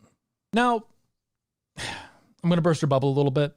There's many misconceptions about Valhalla. What even is it? Where is it? How does one get there? And what goes there, even in the first place? The first thing that we need to talk about is the concept of the Christian heaven, which is itself a complex myth with several iterations. One might find one image of it in the Bible. Not myth, the truth. The truth! In Revelation, and another in Dante's Paradiso, or in John Milton's Paradise Lost. But simplified, heaven is the Christian afterlife granted by accepting salvation from Jesus Christ. The consequences of not accepting that salvation results in your soul going to hell, an afterlife that is centered around punishment. Christian conceptions of hell are also incredibly varied. Some Christians don't even believe that hell exists. Others might disagree on how long a soul... I think as far as I understand from my beliefs from reading the Bible, I came to the conclusion that hell is the absence of God. That's what I see. The absence of God. While heaven is together with God. Remains in hell. There are Christians that hold a restorative view of hell, that the fires of hell purify a soul of its sins, and eventually even the worst people might reach heaven eventually. Others hold that hell is eternal, a consequence. You can only reach heaven if you genuinely believe and genuinely ask for forgiveness. Like, what do you think of hell? Do you think you can be forgiven from hell? I have a weird thing that even if I were to be forgiven all my sins, I still wouldn't want to go to hell because I don't like the idea of somebody else paying for my evil.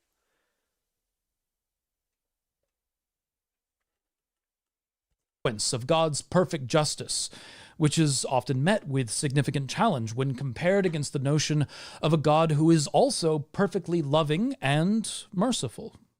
So we see that the Christian afterlife is built around a theme of salvation from sin, which is the central theme in Christianity's complex theology. The religion manifests in our culture as a religion very much focused on the afterlife. The afterlife is essentially the ultimate reward for a life lived as a good Christian. This life in the here and now is something that almost doesn't matter, at least not as much as the life in the afterlife. The heathen view is quite distinct from this. Salvation is not a conception that exists within heathenry, at least not to this degree of centrality, because the mechanisms that would require this kind of salvation also do not exist. If you think about it, what savior is needed if there is nothing from which to be saved? Within Christianity, generally, there are two afterlives, one for the Christians and one for the punished, the non-Christians. It's actually quite haunting, really, when you think about it, because it frames the fates of those who you might love, who are non-Christians, into a place of punishment, sometimes eternal, endless torture, arranged by a perfect and loving God. Valhalla, or more properly, Valhall, the Hall of the Slain, is distinct from heaven because it is not a place of salvation. Now, one might try and draw a parallel to it. My opinion, heaven is achieved by embracing and confessing the wrongdoings and not making those mistakes before the person dies. You can have that belief, but according to the Bible, heaven is achieved by genuinely believing. Not by deeds, or not by good deeds, or other, like, not by being, in quotes, a good person. Though being a Christian would entail being a good person. Technically. because heaven is a place of bliss, the ideal, and that Valhall might be considered the ideal for the Norse, the place of bliss to which we must strive. Maybe I'm actually going to move me over so you guys can read. I think that might be a better idea. I'm gonna move over here. Again, I think that's a better idea. Never mind.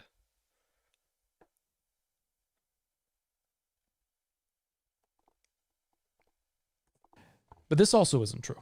It's true that, for some, Valhalla might be considered an ideal on one level or another, but while it may be an ideal for some, it would be a nightmare for others. Heathenry, it should be known, is filled with numerous afterlives under the care of various gods. The most similar... Why? So if someone did err, they could be forgiven just for believing?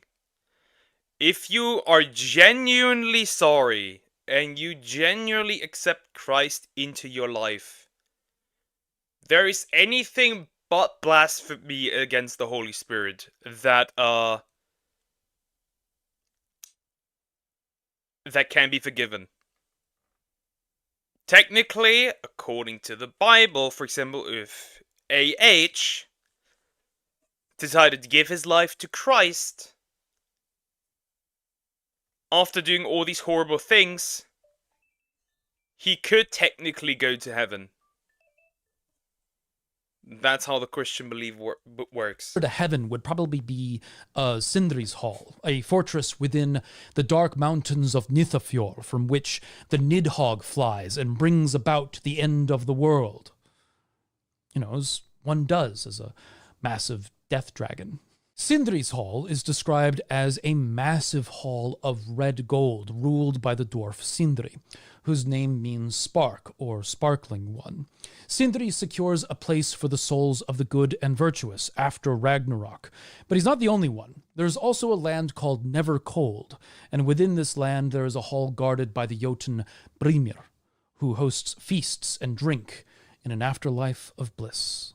While we have to consider that these afterlives are possibly Christian inserts of limited description, they do give a certain insight into the Norse conception of the afterlife. It is vast, with many iterations that coexist with one another. There's also Ron's Hall for those who die at sea, which may be a stopping place for the dead rather than a permanent realm. Ron, as a death goddess of the sea, may provide passage to the afterlife for offerings of gold, or perhaps she has her own realm for the sea dead. There is also Saxo's description of Helheim, a place of everlasting green where death becomes a form of life. If there is a Viking heaven of sorts, Saxo's description of Helheim might be the best fit. Another good fit might be Thorstein's afterlife, described in Erbia's saga, the saga of the Air-dwellers. Interesting.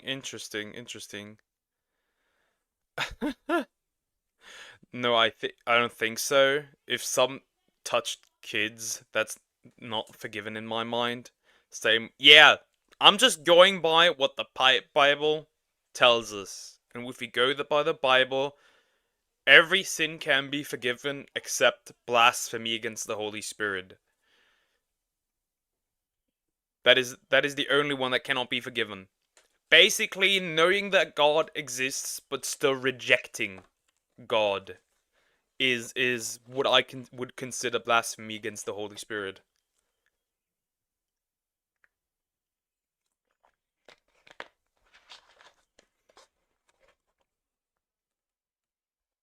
Very difficult to say if somebody has committed such a sin, though.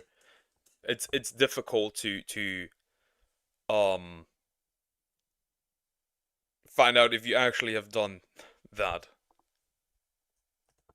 Where Thorstein and his crew are seen entering a grand hall lit with warm fires and cries of celebration. Thorstein is invited to sit at the high seat by his family as he is reunited with his ancestors. And while this seems like so many distinct and complex afterlives, this isn't even an exhaustive list. Among these many afterlives is Valhall, and we get a substantial description of Valhall and its function in the Poetic and Prose Edda. Its rafters are spears, its roof made of shields. It is the home of Odin's chosen warriors. The Einherjar are the chosen slain, the residents of Valhall. And who are these Einherjar? And how did they get there? There are only scraps of information about how one goes to Valhall, and we don't have a complete picture, but it does seem to consistently involve a violent death, and that Odin may have a hand in bringing about that death. In the Eriksmal, for example, Odin is said to have brought about the death of King Eric Bloodaxe, if for no other reason than he had reddened his sword in many lands. It is even suggested that Odin snatched victory from Eric Bloodaxe, so that he might claim it.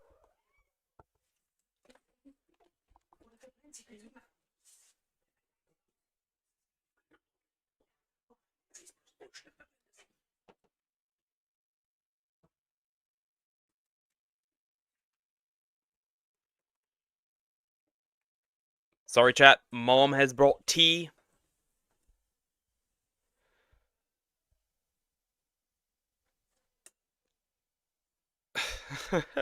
Okay, I'm ready again. Let me do this. Mom brought tea. But then nobody has done that, because no one knows what happens in death. Well, we don't know if somebody has done that. Steeler getting kidnapped? No. Nobody has done that. Him.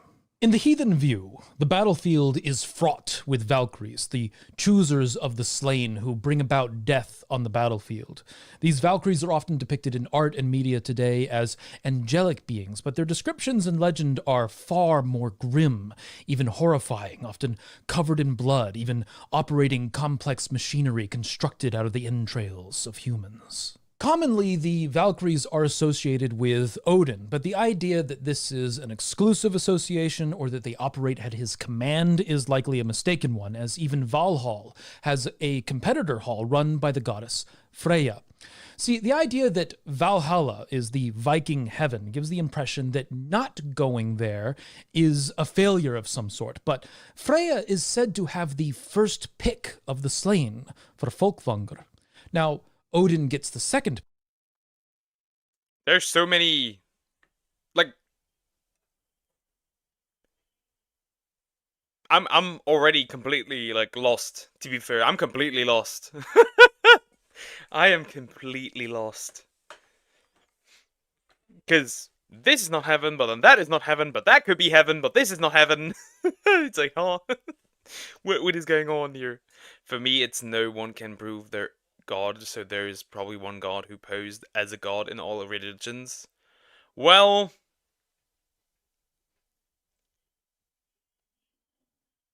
technically we had proof, and it was Jesus.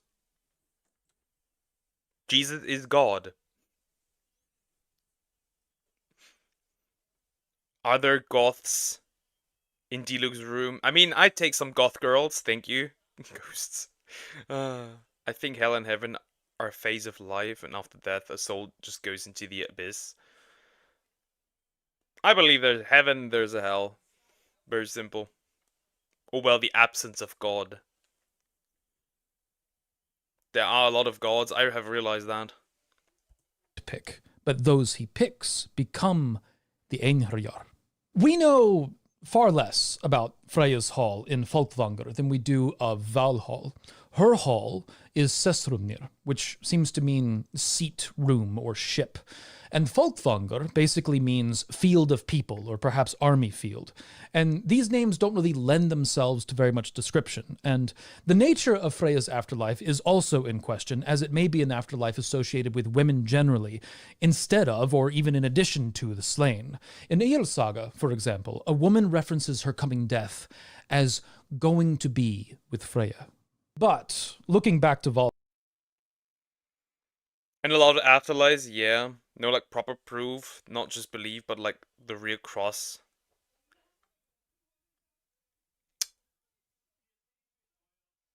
I would say that Jesus Christ certainly was a real person. I would absolutely... The Romans were no slackers. The Romans were certainly no slackers. 100%. I think that's proof enough for me.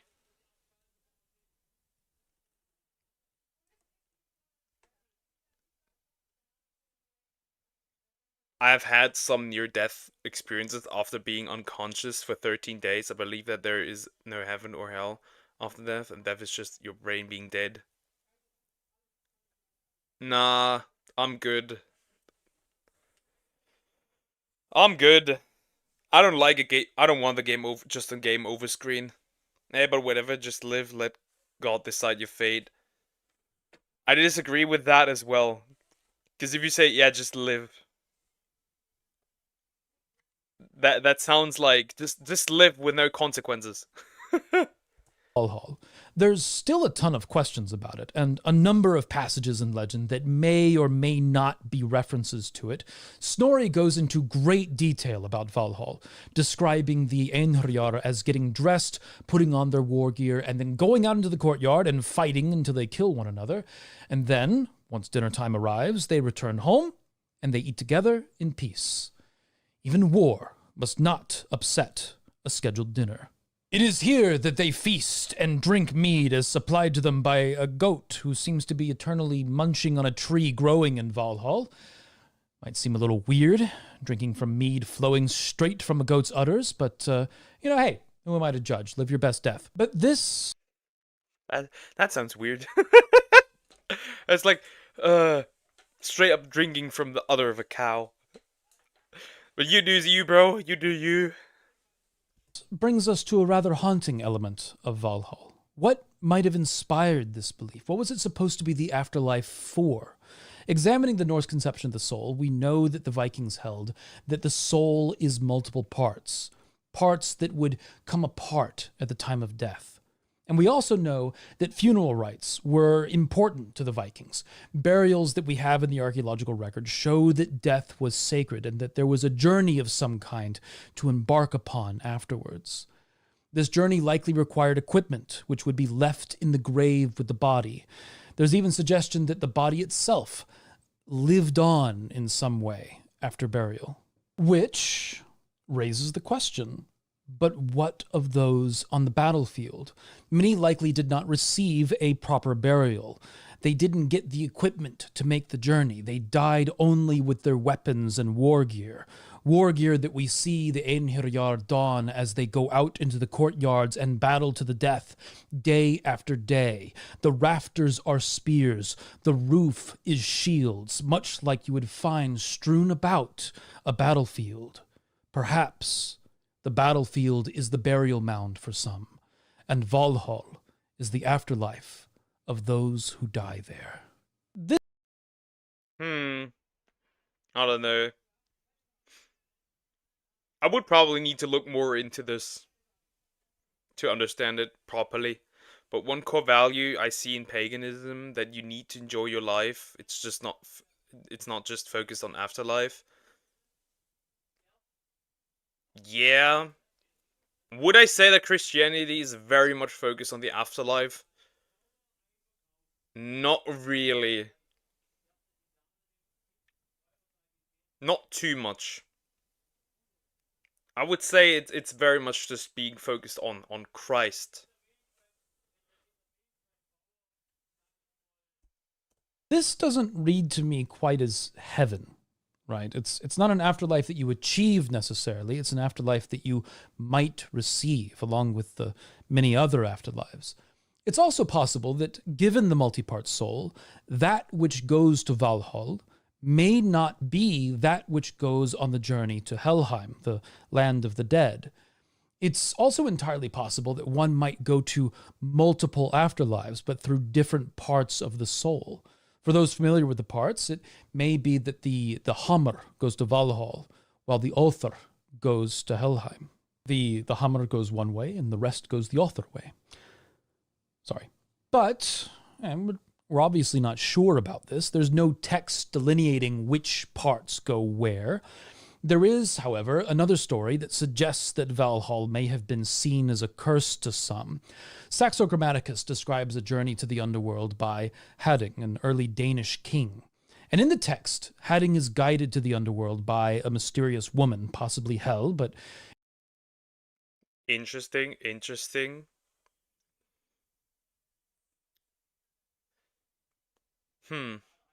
Well, if God is real and doesn't want their children to end up in hell when they interfere, they do. Is free will a joke? That's what a lot of people don't get right. God is limiting his power so humans have free will. That's an important part to understand. A lot of people don't understand this. So he wants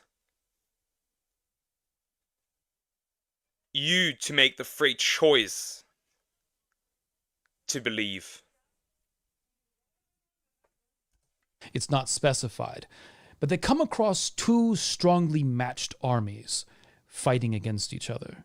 Hadding asks who these men are, and the woman responds, "They are men who met their death by the sword and present an everlasting display of their destruction. In the exhibition before you, they are trying to equal the activity of their past lives." Before this, they had seen a group of men dressed in purple robes, though no commentary is made. PSA, when they say the woman's name is Hell, it's not the same as the Christian Hell. I do that. I'm not completely unfamiliar with that. Made of them, and they then approach the gates of Helheim. The woman rips off a chicken's head and hurls the body over the gates, at which point it starts to crow, revealing that the land without death was on the other side of the mighty wall. This reveals another possible view of Valhalla, that it could be a land outside of the realm of the dead for those who cannot let go of the glory of battle. It may be that the only way to gain entrance is for the soul to let go of these kinds of things.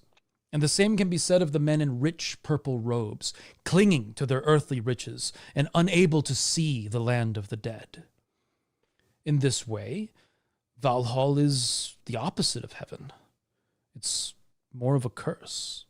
The last bit to discuss with respect to the concept of Valhalla as the Viking heaven is what heaven is meant to be. For some, the traditional concept of Valhalla is a paradise. Mead, feasts, fighting with your brothers, and training until the final push to stop the twilight of the gods. For some, this just isn't a desirable afterlife. A paradise for one does not mean a paradise for all. I, for example, hear descriptions of the Christian heaven, and it just doesn't interest me. And it's easy to imagine how, for many, Valhalla would be an eternal nightmare. So, real talk, when we look at descriptions of heaven straight up from the Bible, we don't know. Same for hell. We don't know. We don't know what it looks like. We have no idea. All we know is that heaven with God, hell without God. That is all we know. That is pretty much all there is. And everybody who gives you a description of heaven or hell is lying to you. Nonetheless, you're on this planet for once and let live. Depends. In the realms of morality. And I do think there is an objective morality. But yeah, I would say, unless you're a Hindu person, then they have a whole lot of different stuff. True, that is true. They have also, like, different gods, reincarnation, whatever. Descriptions of heaven, like for me as a Christian, I heard them and I'd hear like the worship, the singing, the, all the crowns being thrown around. And I was just like, this just seems boring. Anyway, the Norse image of the afterlife contains many halls, which makes sense when discussing an afterlife for humans who are themselves quite varied. For some, the description of Helheim as a land full of green as a place to retire is far more appealing than the eternal battle of Valhalla. For others, we might call to mind the description of Thorstein's afterlife in the Erbias saga, where we are greeted by our ancestors and invited to the high seat to tell stories of our lives. But let me know your thoughts. What do you think about the concept of Valhalla as the Viking heaven? I think the concept gets oversimplified fairly quickly. Sometimes there's just an attempt to map other religions over Christianity and then view them through the lens of analogies. But when that happens, I think it fosters oversimplifications. To me, it makes sense that with many people, a multi-part soul, and many gods, it stands to reason that there would be many afterlives. Heaven for one might be hell for another. But I'm also not going to claim to know how it all works. I imagine I'll find out at some point. Or not. My perspective on the afterlife is largely agnostic or undecided, although I do find it incredibly interesting. Ultimately, I figure that if there is an afterlife, quite likely I'll be pleasantly surprised. But if there isn't one, well, I won't be upset. True. True. True. If there is an afterlife, W. If there is not an afterlife, W. That's how I see it. That depends on which one is real.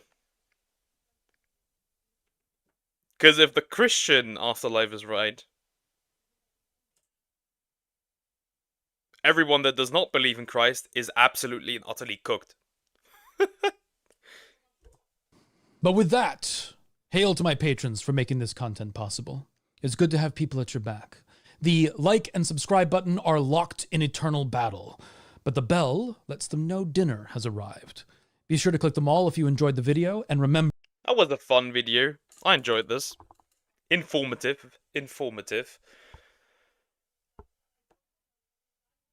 I would understand more if I was interested enough to learn more, but to be fair, I'm not really interested in learning enough about on my own.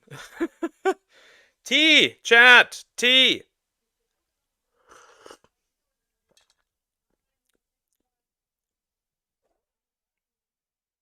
So what do you think of Valhalla?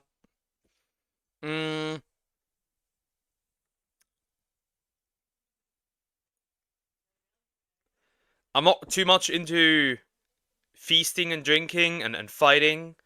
I mean, it might be for some people, it might probably be interesting, but to me personally, not my place. I want to retire. Good afternoon, Poker. How are you today? I'm doing alright. However, I've learned from this video that a lot of depictions are wrong. Because, like... I don't know. I've heard of, like, some of the Viking shows kind of depicted wrong in this case. Afternoon, yeah, it's night. Well, it's... Depending on what country you are, it's afternoon, even at this time. What am I gonna watch next? This one. Isaac and I. The weirdest TikTok situation I have ever seen. By August the Duck.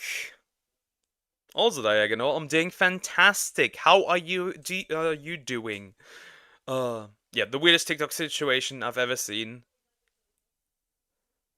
About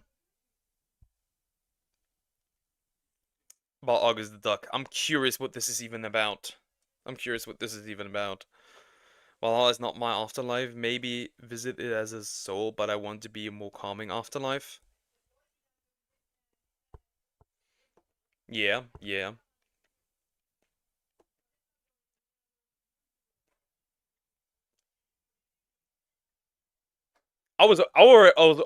Raven, I was already like, something is like odd, man. I just want to see you react to Talk to her.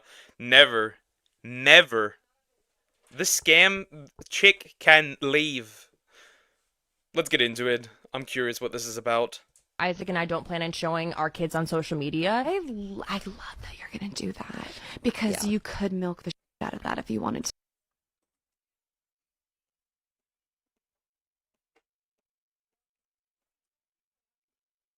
Did you just say she would want to put her kids on the internet? And the other one said, the other one said that she should milk this? Oh my god, no. He already did last week. I reacted to her downfall, yeah? I reacted to her downfall. That is about it. Somehow I feel like my model is weirdly misplaced. Yeah, it's way further down than it should be. I already realized that.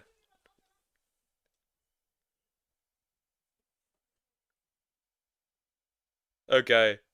Works. Odd? What do you mean? I meant like... What were we even talking about? I meant like odd that you, made mine even half an hour longer. Almost. The time. So. Well, guys, today's a shocker. Today we are looking at a TikToker who decided to go back on their word after they realized going back on their word would be pretty lucrative for them career-wise and... I will never go back on my word. I never do that. I will never do that. money-wise. And I'm pretty sure this is the first time that's ever happened. Now, as a person who does YouTube for a living, there's sort of an unwritten rule amongst YouTubers that when you're talking about TikTokers, you have to treat them as lesser than. Okay, look, I didn't... You have to treat them as lesser individuals. It was an accident. Yeah, I know. Why are these YouTubers always birds? You're 1 hour less than me. Exactly. Exactly. I don't know. You could not get, for any money on this earth, you could not make me go back on any promises I made. Never. Because a man who cannot keep his word is nothing. Make the rules. I'm pretty sure it was in the contract. I didn't read it. As the newcomers, as the new kids on the block, YouTubers and streamers have to kind of be mean to TikTokers out of principle. It's sort of like when an NFL team takes the rookies out. It's more like you are like in fourth grade, and the next year you're in 5th grade, so you make fun of the 4th graders because they're the little ones. That's the same situation. Or you are at a middle school that has no primary school attached to it, so you make fun of the 5th grader when they come into the school. Am I a YouTuber? I mean, I am a bird. True. I'm gonna turn you into nuggies, whether you like it or not. For dinner, and they leave them with a huge bill, except our jobs are fake, and we don't go to dinner. So it's pretty much just like that. So occasionally, you talk about a TikToker, you're gonna be a little bit harsher than you might a YouTuber. It's just part of the game. However, today is one of the few instances that we are talking about a TikToker who did something that's bad in the real world, not just within the confines of TikTok. Now, some of you might recognize the name Allison Cooch. If you don't, I don't. Also, what do you mean with cooch? What does that mean? According to Deluxe politicians, those don't exist. No, they don't. They're just made up in our head. Don't worry, you're just fucking up the entire video, but that's fine. She is a TikToker who's in that genre of TikToker who I feel like is best described as being famous for being famous. Like, so like the Hawk Tua girl, famous for being famous. I'm doing pretty good.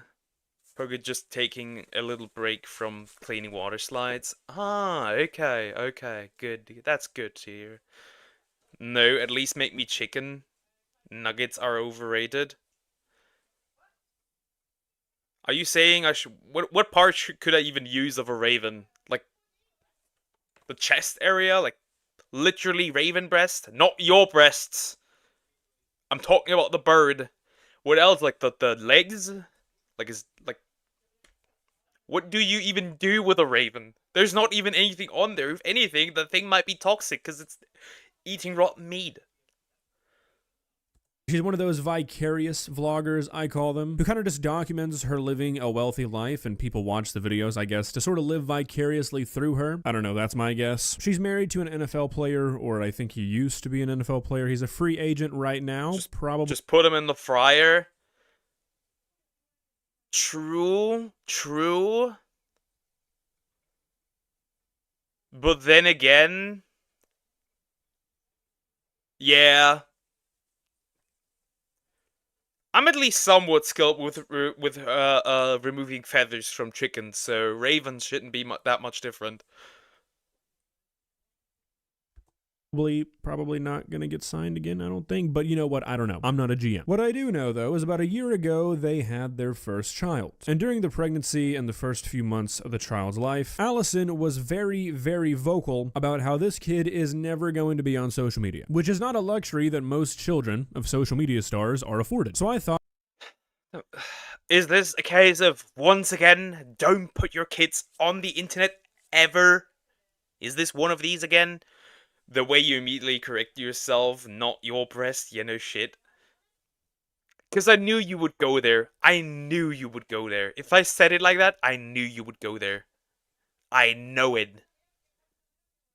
Because you're a degen. Sometimes. Because you have a dirty mind, I know. Thought that was pretty cool. She made multiple videos, she went on podcasts talking about it. She was like, I'm gonna set this trend, I'm gonna be part of the new wave of keeping children off social media, which I think is a super, super good idea. Children should not be put on. She probably said, like, put like crossed her fingers behind her back. Unless it makes good money. Social media, especially not the children of famous people. It's just something that literally never needs to happen and is only ever done to benefit the parents because people are fucking weird and people can make money off of the videos they post of their children. Now, I'm gonna be honest, I'm sort of talking about this like I was really with the shits, like I was really in the know when it came to what Allison Cooch was doing with her children. Cards on the table, I did not know who Allison Cooch was until a couple of days ago, but I did some digging. I didn't know who she was until now. Until 2.5 minutes ago. These TikTok people. I just realized I got 3 packs of baking powder, not powdered sugar.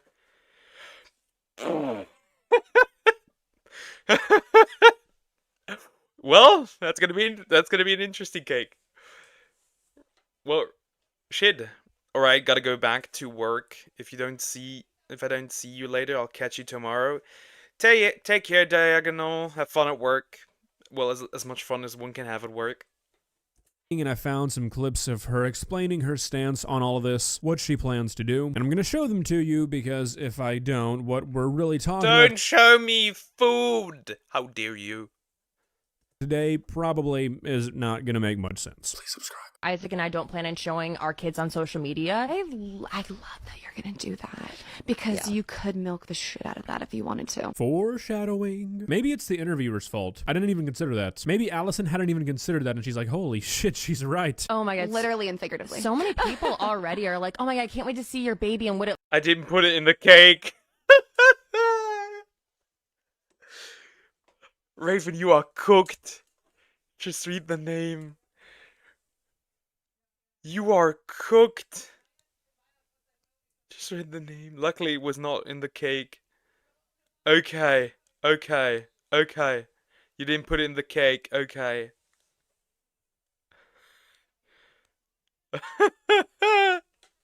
That's interesting. It looks like. I'm like, that's weird. Okay, so if you remember nothing else from these clips I show you, I need you to remember what she just said. Talking about how weird it is that people want to see her baby so badly, okay? Just keep that in mind. It's funny because I don't think I've ever said that out loud. You're thinking your plan is like just not to involve them. I'm sure like maybe their face gets slipped up or like maybe I post a picture, but like I will never do an ad for my child. Now, if I want to do an ad for diapers and my child's not in the video, I'm okay with that. Yeah. But it's like, I'm not going to exploit like my kid. Why don't you go out and you work and you do the ad and not involve your child? I'm like, are you putting all that money away for your child? Like if you're making a video of only your child, is that ad money going just to them? This is a wonderful thought-provoking question, and I would really, really like the opportunity to ask this to Allison, because that's exactly what she's done. Yeah. Because they're doing... Is she not gonna put it on the internet or not? That's the question. What the hell is going on in chat? Good question. We're talking about cake. Not butts, but actual cake.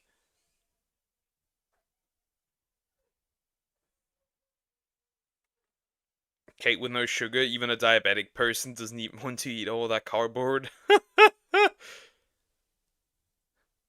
Because the container name, because it looked the same, it was so confusing, but why is there the same amount in 20 grams and 30 grams? Oh, it's because it's different. The cake has sugar, 160 grams of sugar actually, and honey. Okay, okay.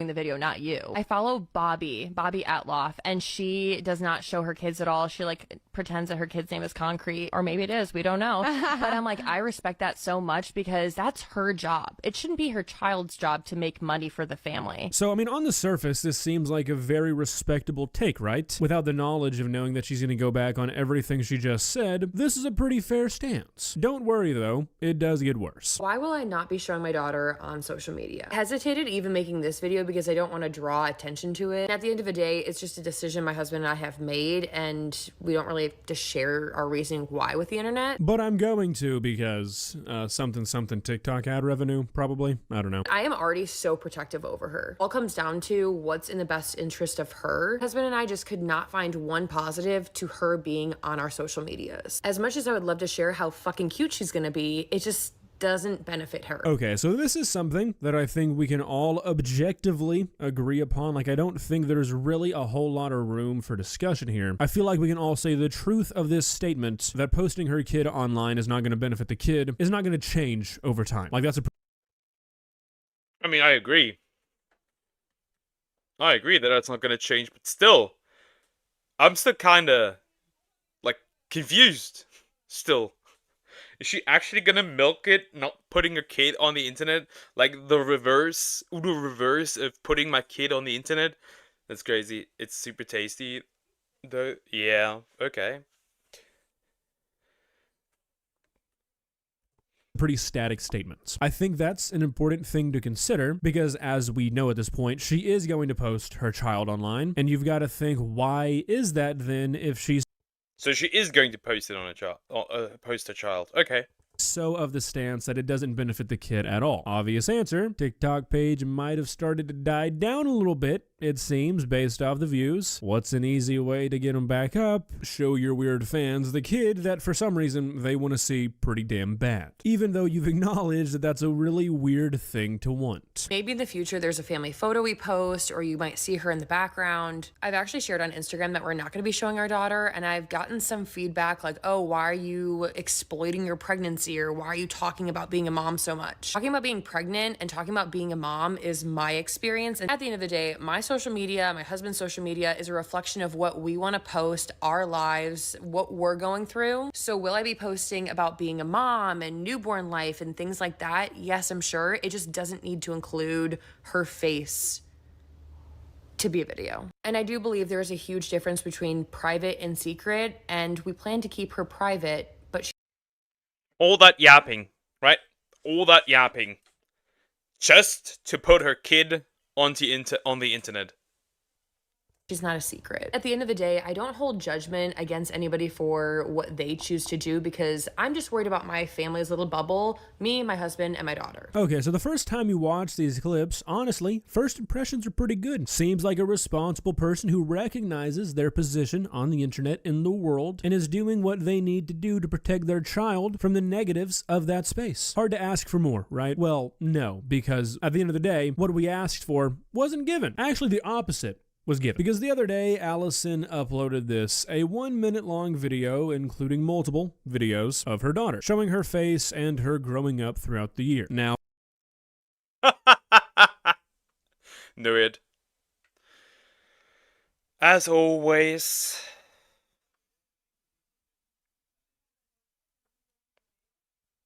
Japanese. Yeah, it was a whole lot of yapping for literally, yeah, posting a kid on the internet and saying she wouldn't, but still does it.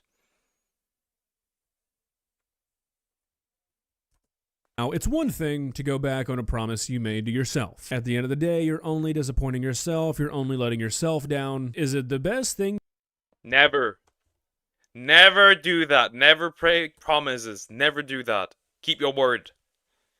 do? No, not really. You gotta take care of yourself, but nobody can really give you shit for letting yourself down, right? Like, if it's not affecting anybody but you, who cares? That is unfortunately not what this is. Allison and her husband, I guess. Right, because if you consider that, because she broke the promise, yeah, the promise only affects her, but also the kid. Because she put it on the internet now. I hate this.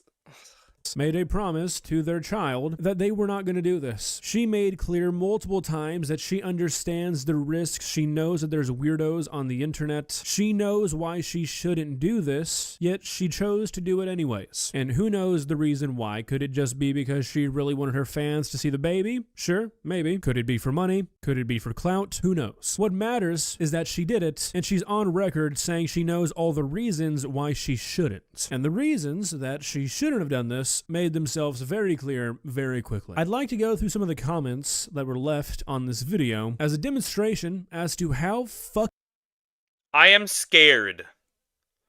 I am scared. fucking batshit crazy some people on the internet can be, and also to show just how deep some people allow themselves to get sucked into these parasocial relationships. It's crazy. Now, normally in a situation like this, I would censor the names of the TikTok comments I'm reading, but today, not gonna do it. You guys are weird, okay? You decided to leave these weird-ass comments on a public TikTok, live with it, alright? Her precious face was worth the year wait.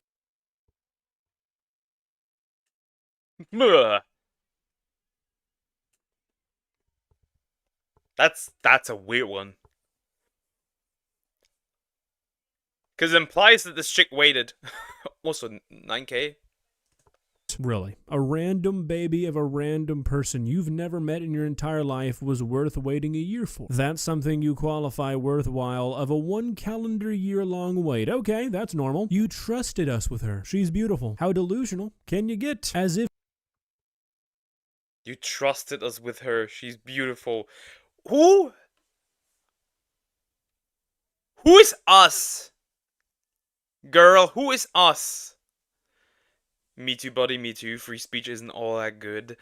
We need it, though. We need it, though. So we can out the crazy people. if she's only showing her followers the baby, as if this is somehow like a private video that you had to prove yourself to see. This is a public video that 10 million people have seen. There's no trust here. This has nothing to do with you guys, and if you believe it does, you need help and you need real ultra parasocial human relationships in real life. Scotty, your TikTok aunties have been waiting for this. Sounds like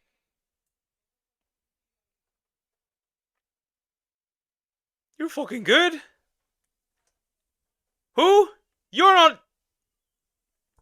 a padded room's waiting for you. I love that you guys gave yourself the privacy you deserved and shared her beautiful face when you were ready. That baby is so loved, OMG. Yeah, because fuck the baby, right? It's all about the privacy that they deserve. Ooh, don't say that in that context of weird comments. Don't do that. Deserved, not the baby, right? That seems healthy. I watched this 816 times. I hope that's the amount. Now that is a weird one. That is actually a weird one. Like, why? The account is even, like, verified. Of charges that you receive one day. Why am I crying seeing her? She's the cutest. This is parasocial. Jesus. Probably because you have something severely wrong with you. Maybe access to an iPhone is not something you should be granted. And all of that is really just the tip of the iceberg. You'll notice that all of the comments that I read have replies, and you might be thinking that those replies are people saying, hey, you should like not say that because it's weird. No, they're not at all. They're all just agreeing with these people and egging them on. And I would like to extend a formal, you guys are all freaks. This D-Luke, never post your baby pics. You're gonna be shocked, actually. I don't have a single baby picture. Not a single one. No baby in this world deserves to be looked 860 times. Yeah. But yeah, I don't have I have one picture from 4th grade, I think. That's it. But yeah, no baby pictures. This is weird ass behavior. Never should you ever be this invested in a person's life who you do not know. Hell, I don't even think I'm this invested in the lives of the people I do know. I think at the end of the day, people who make content like this really rely on the existence of parasocial relationships. Like this kind of content where you're documenting every single thing you do, everything that's going on in your life. It just would not be the same. It would not have the same audience if people did not find themselves. She meant your baby's pics. I will never have children. I made a promise. Stop bringing this up. I made a promise. I will never have children. I have my baby picture on my desk because I was a cute baby and I care about the younger me. I didn't have any because we never made any. And nowadays I don't take pictures of myself either because I don't think I don't know. It's odd to me.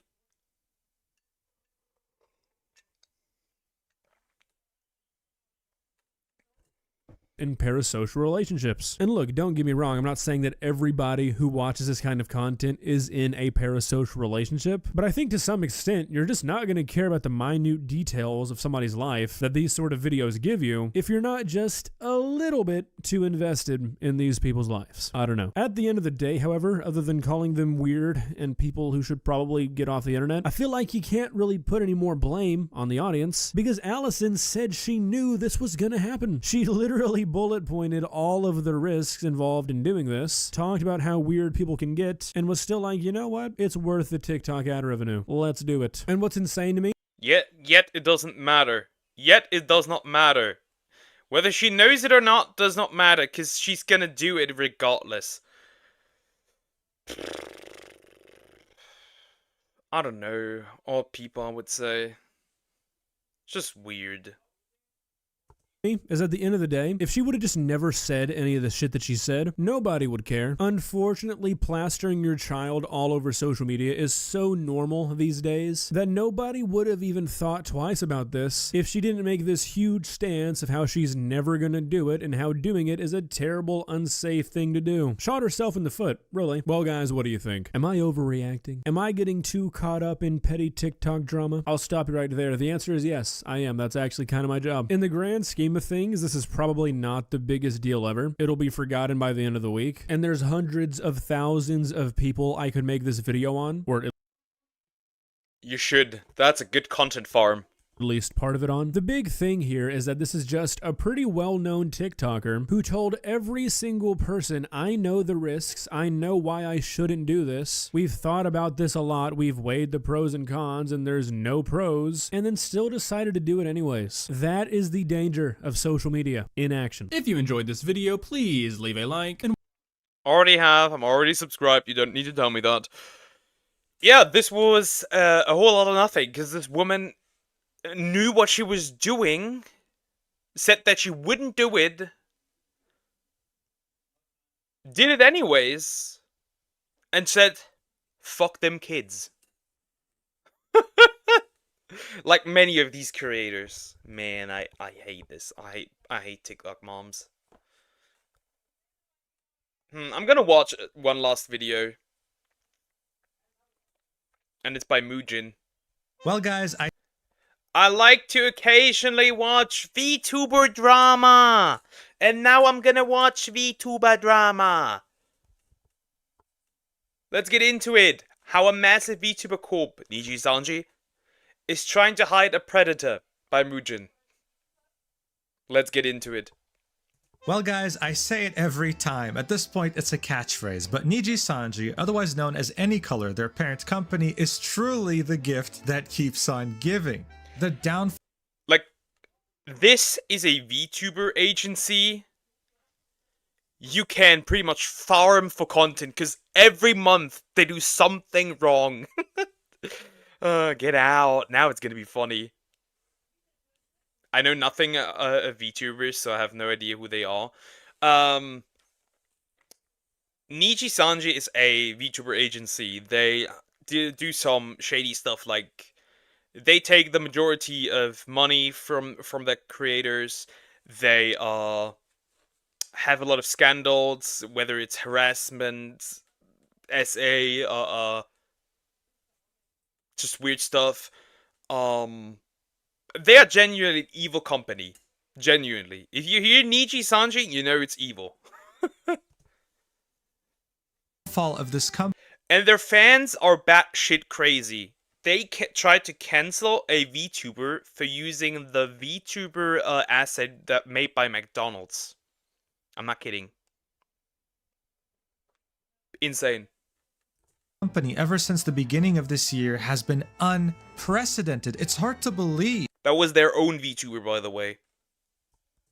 That back in June 2022, any color used to be worth $1.2 billion. Yes, you heard that right. Billion. 1.2 billion. And yes, we're talking 1.2 billion is crazy. Any color? That is insane. I'm going to bed. Of course, it's a rat-sized bed, if you are wondering. Go into your rat-sized bed.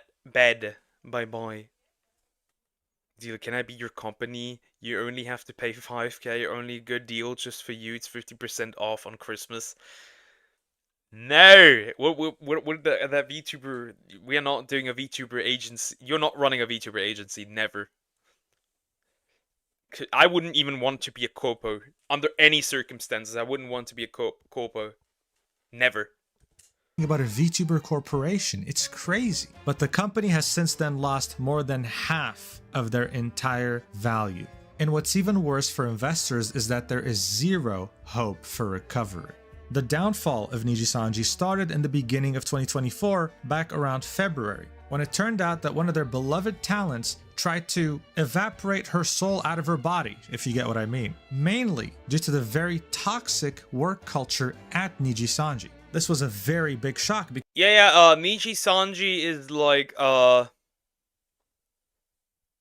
the more you make, the more you will be preferred, which means that people usually never get, like, the weaker you perform, the less likely is that you get less resources. Interesting boss, right? Why not? I would be a good master to all the VTubers. I mean, boss. You do have a domination king, don't you? You do have one. Like, it is so obvious. It is crazy, actually. I'm not... You're questioning if I have a mommy king. I am questioning now if you don't want to be... If you really don't want to be the mommy, actually. That you actually do want to. Because prior to this, Niji Sanji was seen as one of the top VTubing agencies on the planet. No one saw this coming. It didn't take long for us to see how toxic they were internally though. Because instead of apologizing, Niji Sanji put up some of their top VTubers to do a black screen stream, pretty much blaming the VTuber who almost lost their life and getting massive hate for it. What the fuck? Don't stop the lying. I'm not lying at this point. I believe it. At this point, I think we got something here. No, dear R made me a mommy. No. That sounds like he impregnated you. Ugh. For it. This was truly the beginning of the end for Niji Sanji, and they have screwed up so. Okay, we can go through this slowly. This one was wild. So the Yap incident was pretty much this dude drugged Japanese VTubers from Niji Sanji with the horny drug. That was interesting. So many times throughout this year that I had to create a playlist full of videos of them doing dumb shit. But even with all that, we've never truly reached a point like the one we found ourselves in today. A VTuber currently working for Niji Sanji decided to reach out to Fallside in order to leak the fact that there's currently a predator within Niji Sanji's ranks and that they are covering for him. There are many victims here, both inside and outside of Niji Sanji. Predator? I show him a real predator. Yeah. At this point, I'm not even like surprised that this is that this is happening at Niji Sanji. This is not a surprise. No, what the fuck, D-Luke? Mother! You might not be a mom, but you certainly want to be a cult mommy. And you have a domination king. This is now lore. This is established.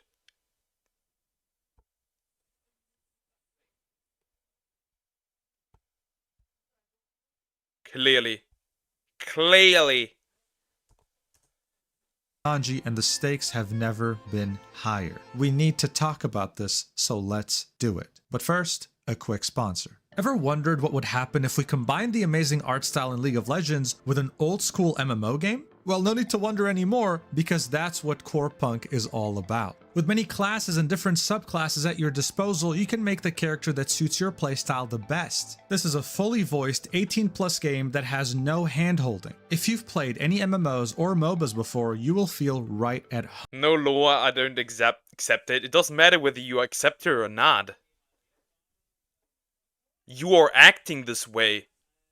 You will have a lot of progression ahead of you in terms of leveling up your talents and your weapon masteries. There are also many professions such as alchemy. And let's not forget the amazing mounts and pets that you can earn through gameplay. So you'll be busy. Look, if you're interested in a massive game ran by an independent studio, click the link in the description or the pinned comment to pre-order the game and be able to play today in early access. Thank you so much, Artificial Core, for sponsoring this video.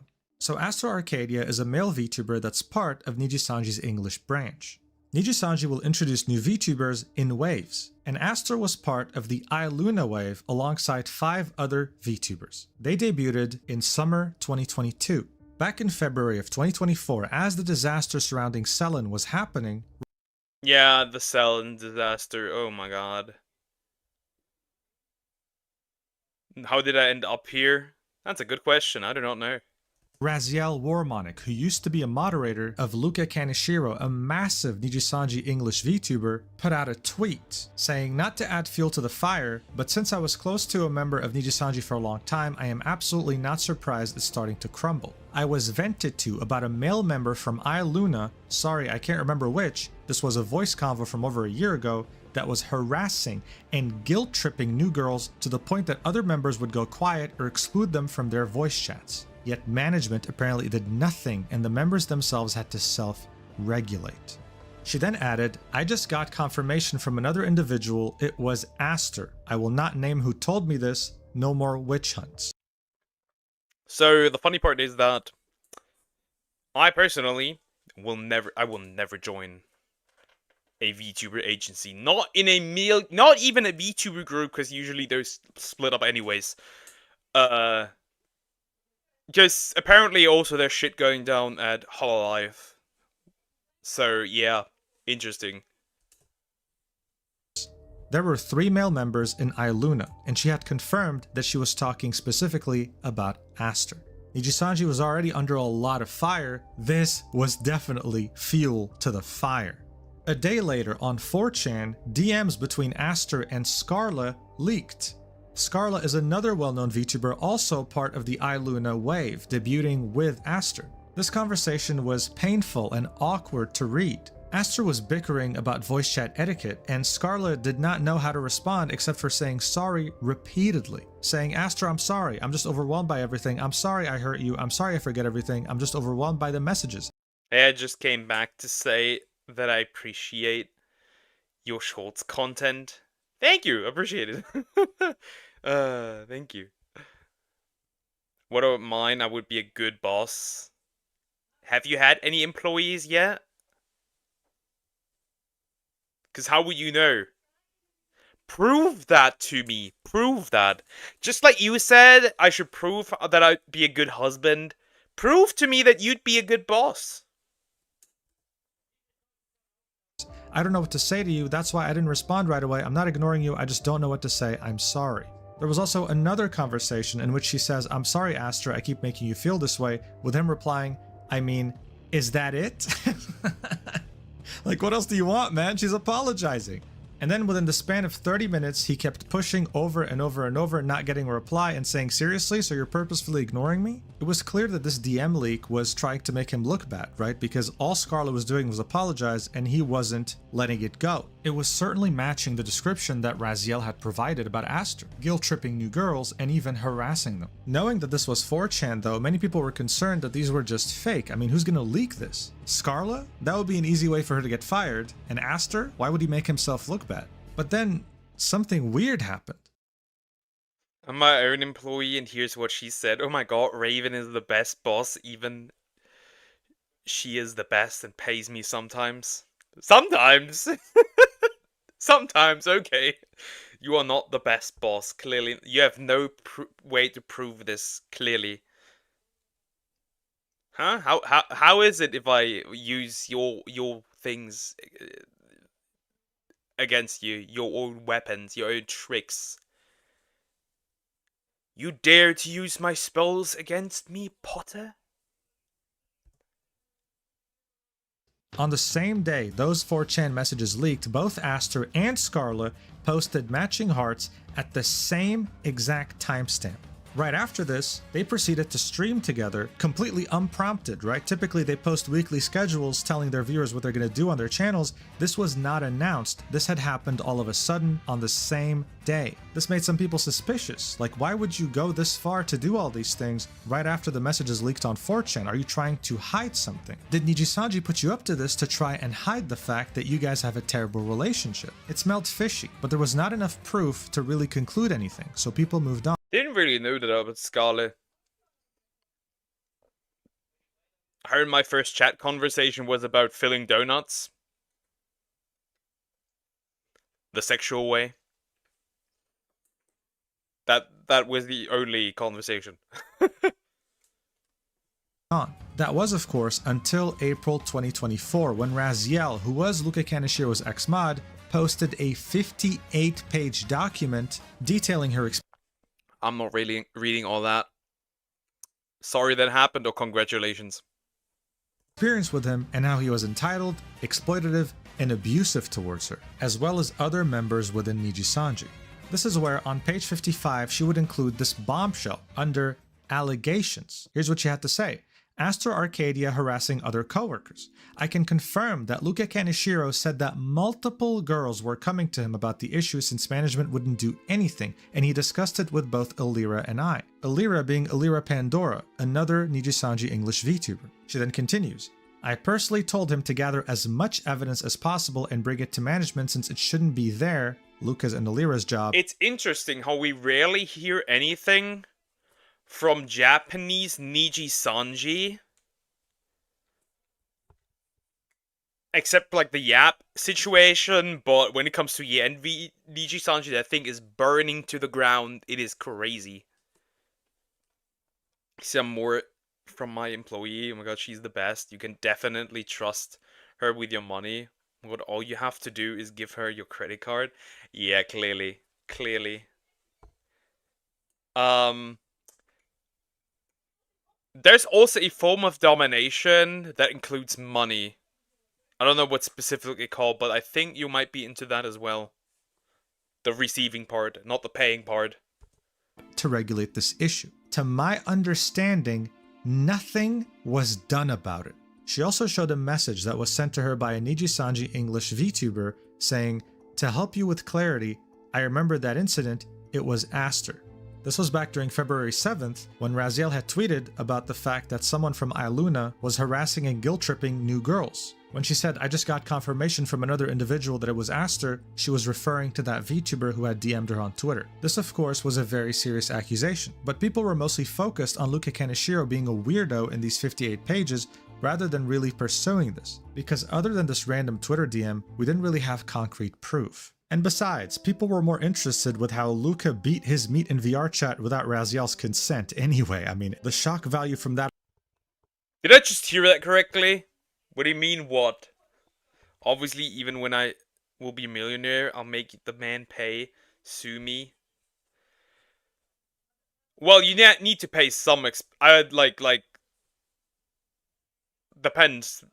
Well, if he's not... You probably wouldn't take him if he wasn't making more money than you, so there's that.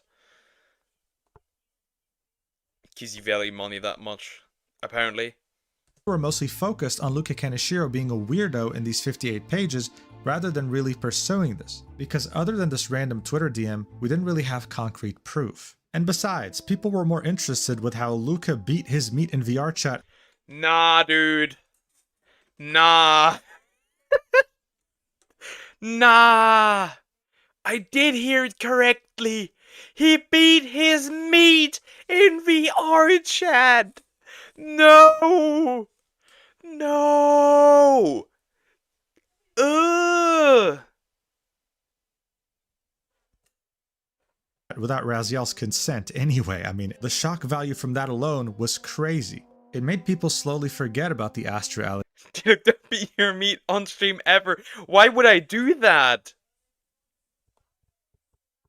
And to who? Who? Allegations. However, that all changed just a few days ago on December 6th, 2020. I don't even do that in general. What do you want me? What the fuck? Why do you pull me into this?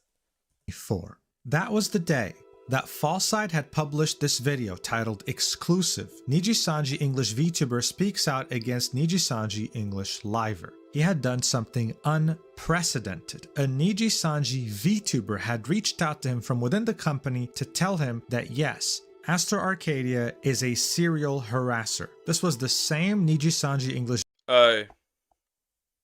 Yeah, who would have guessed? Who would have guessed? Certainly not me.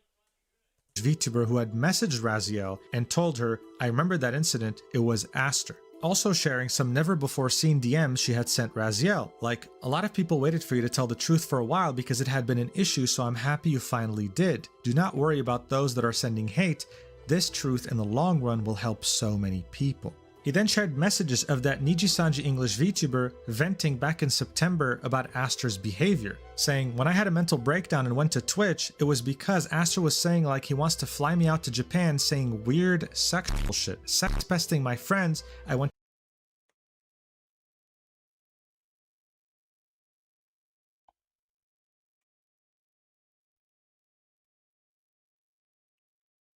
Sex pest.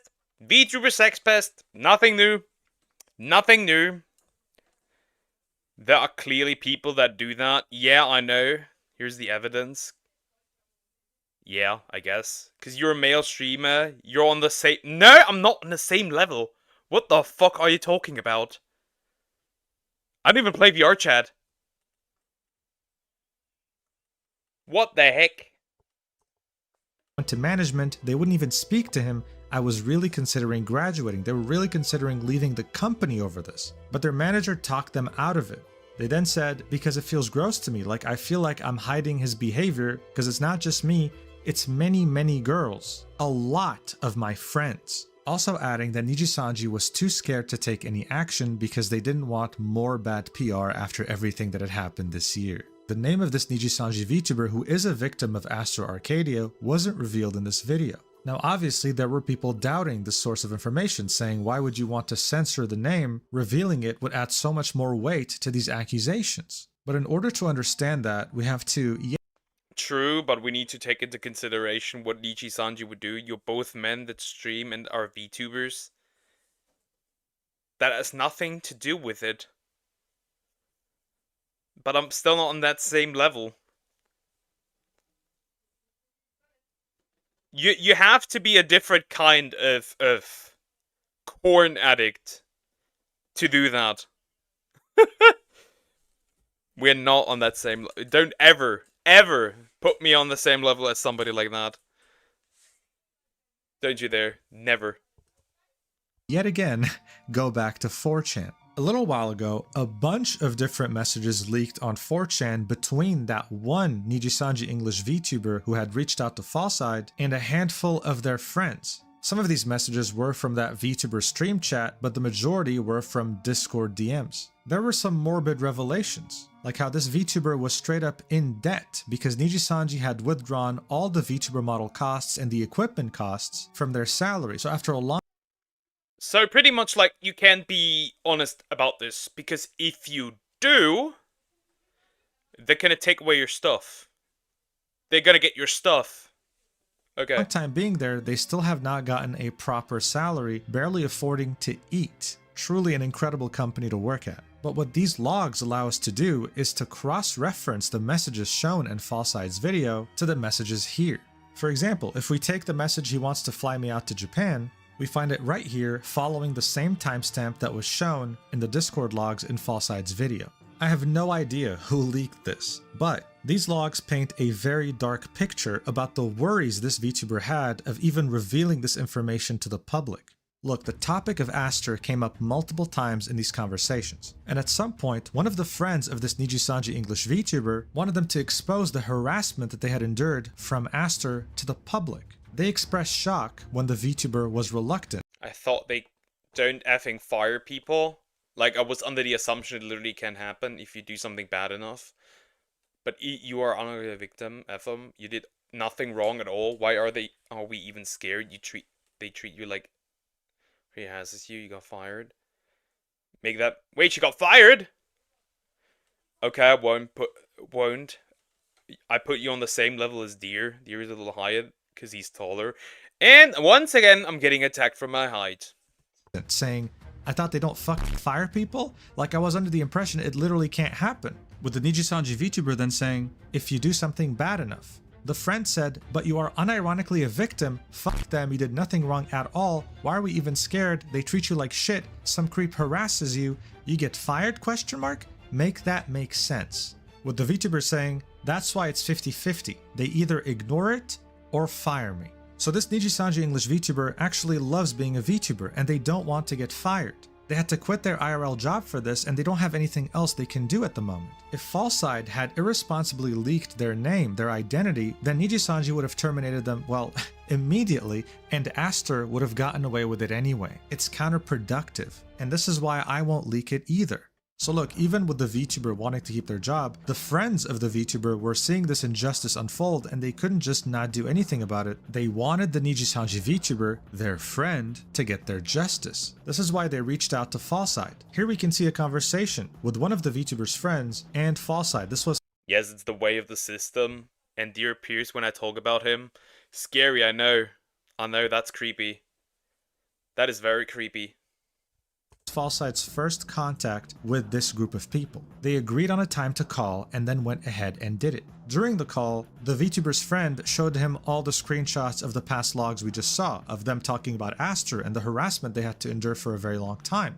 The call lasted 1 hour. On November 11th, the Nijisanji English VTuber who was harassed by Aster had reached out to Falside and added them on Discord, saying, hey, thanks for accepting my request. Blank told me Nijisanji is so cooked. Nijisanji is so cooked. Chat, I gotta take a quick break. I'll be right back. I need to do something.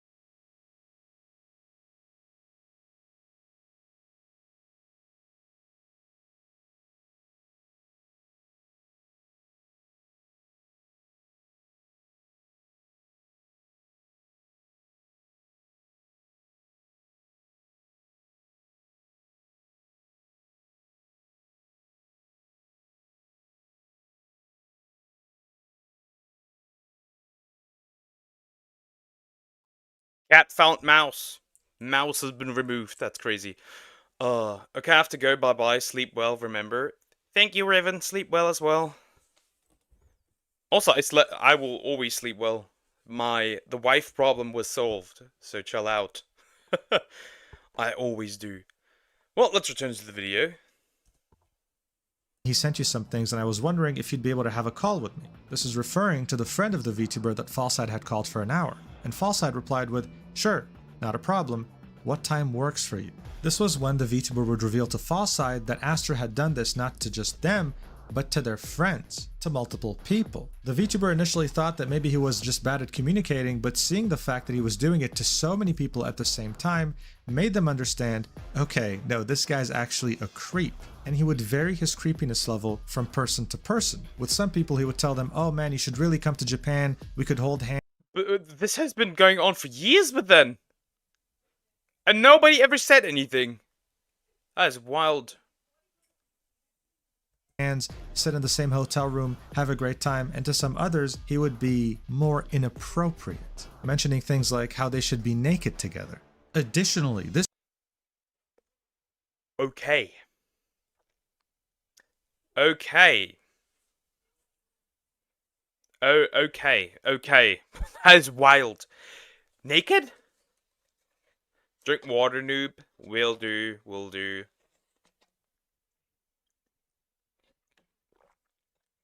Funny how she's worried about me not sleeping, but I can sleep perfectly well now that I fixed the wife problem. Isn't that interesting? This VTuber had felt really guilty because they had brought one of their IRL friends from outside of Nijisanji to come and play games with them, plus some other friends, and Aster. After a certain period of time, that friend would then also receive inappropriate messages from Aster. The guy was an unapologetic fiend. The VTuber also had shared DMs with Aster. They had streamed League of Legends together, and Aster really didn't like the banter that the VTuber had towards his jungling skills. The reason why this is significant... Bro is a villain. Bro is a villain. Naked together is crazy, yeah. Especially somebody you like a friend or a colleague. It's like so weird. Significant is that due to the style of writing of this message, we can draw a parallel to the style of writing in these messages between Aster and Scarlet. This is simply how he talked. The pieces of the puzzle were starting to slowly come together at this point. Aster was manipulative, and he had many different victims to practice his manipulation tactics on. The information provided was already enough to shock the VTubing community to its core. But as you might have guessed, things only got worse from here and escalated further. Aster had debuted alongside two other male VTubers in the iLuna wave. One of those VTubers was Kyo. The thing with Kyo was that he had graduated around the time the... Is he responsible for the graduation of Kyo? Now, I don't know too much about Nijisanji VTubers, right? I don't follow it too much. The only one I really watched a little bit of Scarlet. That's pretty much it. Selling controversy was going on. He was done with the company and left in February of 2024 after his final stream. In March, he went independent and became Quinn Bennett, and has been streaming ever since. However, shortly after debuting at Nijisanji, he had created a podcast series with Aster and another VTuber by the name of Ren. The series was short-lived, ending after 2 episodes. But people didn't really think much of it, assuming they were just busy, and moved on. However, that all changed recently, because very shortly after Falside's video, Quinn tweeted this, saying, "All I'm saying is there's a reason..." Was he sexually doing things to the dudes as well? Many such cases. I hope not. But probably. The podcast only lasted 2 episodes. To many, this was a subtweet directed towards Aster. He was blaming Aster for the fact that the podcast ended so quickly. As you can imagine, this was a lot of fuel added to the fire. Quinn then proceeded to add even more fuel by deleting the tweet, making people want to talk about it. I would have. You're independent. You could have just kept the tweet up. What the heck? Even more, thinking that he may have gotten in trouble with Nijisanji over this tweet. But then he made another tweet saying this, "Never mind, I feel it's irresponsible to be vague given the circumstances, and to be honest, I want to stay in my own lane. Even if I personally dislike someone, that doesn't give or remove credibility from a third-party story. My opinion wasn't meant to invalidate or validate someone else's experience, which is why I deleted the post. Hope that clears everything. I don't believe you. Come on, bro. You knew what you were doing with this one. You knew what you were doing with this one. Come on, bro. We know. I do not believe you. That was on purpose. Everything up. But by then, the damage was already done. Quinn knew he could just move on from it, so he tweeted out clearing things up, linking a Twitch stream. The stream was around 27 minutes long, and it was him talking about the situation at length. What he had to say did not in any way make Aster look good. Watch. To hide this aspect of the puzzle piece. I really don't want to talk about this because if I don't talk about it, I'm seen as protecting a predator. If I do, I'm seen as being messy. So to be honest, I'm going to be as vague as possible. But another reason I didn't like this person is because there were some stories going around and some things I saw where they behaved weird towards women. Okay. Nothing criminal, nothing to the extent of what has recently come out, but I didn't like how they seemed kind of like they would like nag certain women about certain things or kind of put them in positions to feel guilty, or pounce on like newer members that were in the company and that didn't know about this behavior. Like they were not the most healthy when they interacted with women. And I'm going to be honest about that. I'm not going to cover it up. This was interesting because the wording he was using here, guilt tripping, for example, was the exact same wording that was used by Raziel when she spoke about Aster. This was lining up, but Quinn didn't end it here, obviously. He had way more to say. Are the interactions between women allegations? I witnessed some of them myself. Okay, I witnessed some of them myself. Some of them have. Yeah, now they're no longer allegation. Well, they're still well, do we have proof? Probably. Happened to some of my friends. But I'm not going to say who, and I'm not going to say what. I'm just saying I didn't like it. I didn't like it, so I didn't like this person, okay? Now, this is bringing me back to my original point. Should you guys even know any of this shit from me? Should I be the one telling you this? Fuck no, okay? Well, there you have it. Quinn had seen this behavior happen to some of his female friends. But again, this was not everything he had to say. It got worse. Since everyone is making me feel guilty for maybe covering up abuse or whatever, I will say in my personal, very biased opinion, okay? Take this with like 800 milligrams of sodium, enough for you to like die from sodium overdose. This, unfortunately, based off of what I have seen, does not seem like something that is completely out of character of behavior for this person to potentially do. Like, I could see a universe where this happens, okay? Is my point. It's not like I would never, ever see this happening. That's not how I feel, okay? I'm going to be honest with you, all right? Now, it's really interesting seeing this chat, right? Because obviously he still has a lot of viewers that came from Nijisanji, and many of them are not happy about the fact that he's speaking out about this. Quinn, actually don't say that. Bro, you're saying too much. Question mark. Dude, just stop.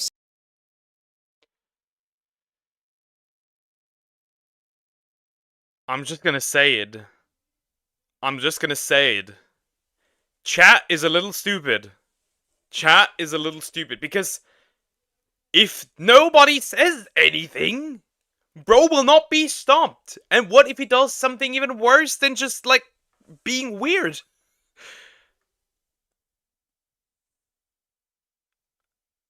Like, why are you protecting Niji? Yeah, okay, Nijisanji fans, what do I know? Seriously, we have this massive allegation going on. He has a perspective that we're lacking right now. Someone who has worked with him directly, who's seen him interact with his friends in a weird, creepy way, and they're asking him to shut up. It's crazy. His last statement here is actually massive. You see, if I knew someone and they were being accused of something, and I knew for a fact, nah, they're a good person, they would never do that, I would back them up and I'd say, listen, as far as I know, they had never done this around me, and I just don't see them doing it. But Quinn had a completely different thing to say, saying, listen, guys, I just don't see it as impossible. Like, this kind of aligns with the person I knew. And at this point, with every single instance involving Aster over the last year, Niji-sanji can't keep shielding him anymore. We need accountability. One thing that no one was expecting, including myself, is the fact that Niji-sanji put out a statement fairly quickly about this, saying, "Thank you for your continued support of Niji-sanji and Niji-sanji Ien. Regarding the recent controversy, AnyColor has determined the following course of action. We have initiated an independent third-party investigation into these issues and will share the outcome with our livers and our community. This investigation will focus on the issues of sexual harassment and unauthorized information leakage to outside parties and will include a thorough review of company policies and their implementation. Based on the outcome of this investigation, appropriate disciplinary actions will be taken and updated policies will be shared with our livers and our community. AnyColor is committed to a safe and community-focused environment free from any type of inappropriate behavior. For all inquiries related to this matter, please contact AnyColor Inc." Now, typically when a corporation says, the thing is, like, they wouldn't even need to do this, right? If they just properly listened to their employees. It's just odd. A third-party investigation will take place, it doesn't really mean much. If you guys remember, that's what Mr. Beast did with his own company and found himself not guilty. Great. And what worries me here is that not only will they focus on issues of sexual harassment, but they'll also focus on unauthorized information leakage to outside parties. Which tells me they're probably going to focus on the VTuber who leaked this information rather than Aster Arcadia. We'll see what happens, I guess, but I'm not very optimistic. I can guarantee you though that behind the scenes right now, it is an absolute mess at Niji-sanji. After Falside's video had released, Aster immediately set his chat on his channel to subscribers only mode. You need to have been subscribed for at least 24 hours before you can even send messages. He then posted this in his stream chat saying, "I will have to postpone the cooking stream, sorry, missing some stuff and setup is complicated, thanks for your understanding." That's not why he pushed it back. That is not why he pushed it back. He just didn't want to get cooked. It's currently been delayed by around a week, so he's very well aware of it. Niji-sanji has told us that they are aware of this too now. What happens remains to be seen, but there's clear favoritism in Niji-sanji, we know this by now, so I'm not very optimistic, but hey, I just hope that the people he harassed can get their peace. If something else happens, I will keep you updated though. Thank you so much for watching till the end, I really appreciate it. See you in the next video. Mwah. That's the end of the video. Once again, a classic Niji-sanji. Not much was happening, not much to say here. Wouldn't it be funny if the person got terminated that leaked these allegations or made these allegations? And they're gonna protect Aster? Wouldn't that be funny? Well, we don't know. We'll see what happens. I guess there will be a second video eventually. But yeah. Chat! Chat. Chat. Chat. I will be ending stream here. Thank you for watching today. I appreciate it, and I will, yeah, we'll be back tomorrow with, Pokemon Blaze Black 2 Redux, as well as Baton Kaitos, I think. I never pronounce it correctly. But yeah, I had a lot of fun today, and I will turn off stream now. Take care, guys. I'll see you tomorrow, and bye-bye.